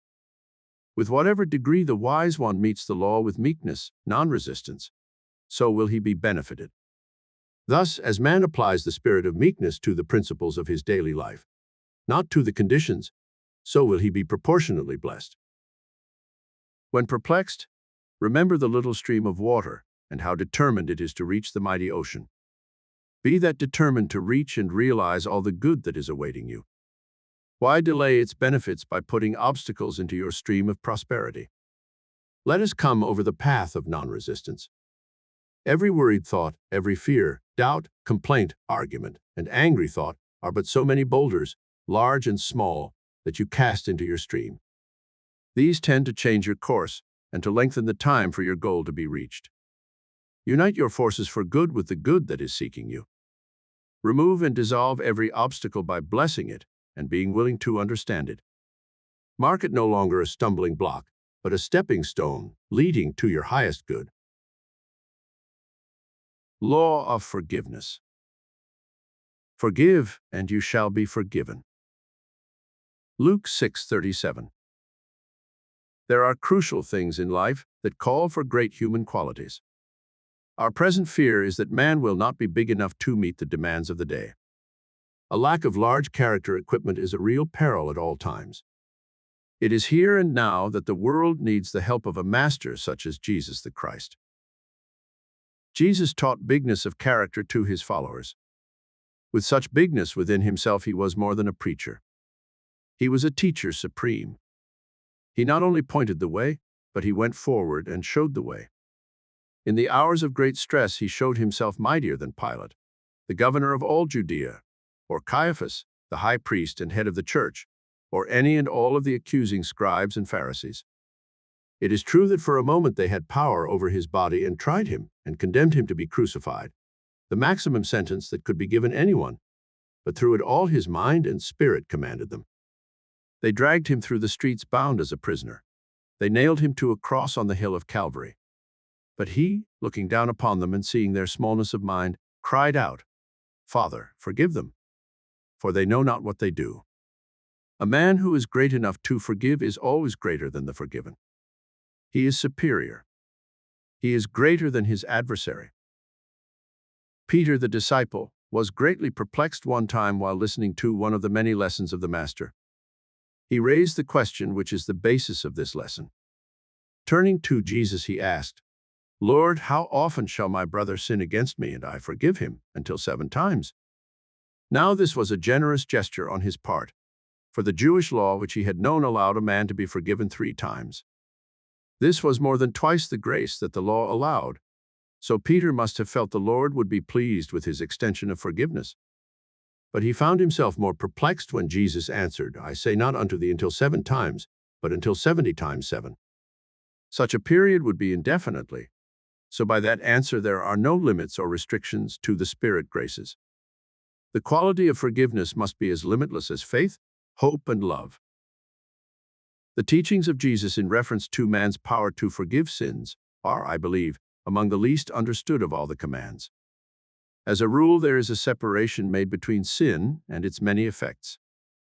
When a man sins, we have been taught to think that this was a job for the minister, and so he is called to pray for the sinner. When a man becomes sick and distressed in mind and body from the effects of the sins he committed, we call for a doctor. The doctor in turn endeavors to treat or repair the body and arrest the suffering. This, at best, we know is but a temporary measure, for no real healing or permanent cure can be effected until the doctor and the minister work together. Jesus was the master physician in that he dealt with sin and sickness jointly. When they brought a man to him who had been sick with palsy, Jesus spoke of forgiving the man's sins in order to heal him. The people who had gathered around and heard him speak questioned his actions. They said, "Who is this that speaks blasphemies? Who can forgive sins but God alone?" They did not understand how he could consider sin as a cause of palsy. But there are some no further advanced today who still want to believe that such a disease is caused by a physical or an organic disorder, rather than to accept the possibility of it being a mental or spiritual laxity. Jesus plainly taught that if you forgive sin, the effect of such an act of forgiveness would become absorbed with natural and healthy ideas, much the same as the blackest of night is absorbed with the dawn of light. The blackness disappears, and the light of day shines upon all alike. When healthy and natural ideas fill the mind, the body takes on a like condition. Thus, our progressive men and women who are turning to a broader field of study and are effecting healings through mental and spiritual processes are not giving us anything new. They are merely catching up with the facts of all the saints, sages, avatars, and masters, as well as the brightest scientists of our day. Jesus taught that the originating place of every act was in the mind. He said, in brief, that where there is lust in the heart, there is a sin, though the act may never be committed. At another place, he speaks of the origin of sin being in the mind first before the act is committed.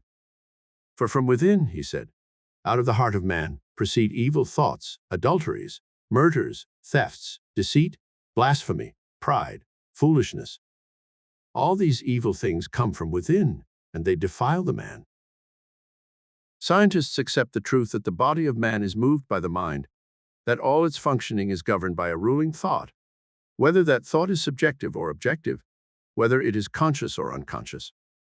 Those who study the mental processes find that all the conditions of the body are created or caused by the mind. It is known that creation in any and every form is governed by and subject to a law.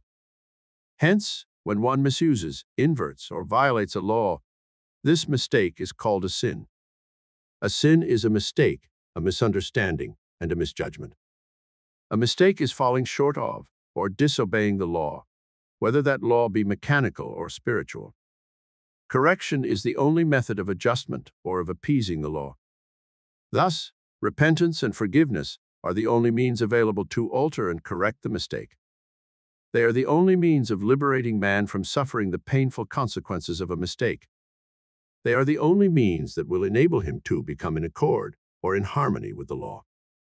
Forgiveness of sin means that we must forgive, forsake, and forget that thought or person or condition which prompted the sin. It means to abandon or let go of the thing you ought not do. To abandon or release the wrong thoughts or idea is to be absolved and liberated from its sinful effects. Forgiveness is the first requirement which permits man to be in harmony with the law of his being. Who can tell what that law is, we may ask. Anyone who studies man as both a mental and a physical being can know the law. If he were to try to learn the law by studying the physical actions or the results of the sin alone, it would lead to nowhere. He would be running around in circles, and that would be useless and futile. If he will go deeper and study the causes and that which prompted the sin, he will get results. He must analyze the case and search for some harbored, hidden, and forgotten shock or condition that would have caused the illness. Then, unless this harbored thought is uprooted from the unconscious mind or memory, this condition will continue to appear again and again, in spite of all the surface remedies that may be applied to arrest the pain. Like weeds in your garden, if you go about and cut them off each time they appear before your eyes, they may be cut off for a time, but because they were not pulled out root and all, they will sprout again. Weeds must be pulled out completely to be destroyed and permanently removed. A noted physician, talking before a group of other medical men on this very subject of thought being the source of disease, was recorded as having said in his concluding remarks, abnormal tumors and cancers are due to a long period of suppressed grief and anxiety. Another way of saying that such diseases are due to a lot of sinful thoughts getting bottled up and suppressed within our minds. If this state is so destroying, it might be wise for us to probe into our own selves and note the effect our emotions have upon the physical organism. Then let us seek by every means at our command to overcome, abandon, and forsake every emotional tug that has a debilitating and disturbing effect. Another leading psychiatrist has said, most of the cases of mental disorder of a functional type are due to a sense of guilt. There are some harbored and congested thoughts that need forgiveness. Usually a sick mind fears to release them or to forgive them. This is natural, for if they were able to release and forgive the fearful thoughts, they would no longer be sick-minded. Professor Gates of the Psychological Laboratory of Washington, D.C., in an experiment testing the emotions and the reactions of the body, found some interesting results. He found some 40 bad emotions and many more that were good. Of all the bad emotions, he said the reaction of guilt was the worst. This deduction was gained by a chemical analysis of the perspiration taken from the body. A small quantity of perspiration was taken from each emotional reaction and tested. The bad emotion showed a strong acid test. Now, if you put some acid on your flesh, you know what will happen. The acid will burn, and if allowed to continue to burn, it will prove painful and destroy the very tissue of your flesh. It is just such a chemical reaction that is affecting the tissue and organism of the body when these destroying thoughts are allowed to harbor within and generate a poison which weakens and eventually destroys the body. A wise physician one day had a caller who, as he put it, had gone the round of the doctors and sanitariums, but with it all was as yet not healed. In fact, he was growing worse, and in addition to the original malady, he had an increasing condition of melancholia and with suicidal tendency. The physician, knowing that he had gone the rounds and had had medical care, decided to approach the case from a mental angle. He questioned and studied each answer with care. After a time, he gained the confidence of his patient and learned the real secret cause of his long illness. Many years before, this man and his brother were business partners, and the man had appropriated and lost some money that rightfully belonged to his brother. It was used in such a way that his brother could not have found this out even if he had investigated. They later severed business connections, and he retired from that work, but, as he put it, he could never forgive himself for taking the money. He wanted to return it, but could not do so without the brother learning the truth. He said it was not the fear of legal punishment that tormented him so much, but the possible loss of his brother's affection. They had always been inseparable and devoted. It was for this reason that he feared to confess his guilt and make amends in whatever way he could. The physician explained that the thing to do was to relieve this hidden pressure. The only way to do it was to call on his brother and make a clean breast of the whole affair. The patient, not equal to the suggestion, went home to think it over. 3 days later, he called the physician, stating that he had spent 3 dreadful days and sleepless nights battling with himself, and had decided to visit his brother. He was in such a mental state that he knew his brother's treatment, once he learned he was a thief, could be no worse than the misery he was suffering. He told his brother the story, and to his surprise, the brother threw his arms about him and rejoiced with him that it was cleared from his mind. It was a joyful time for them, for that cloud, the only cloud in their lives, had disappeared. The skies were clear again, and the restoration of the health of the patient was miraculous to those who did not understand what had been cleared away. Through repentance and forgiveness, the man was able to do as Jesus had commanded the woman he was called upon to judge. Go thy way and sin no more. The rooted sorrow had been plucked from his memory. His mind was free to think on healthy, happy, and joyful thoughts. This allowed his body to be quickly healed. To some it may have seemed like a miracle, but not at all. It was a natural law operating in a natural, unrestricted way. Facing such indisputable facts, we can understand more fully why Jesus so often spoke of forgiving sin. He knew the law of forgiveness, and he knew how vitally important a part it played in every man's life. The more we study it, the more amazed we become at its simplicity and accuracy of fulfillment. We are to forsake, for as Solomon tells us, a sin forsaken is a sin forgiven. To forgive, to release some part of our disposition that is not an asset nor a pleasure to others around us. In turn, we are repairing the breach where we have missed the mark, made a mistake, or sinned. Weeds do not remove themselves in time. Instead, they will increase and grow stronger until they choke out the flower. The same thing is true of our sinful thoughts. In the garden of our memory, they must be plucked out, cast out, and destroyed so that only flowers of healthy and happy thoughts may grow. A man may have the habit of excessive drinking and is not only miserable within himself, but causes much unhappiness in his home. He desires to overcome the sinful habit. He is given every aid from his friends and loved ones to help him resist the desire and the craving for drink. Time after time he rises above the temptation, and then he fails. Repeatedly his family forgives him and encourages him to battle on. Finally he reaches the place when he no longer has the craving. Then he is able to forsake the desire for drink and overcome its sinful effects. Then he has forsaken, not the drink alone, but the desire for the drink. When man forsakes the idea that prompts the desire and brings about the physical action, then and not until then does the law forgive and lift him from its debilitating effect. A sin forsaken is a sin forgiven when the thought or idea that prompted the sin is corrected. James explains the truth clearly in saying, "Every man is tempted when he is drawn away of his own lust and enticed. Then when lust has conceived, it brings forth sin." Error, simply put, it means that every man, when he conceives an idea that is wrong, destructive, or evil, and dwells upon it, eventually causes it to become a fact. When he wishes to overcome a sinful condition, he does not waste time wrestling with the fact, but corrects, forsakes, forgets, forgives the idea that started it. This is the weed in the garden that must be pulled out, top, stalk, root, and all to be completely discarded. At another time, we find that Jesus repeated the law and with some explanation. In his prayer, he states, "Forgive us our debts as we forgive our debtors." This is a perfectly reasonable proposition. As we forgive those who transgress against us, so shall we be forgiven of our transgressions. This law has followed us down through time, and today we speak of it as though it were something new. We call it modern psychology. The law reads that certain ideas must be dissolved and cleared from the mind in order that other ideas or new ideas of a different character may replace them. It may be explained as a bottle that is already full, which must be emptied before it can be refilled or added to. Jesus spoke of it when he said, "Neither do men put new wine in old bottles, else the bottles break."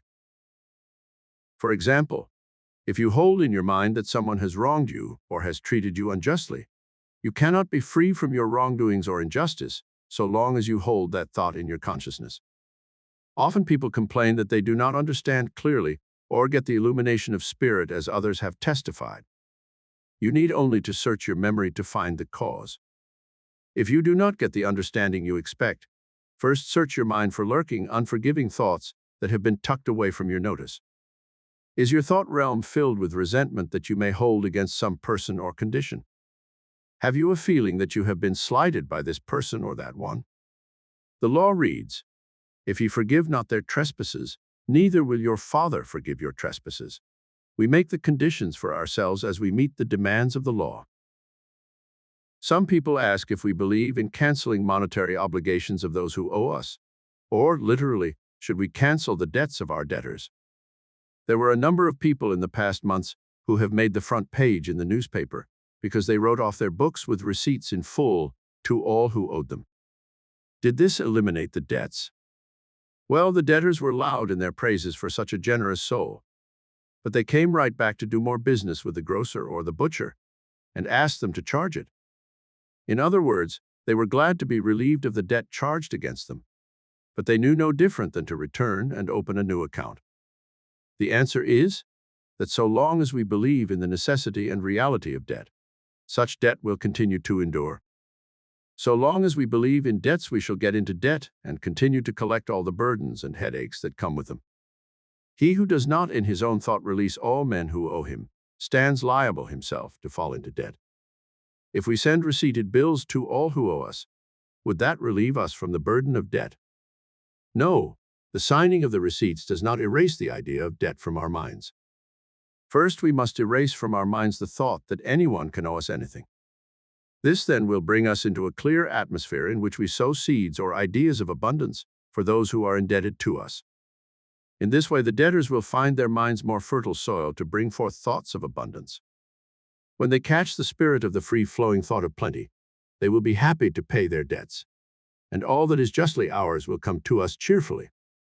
In other words, when we free our minds from all thoughts of debt and try to realize more and more the presence of plenty, we shall soon be strong enough to reach out and realize abundance for our debtors. As they are lifted up from the thoughts of limitation and lack, they will attract more and more substance with which they can pay their bills. In this way, and only in this way, can debts be permanently canceled. Through applying the law of forgiveness, both parties concerned will be lifted from a debt consciousness to a prosperous consciousness, and prosperity and plenty shall abound. Everyone must at some time walk the path of forgiveness. We must learn to live this law. It must be important, for the Master taught that there was no hope of forgiveness for the unforgiving.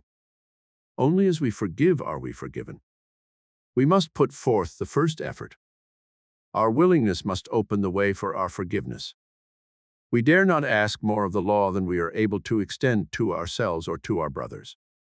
Unless we prove this law by living it, we cannot hope to gain the bigness of character that life requires.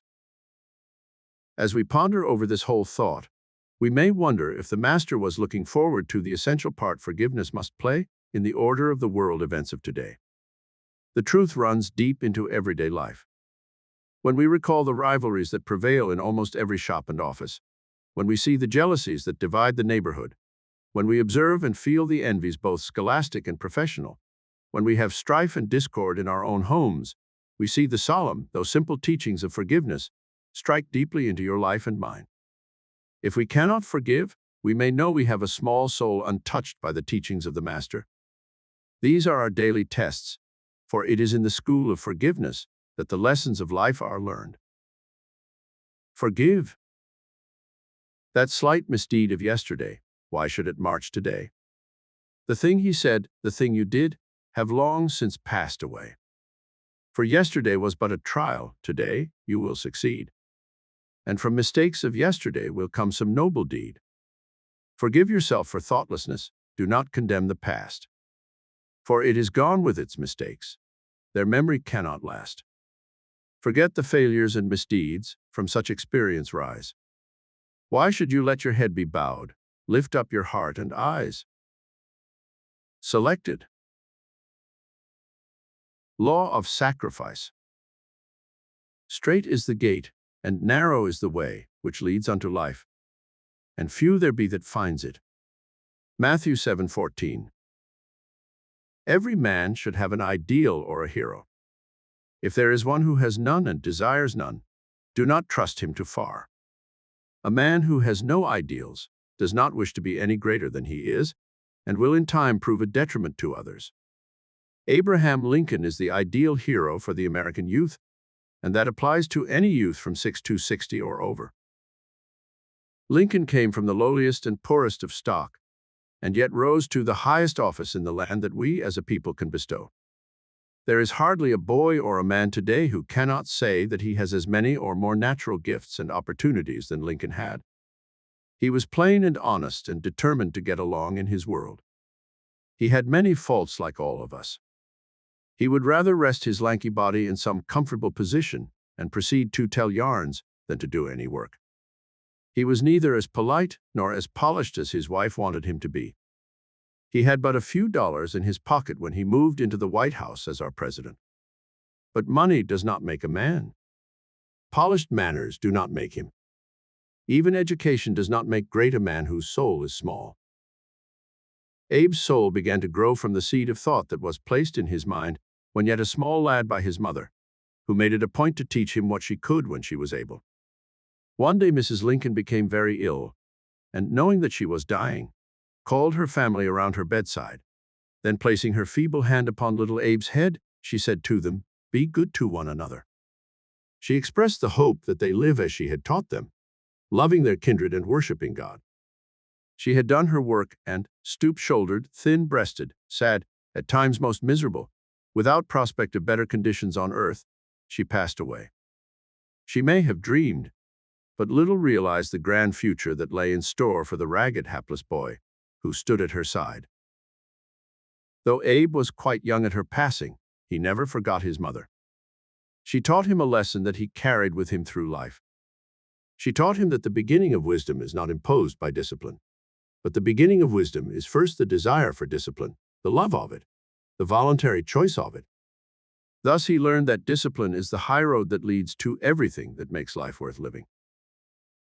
Go to a concert or opera today and listen to the voice that captivates the music lovers who hear it. Voices of such artists as McCormick, Lily Pons, Thomas, Eddie, MacDonald, Moore, and your favorites that you can name. How do they ever happen? They do not happen. Granted that they may be especially gifted, but those final magical results come not by chance or accident, but from discipline. Discipline that is consciously chosen, ardently desired, and patiently persisted in. Yet we hear it said that we are an undisciplined generation of people. This, however, is not true. In every realm of life, we enjoy the fruits of disciplined research and toil, with results far greater than our forefathers ever dreamed. I shall never forget the thrilling experience I had one evening sitting in my home before a cozy fireside. The radio was beside my chair, and I casually reached over, turned it on, and selected a prominent station. To my keen surprise, I heard a voice calling Richard Byrd in the Antarctic regions at the South Pole. I then heard the commander tell of the hazards and difficulties they had met the day before as they unloaded supplies and hauled them to their new home, Little America, over the slope of broken ice and drifted snow. Had he written a detailed report and sent it by letter, it would have taken months to reach us. Yet here, in less than a second, his voice vibrated through the air, and I, like many others, heard him report the happenings of the day. The old miracle workers never dreamed that such as this could happen. Happen, that is not the word. Discipline, that is it. It was painstaking, scientific, technical discipline that produced such a result. We are not an undisciplined generation in any realm except one, and that is in our morals. In science, in art, in athletics, in any practical endeavor, we know the worth of discipline. Yet we let ourselves go, we must have our fling, we unleash our instincts and throw off restraint. It is the denial of discipline that characterizes much of our moral life. Men everywhere are awakening to the necessity of disciplining their thoughts and acts. We train domestic animals carefully. We harness the forces of nature to serve us regularly and well, and yet when it comes to ourselves, the most valued of all, we let our thoughts run wild. No one can attain his ambitions until he learns to discipline his mental force and is able to control his thinking. No one can be truly religious before his mind is in order and his ideals are brought in harmony with the divine mind. No one can gain wisdom and understanding of life except that he seeks it in God's appointed way according to the law. First, let us note one simple fact. Something always has to be sacrificed for something else. Everything in life has its own price and is ever up for sale. We have to purchase it at the price it demands. Day after day we go up to life's counter and say, "I will give you this if you will give me that." This bartering has another name more familiar perhaps. We call it sacrifice. Sacrifice, then, is not what our preachers have made it out to be. It is an inescapable necessity. It is a definite law that we must obey. We are sacrificing every day of our lives whether we want to or not, whether we know it or not. No matter what we want of life, we have to give up something in order to get it. From one of the master's sayings, the modern mind shrinks back and tries to avoid.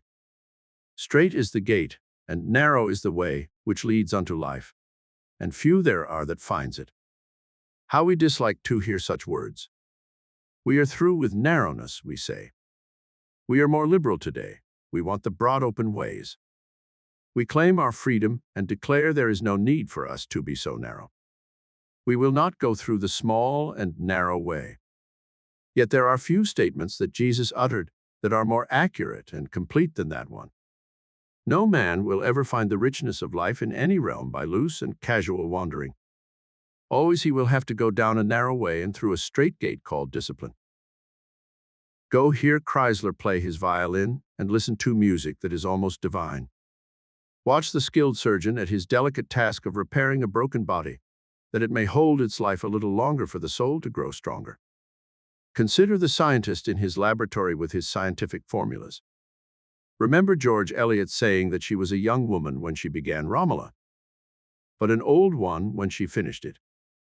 Or think of Admiral Byrd flying over the South Pole and talking to us about it by means of radio.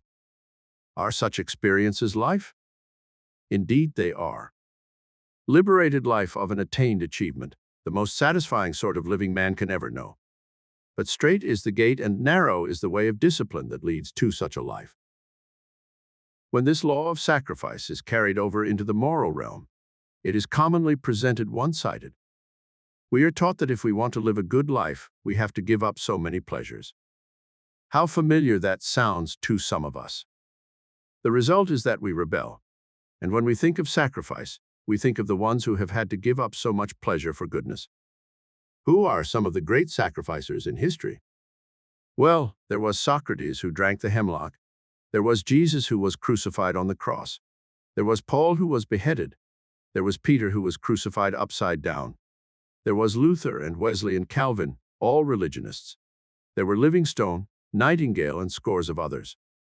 But think for a moment, are they the ones who made the most terrific sacrifices?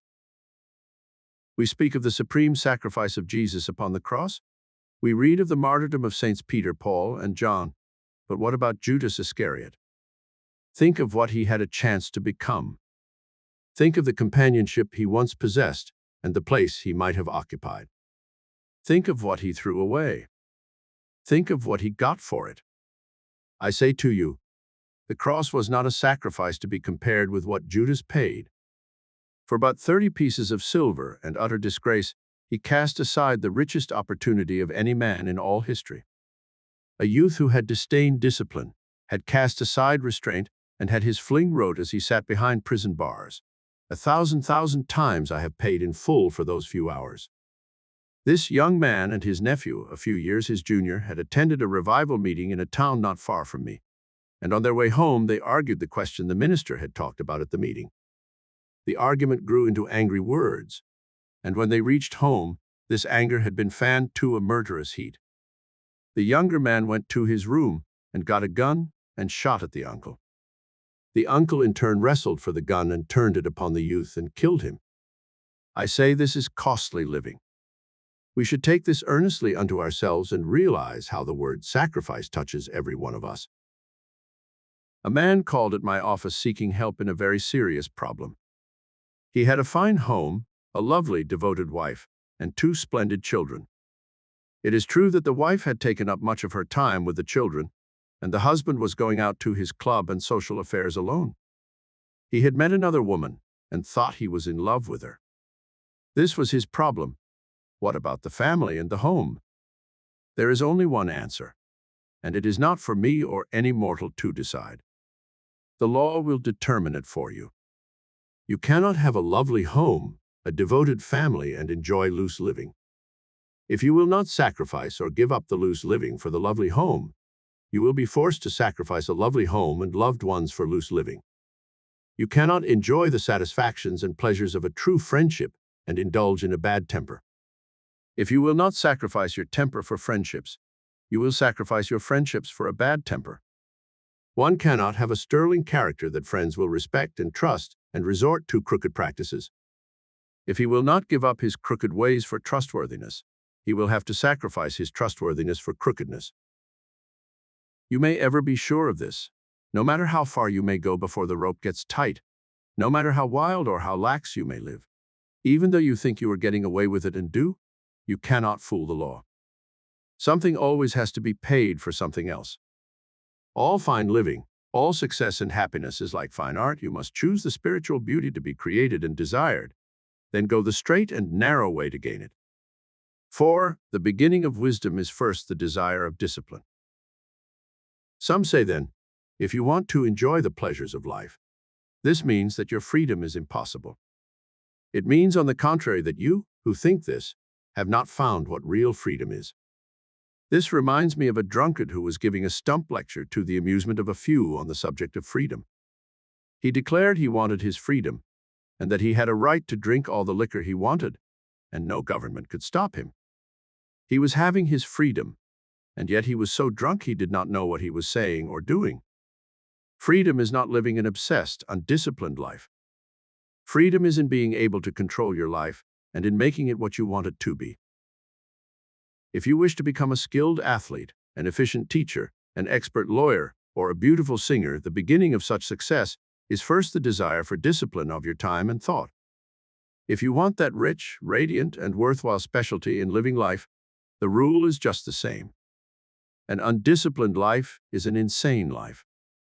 We must pull ourselves together around high ideals of clean, serviceable, and effective living under the highest leadership we know, or under the teachings and the example of a master.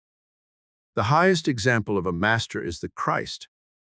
In all his work and teachings, he proved that discipline, self-control, and self-mastery ever precede wisdom and achievement. Mrs. Lincoln had taught his words to little Abe, and it was because Abe grew into manhood and sacrificed his life of laziness, looseness, and careless meanderings for the straight and narrow way of a disciplined life of principle and honesty and justice that caused him to become a great soul. It was the law of sacrifice working through him that enabled him to become the president and savior of a great nation. Evidence of this greatness was seen in his work at Washington. During the war, a young Vermont boy, whose name was William Scott, was sentenced to face the firing squad for being found asleep at his post. Now it wasn't Scott's post, but that of his buddy, whom he had relieved when he became ill. Double duty was too much for Scott, so he fell asleep. He was so well liked by all that his captain and friends appealed his case to the president. Lincoln decided to go to Chain Bridge and handle the case in person. He went to the camp and talked to Scott. Scott said he was the kindest person he had ever met. He said the president had asked him about his home, the farm, his friends, and lastly, his mother. He said he was glad he could draw a picture of her out of the bosom of his shirt and show it to him. Mr. Lincoln told him how thankful he should be to have a mother, and how he should make her a proud mother, and that he should never cause her another sorrow or tear. Scott thought it very strange that he did not speak of his fate in the morning. Strange that he should advise not to cause his mother another sorrow or tear when he was about to die. Finally, he mustered up his courage and asked the president if he would grant one favor, namely, that he would not have to face his friends, that a firing squad be drawn from another company. Mr. Lincoln wheeled about and, facing Scott, said, "My boy, you are not going to be shot tomorrow. I'm going to trust you and send you back to your friends. As I have been put to considerable trouble to come up from Washington, how are you going to pay the bill?" The boy stammered his gratitude. He suggested he could send him his savings. He could borrow money by mortgaging the farm. His friends would help too, and there was all his army pay. Then Mr. Lincoln put his hands on the boy's shoulders, and looking sorrowfully into his face, he said, "My boy, my bill is a very large one. Your friends cannot pay it, nor your bounty, nor the farm, nor your comrades. There is only one man in all this world who can pay it, and his name is William Scott. If from this day William Scott does his duty so that if I were to be there when he comes to die, he can look me in the face as he is now doing and say, 'I have kept my promise,' then my debt will be fully paid." William Scott kept that promise. He had learned the secret that Mr. Lincoln's mother had taught him when a boy. It was this law of sacrifice, and that the beginning of such wisdom was first the desire and love of discipline, that it was the straight and narrow way that led to the high road of everything that makes life worth living. It was the road that led Mr. Lincoln to the White House. It was the road that leads back to the Vermont hills, to home, to happiness, and to mother. It is the road for all who persevere and find it. It is the road that Jesus followed to triumph and mastery. It is the road I recommend to you, for on it you will find the law of sacrifice ever working to bring to you the joys and the pleasures that result always from the wisdom and understanding that accompany it. Blessed is the man who endures temptation, for when he is tried he shall receive the crown of life, which the Lord law has promised to them that love the Lord law. Invictus. Out of the night that covers me, black as the pit from pole to pole, I thank whatever gods may be for my unconquerable soul. In the fell clutch of circumstance, I have not winced nor cried aloud. Under the bludgeonings of chance my head is bloody, but unbowed. Beyond this place of wrath and tears looms but the horror of the shade. And yet this menace of the years finds, and shall find me unafraid. It matters not how strait the gate, how charged with punishment the scroll. I am the master of my fate. I am the captain of my soul. W. E. Henley. Law of obedience. Obey my voice, and I will be your God, and you shall be my people.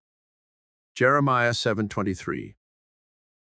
To be ushered into turmoil, blindly toil a few years, and then go out into uncertainty, is surely not the purpose of man's existence. Life must mean more than this, and it does mean more. Man should be a builder, and to him is given all the materials out of which to construct the kind of life he desires to live. He builds in wisdom or in ignorance, according to his obedience, according to his understanding of a divine law and the use of it in his daily life. Many people, when they learn that the science of living is governed by exacting laws, immediately assume that to live rightly is to live the hard way. They are afraid of a law that is exacting in its demands when it touches their relationship with the finer things.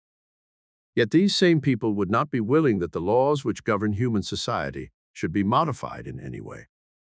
They recognize that the laws which govern social conduct and activity must be properly enforced if organized society is to function harmoniously and safely.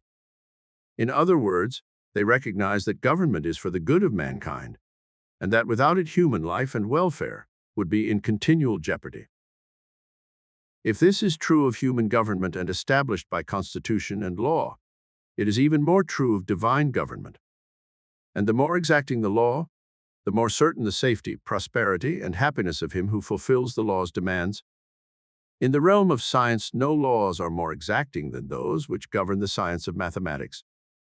An accountant, even when he fails immediately to solve a problem, knows it can be solved only by calling into operation the exacting laws that govern all mathematical calculations. Were those laws subject to change, the solution of mathematical problems would be utterly hopeless. Perhaps in no way has religion gone so far astray as in its conception or understanding of God, whether it be the God of the Christians or of the heathen. Instead of recognizing that the supreme intelligence is law, operating according to and as surely as the laws of nature, men have created in their ideas a God who is partial, subject to appeal from saint and sinner alike, a God who can be persuaded and bargained with, a God who gives life and takes it away, a God who heals sickness and causes it, a God who impoverishes and enriches, a God who rewards and punishes. And having accepted this wrong idea, it has made prayer largely a matter of doubts, lacking in that strong assurance that a thing will be so because it is according to the divine law. To many folks, this aspect of truth creates an illusion of a God for all, a God who is not interested in man's needs and problems, a God who is not a father to whom we can take our cares and with whom we can converse. "They have taken away my Lord," cried Mary. Sooner or later, however, they discover that this divine knowledge of the nature of God as law has given them their Lord in a sense so close and intimate that all doubt in claiming their good is ended, for once the law is understood, we hold the secret of eternal happiness, peace, and dominion or mastery over all the forces around us. The word obey means to submit to rule or to comply with orders or instructions. Obedience, then, is the governor of all movement, whether it be mechanical, literal, or spiritual. A giant machine without its governor would tear itself apart, would be utterly destroyed because it failed to obey its own laws of momentum or gravity. An intellectual giant who fails to comply with the laws of learning will become as an idiot. A student failing to comply with or to obey the instructions of Spirit, the law of God, will reverse that good and create evil. We are dependent entirely on obedience for our success or failure in this life. Our societies, cities, states, and nation are supported by it. Our properties and lives are dependent upon it. Because of our respect for obedience, we, as a whole, support it. But woe unto the man who tries to break through to pillage, to plunder for selfish gain. As we look into the home, we see the mother training her child into habits of discipline. Tomorrow we see a happy mother because her child has grown into youth and manhood and has earned success. A success because, back in the beginning of his life, the seed of obedience was placed there, which brought forth respect, obedience, and unselfish thought. On the other hand, we may see where others fail because they have been allowed to grow up being disobedient, disrespectful, and selfish. Business is founded upon obedience, and as each member obeys the laws of commerce, he will succeed. It is only when man expands these laws by overspeculation and by wildcat schemes, inflated values, or lack of cooperative agency that he brings upon himself failures and causes bankruptcies and loss. All our problems of life are due in some measure to our obedience to the law of thought and its creator, God. Our difficulties have been in knowing what to obey and what not to obey. We see in nature the answer. She has no troubles she cannot overcome. She has no problems she cannot solve. She has no burdens she cannot bear, no tasks she cannot perform. Why? All her operations are governed by the mighty law of harmony and order, which constantly removes every discord, which heals all diseases, which rights every wrong, which supplies every need. If, in the winter, a young sprout attempts to break through the soil before season, Mother Nature destroys that sprout, rills it off, or freezes it out.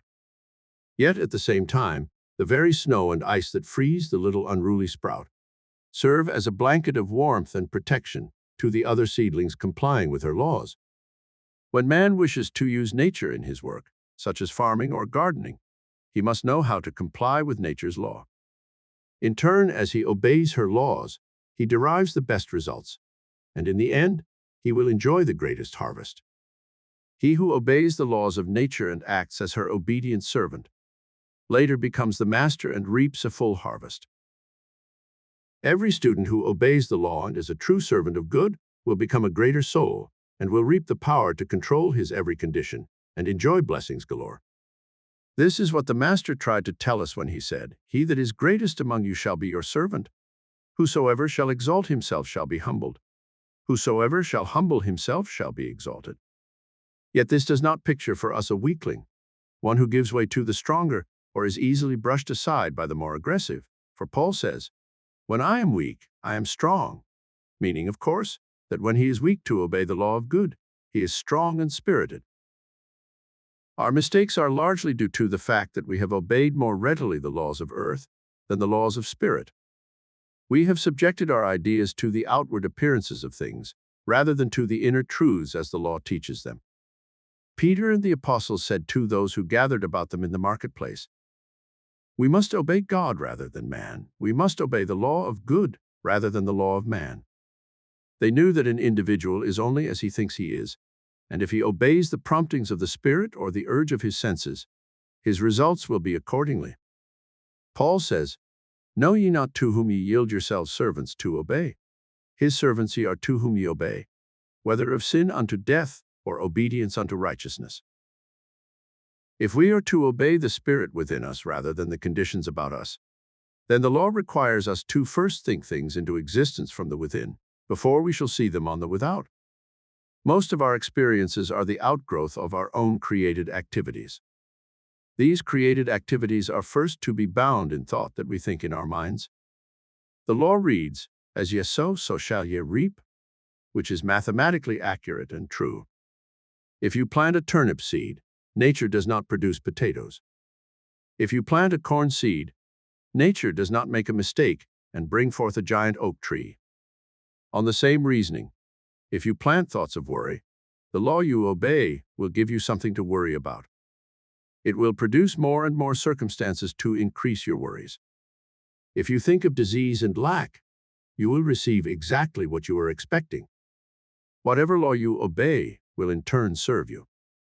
The most important thing then is to know what to obey. You laugh at the troubles of little ones because you view them from their true value. To the child, his tiny task seems real and all-important, and not until he outgrows his childish ways can he look back with amusement and not feel regret. Not until we can rise superior to our problems and our troubles can we ever hope to cease to have further troubles. A mother put her little boy to bed one night, but later she found him restless, unable to sleep. He called down and asked that the light be left lighted for him. The mother knew something was wrong, so she went up to his room and gained his confidence by talking with him. She learned that during the day other children had threatened to send the boogeyman after him because he would not give over his toy to them. The mother then explained that there was no boogeyman. She said that the principle of it was to frighten him into submission so that he would give over his toy to the other children. She told him he could go to sleep because there was no real boogeyman. The child had obeyed the illusion of things and was frightened. But the mother saw the truth. In knowing the truth, she could see through the principle of fear involved, and by dispelling it from the mind of her son, enable him to go peacefully to sleep. The purpose of our lesson is to learn how we might properly choose and serve the law for our highest good. We either serve principle or things in all that we think and do. Things are the events or the results of invisible causes, whereas principle is the true cause and is spirit. Principle is that which we think in our minds, and things are the results of those thoughts. A man who obeys illusions or worships things will have burdens to carry. A man's burdens are the things which he claims as his personal property. Things that he feels are his very own, and therefore he must protect and serve them. Years ago, a relative of mine worshipped illusions and things. He strove to accumulate riches. He worked so hard gaining his wealth that he lost his health. Then he turned about and tried to gain his health by spending his wealth, and in the end he passed away, a disappointed and disillusioned man. That man, like so many others, had started out in life with the wrong conception of the law of God. Strange, but man does not own an earthly thing. All that he has been loaned to him according to his understanding of the law he serves. Man was born naked, and he dies in that nakedness. All his earthly things are stripped off of him. Even his many burdens become illusions again. His real task in life is to find his place according to his understanding, and that understanding determines the way he lives life. Analyze your burdens. They arise from some ideas of possession that you think. You may have dependents, others who must be supplied, and you feel you must care for them, as they have no other protector or provider. But when you realize the allness of God, who sees even the sparrows fall, you will then change your idea of responsibility. Then your mental release will permit a greater flow of good to come to you, and it will come to you in many other ways than before. Thousands today are held in bondage to the idea that they must be helped by others, that they must have relief. Their greatest need is not your help or mine, so much as it is a new understanding of life itself. The fear of the future has become a race belief, and it affects all ages. As you obey the law of fear instead of the law of God, you will have many more burdens. For only as we are able to cast our burdens upon the law shall we be free. If you are obedient to the law, you will not suffer these burdens to be heaped high upon you. You will live in the present, do your highest duty every day, forget the past, and let the future take care of itself. For to trust the law, you must know of its guidance by experience and practice. To those who have not learned this guidance, the experience must be acquired. God does not require you to follow his leading on blind trust. Behold the evidence of an invisible intelligence pervading everything, even your own mind and body. Disobedience to the law is refusal to do what we know is right. We all know the right, but we do not always do it because it seems to interfere or delay our immediate attainment of the object we seek. We want quick returns, forgetting that the law moves slowly, yet it works perfectly and well. We want instantaneous healing of our diseases, but we are loath to give up the net of habits that cause them. When we speak of a man of principle, we mean a man who is governed by the law of right thinking and living, a man who is not easily swayed, a man who is not an opportunist, a man who will not deviate from the path of what he deems to be right for the sake of personal profit or popular acclaim, a man, in short, whom one may trust absolutely to be true to his convictions, regardless of the temptations to change or modify them. No one will deny that such a man inspires the utmost confidence and may become a tower of strength and leadership. He is one on whom others rely for leadership, whereas the man who is easily persuaded to yield to pressure, even for kindly motives, is not the type of individual on whom we can depend. If this is true of man in the outer realm, how much more true it is of man in the inner realm, the mental realm, because God is principle, not merely governed by principle. The God-governed man is never in doubt as to the results to be gained by following the principle, for principle is based on law and obedience. So this law can have only one result: happiness, peace, and prosperity. All that is required of us is to learn obedience to the law of truth and not to obey the petty things that arise steadily as we allow our visions to be disturbed and harassed. Blessed are they that hear the word of God and keep it. Obey my voice, and I will be your God, and ye shall be my people. When we obey the voice law, then we understand with the master the statement, all that is mine is thine. This is the law acting through us. As we obey the law, we humble our personal self to the divine self within us. We refuse to accept the outer appearances of things as being final and true, but we turn within and seek that which is real and true as God, the law, intended it to be. Let us live with God in His work, not after we die, not tomorrow or next year, but right here and now. God's kingdom is all about us, awaiting our acknowledgement or obedience of His law. We must be able to converse and live with God, the law, in our daily life. Then we shall live with love and joy, with hope and wealth and peace here and everywhere. It is ours for the decision. If they obey and serve Him, they shall spend their days in prosperity and their years in pleasure. Job 36:11. Resolve. Build on resolve and not upon regret. The structure of the future. Do not grope among the shadows of old sins, but let thine own soul's light shine on the path of hope and dissipate the darkness. Waste no tears upon the blotted record of lost years, but turn the leaf and smile. O smile to see the fair white pages that remain for thee. Prate not thy repentance, but believe that spark divine dwells in thee. Let it grow.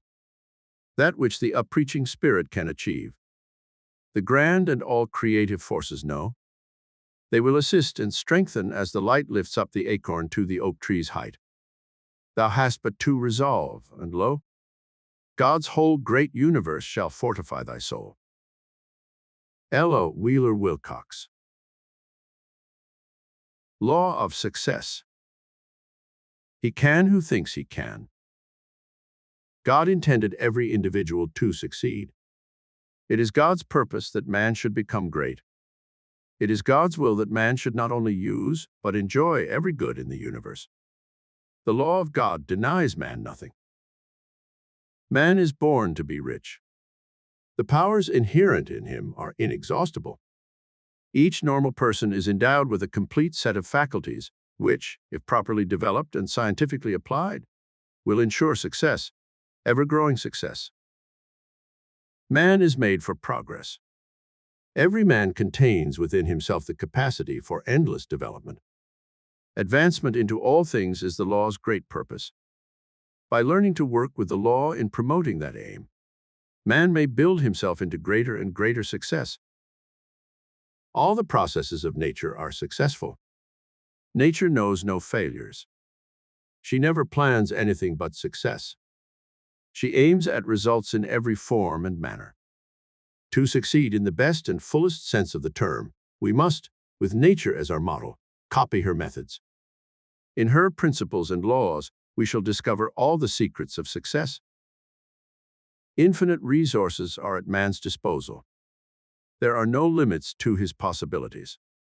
He focuses and individualizes the elements, forces, and principles of the whole world. He can develop a wonderful intelligence, Thus, all life's questions may be answered, all nature's secrets discovered, and all human problems solved.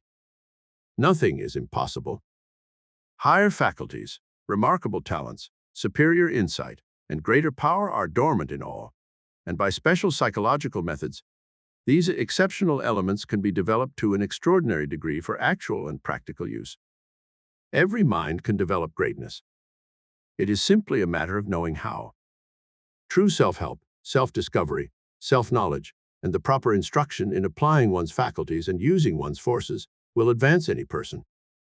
Practice will ensure efficiency. Use will bring forth results. Success, therefore, is within the reach of every aspiring man. Do you wish to succeed? You can. You possess all the essentials within yourself. All you need is to gain a right understanding of the principles and laws upon which success is based and then to apply the right methods of operating these causes until success is earned. The law of success is as definite as the laws of any science. The exact use of this law will produce results every time. It is results that count, and as results may be multiplied indefinitely by a persistent application of this law, there is no ending to the success you can enjoy. Great things are no less possible than small things, and it is the great things that will follow whoever uses the law with faith and understanding. Whatever your present state or condition may be, there is a better and a larger future in store for you, but you must prepare yourself for it. You cannot rise into the better and greater things unless you do something about it. Study, planning, and effort are all necessary. The young and the old alike are entitled to advance. To be true to yourself and to the law which governs you, you simply must advance, for advancement is success. It is the law's intention that you shall move forward. You can stand still, and you can go backward, thus retarding your normal progress for a while, perhaps as long as a lifetime, but in the end, you will be compelled to move forward, especially in the direction of soul's growth. Nature brooks no interferences with her purposes. This is often the reason why prods and pricks of adversity come when you fail to move forward. There is a new element abroad, the spirit of progress, and we must all keep pace with the times. You can achieve your ambition. Aim high and build well. What you imagine to yourself as success can be reached. The law never blunders. What she idealizes, she has the power to actualize. What she images in your mind, she has the power to produce materially. She ever seeks to build you up in your power and in success. That is her plan for you. The faculties possessed by all great and successful men are the same human faculties you possess. They gained some understanding of the right kind, and then they applied their faculties in the best way they knew for advancement, and so earned success. Some will ask, but in what does true success consist? Almost every other person will hold a different view as to what constitutes real success. To avoid confusion of ideas, let us define our meaning of the term.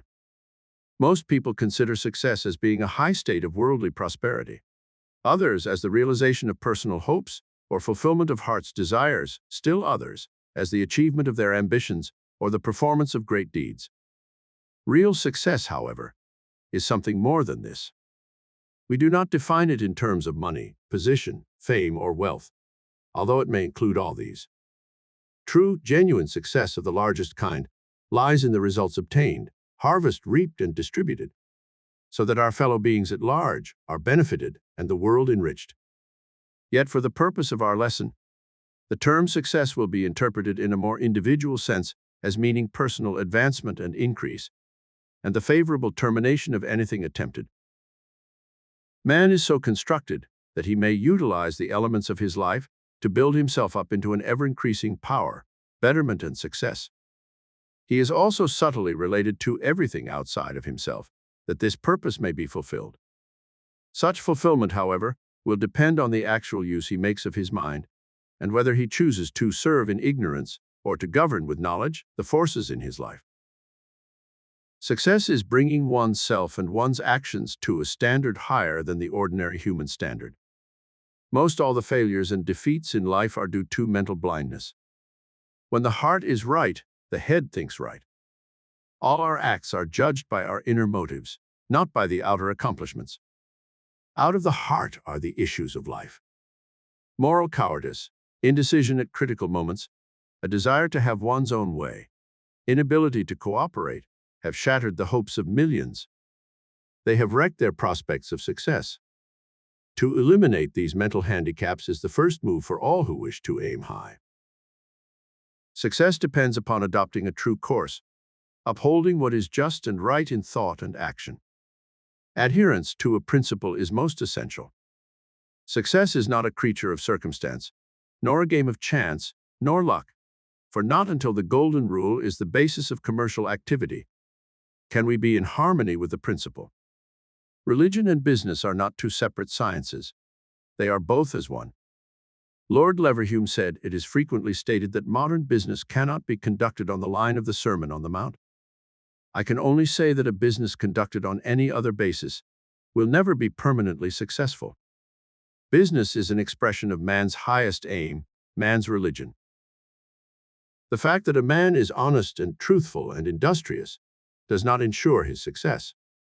More may be necessary than this, for if a man is timid, backward, or fearful, fear will act as a brake to retard his progress. If a man is an efficient engineer, yet has an inferiority complex, that complex will make him mediocre, and he will not be able to extend himself according to his skillful training. Fear is largely the cause of failures. It cannot be eliminated either by drugs or by the surgeon's knife. The only remedy known for fear is understanding. When one understands that the universe is filled with the presence of God, there is nothing to fear. Most of us could meet our obligations if it were not for fear of some kind that tells us differently. We hypnotize ourselves into a belief which incapacitates our power. Fear clouds our vision, it benumbs our faculties, it paralyzes our mental forces which must be free and active if we are to avert calamity. When man's mind is confused by fear, he is in no condition to accept an opportunity. God does not give us the spirit of fear, but of courage and a sound mind.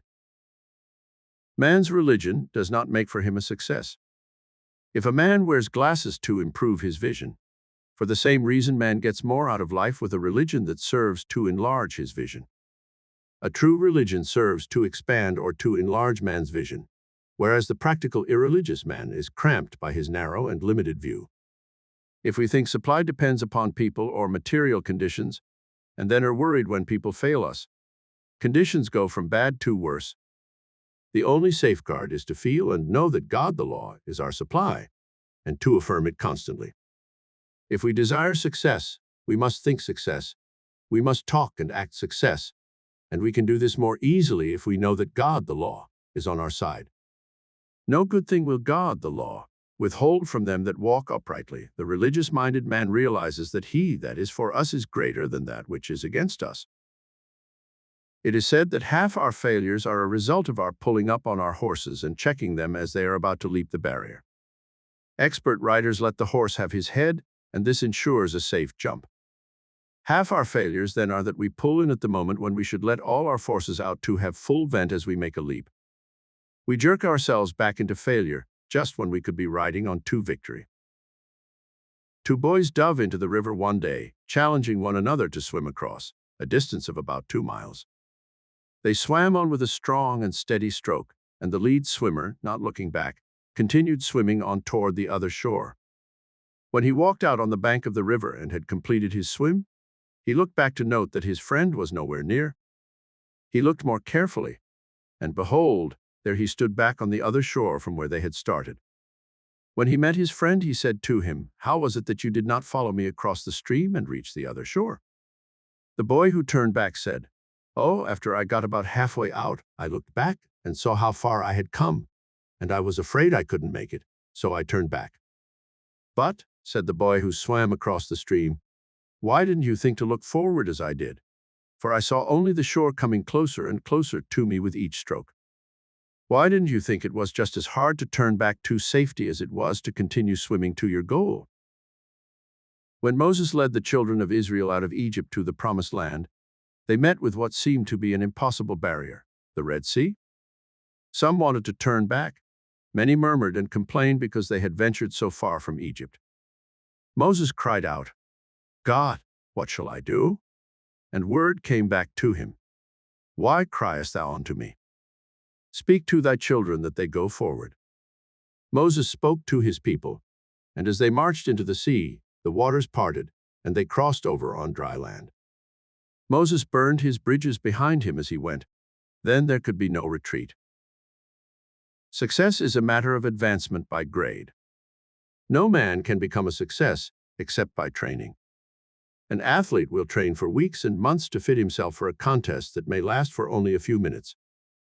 The real secret consists in moving forward, and that peculiar mental attitude which promotes this constant progress is the ruling factor in the art of success. No person can succeed who is not imbued with the desire to advance. In fact, the first step is to become thoroughly saturated with the spirit of progress, so one feels stimulated with a persistent desire to work for better and greater things. The desire to advance implies the power to advance. That is the law as absolute in its actions as any law of science. The fact that you desire to succeed is evidence that you have the power to succeed, otherwise you would not have been urged to aspire successward. You cannot aspire to succeed unless you have the power to succeed. Desire creates the power. Power inspires the mind of the individual, and success is the result of that inspiration rightly applied. Investigating the lives of successful men, we find a very striking fact. We find a common quality that is responsible for their success, which consists of a constructive state of mind. Psychologists term this constructive state of mind as a successful attitude.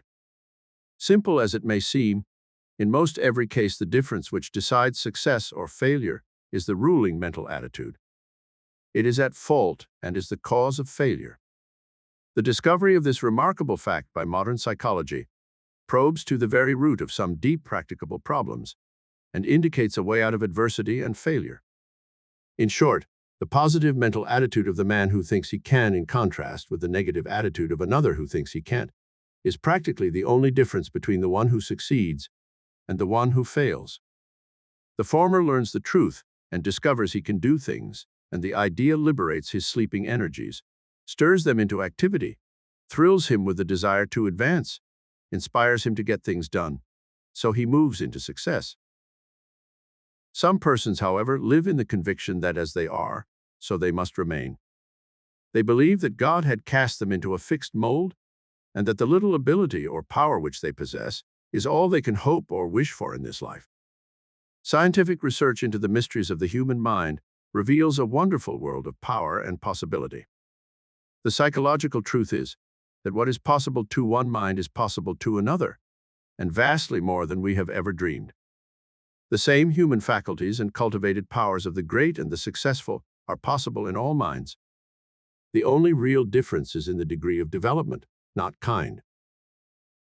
Begin now to take a superior view of yourself, your life and circumstances, and of things and persons in general. As you mentally perceive the better and greater, you will consciously and unconsciously reach out for the better and the greater.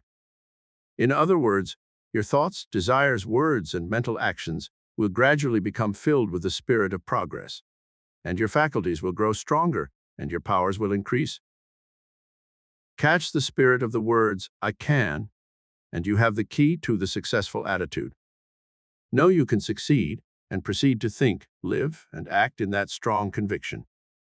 You may search everywhere, anywhere, to discover the mystic secret of success, only to find that in the end, it is all contained in these two little words, I can. Modern psychology has discovered that the person who thinks he can will speedily develop the power that can. This is a demonstrable law of the mind. Persistently think you can do what you want to do, and it will not be long before you find yourself actually doing that thing. There is no miracle about it. The law works that way. The principle involved is that if the I can attitude is adopted, the mind will proceed to direct all energies into those faculties which are employed in doing that which it is desired to accomplish, and steadily build them up until they become large enough and strong enough actually to perform what previously appeared to be impossible. When Napoleon sought to conquer Italy, he was faced with an apparently insurmountable obstacle, the towering Alps. They were considered by the people who lived around them to be absolutely unscalable. But the words I can't were not in Napoleon's mind. He, being determined to conquer, persistently said to himself, "I can." His descent on the other side of the mountains so surprised the people in that country that they were practically conquered without opposition. The shock of his doing what was deemed impossible took away their power of opposition. Thus, his greatest obstacle proved his sure means to victory. So it is with all difficulties. Obstacles viewed from a higher point of view are invariably stepping stones to success. John Bunyan was thrown into prison, and while imprisoned there he faced a problem equal to the Alps. He wanted to continue with his religious work. He was not easily defeated, so on the twisted paper that was brought to him as a cork in the milk jug, he wrote his immortal Pilgrim's Progress. This book alone has reached more people than he could have ever preached to in a whole lifetime. Obstacles serve as an opportunity to call up our latent powers. They draw us out and make us strong. They lead us to the goal we have in view. When you are up against it, when you desire to progress, declare to yourself these words, "I can." Remember, those simple words contain the magic formula to all success, and no goal worthwhile has ever been won without the realization of them. One's state in life is largely determined by one's mental attitude. Men radiate discouragement, gloom, and failure because they accept the "I can't" attitude. Others positively emanate success through a cheerful, confident, energetic "I can" attitude. We meet them everywhere. One gravitates to conditions of adversity, ill luck, and misfortune. The other attracts the very best and rises on and on to success. The negative, weak one, the "I can't" individual, repels us. We instinctively shun him. That is the law warning us to avoid him, because he is out of tune with the divine order of things. On the other hand, the strong type of "I can" individual attracts and draws us to him. He is optimistic, and we are glad to associate with and to do business with him. Everyone has his own individual atmosphere, the same as a flower has its aroma. So let us seek to build up a strong, positive "I can" attitude, which will lead us to success. In all circumstances, you are greater than the things or the conditions. If not actually, you are potentially. Whatever you aim at, be certain of winning. Aim high, aim well, and your mistakes will come few and far between. Keep the "I can" attitude, affirm it constantly. You will succeed. You are bound to win. John D. Rockefeller states, "The man who starts out with the idea of getting rich won't succeed. He must have a larger ambition. There is no mystery to business success. If he does each day's task successfully, stays faithfully within natural operations of commercial law, and keeps his head clear, he will come out all right." The next step is to encompass your life, or to state your ideal or your objective. Make a mental picture and hold in mind that which you are aspiring to achieve. Begin with a persistent effort to work towards the final goal. Life, after all, is just like a series of many steps. Each step may provide you with new problems, but as you meet each new problem, keep your eye ever fixed upon the top, your objective, your aim, your goal. No matter how crude or how poor your first efforts may be, they are but the beginning. You may not compare yourself with another. Everyone has had to commence at some time at the very bottom. In the meantime, know that you cannot fail until you give up. You never can fail if you never give up. Keep on trying. Each effort produces some result. Success, after all, is only the collection of many good results. "Never leave till tomorrow that which you can do today," said Benjamin Franklin. The worst enemy you will encounter on life's highway is within your own self. Its name is procrastination. Procrastination kills ambition. It gets one into the habit of indecision, which causes failure. Practice making your decisions clearly and promptly. Take care of the little questions that come to you, and they will automatically take care of any other big questions, should they arise. One who cannot decide for himself clearly subordinates his judgment. He becomes receptive to the racial thought around him, and then he becomes one of the masses and can attract only what the masses supply. What do you do with your spare time? How do you spend it? Where do you spend it? Do you give it any value? In these days, much profit and sometimes the whole success depends upon the using of the odds and ends, the so-called byproducts. Byproducts are something apart from the main article manufactured, and yet they have a value of their very own. All types of big business have their byproducts, odds and ends, that pay them well. The armor meat packing company uses all their byproducts to advantage. From the pigtails to the hair, there are endless byproducts. The pigtails are dried and sold as a delicacy. The hair is made into brushes and strong rope. Now, if armor neglected to use the byproducts, there would be a great difference in the amount of dividends they pay their stockholders. The point for us is this: we may not be manufacturers like the armor meat packing company. We are dealers in time. Our success depends upon the use of our time and its many byproducts, which we call odd moments. What about those odd moments? The real success of some started in the odd moments. What one does with his spare time not only is clear profit, but it increases his mental activities.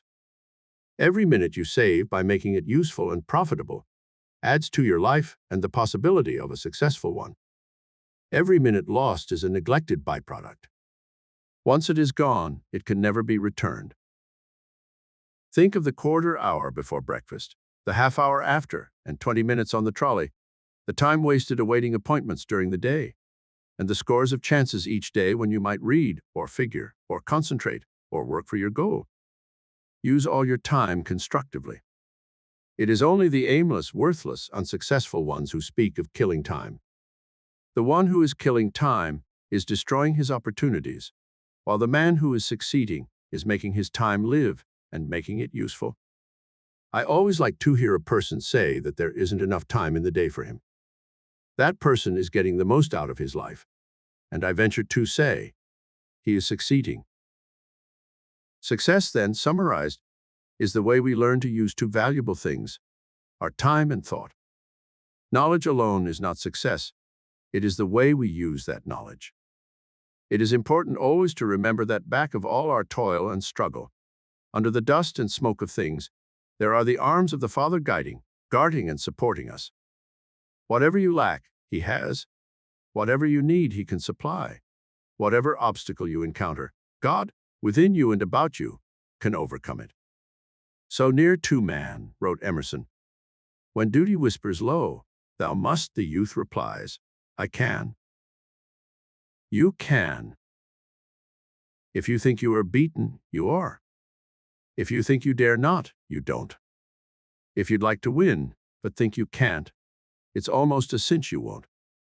If you think you'll lose, you're lost. For out in the world we find. Success begins with a fellow's will. It's all in the state of mind. If you think you're outclassed, you are. You've got to think high to rise. You've got to be sure of yourself before you can ever win a prize. Life's battles don't always go to the stronger or faster man, but soon or late the man who wins is the man who thinks he can. This recording of Working with the Law, Powerful Principles for Abundant Living by Raymond Holliwell was presented by David DeAngelis. Sound recording copyright 2022 and produced by DeepSend Limited 2022.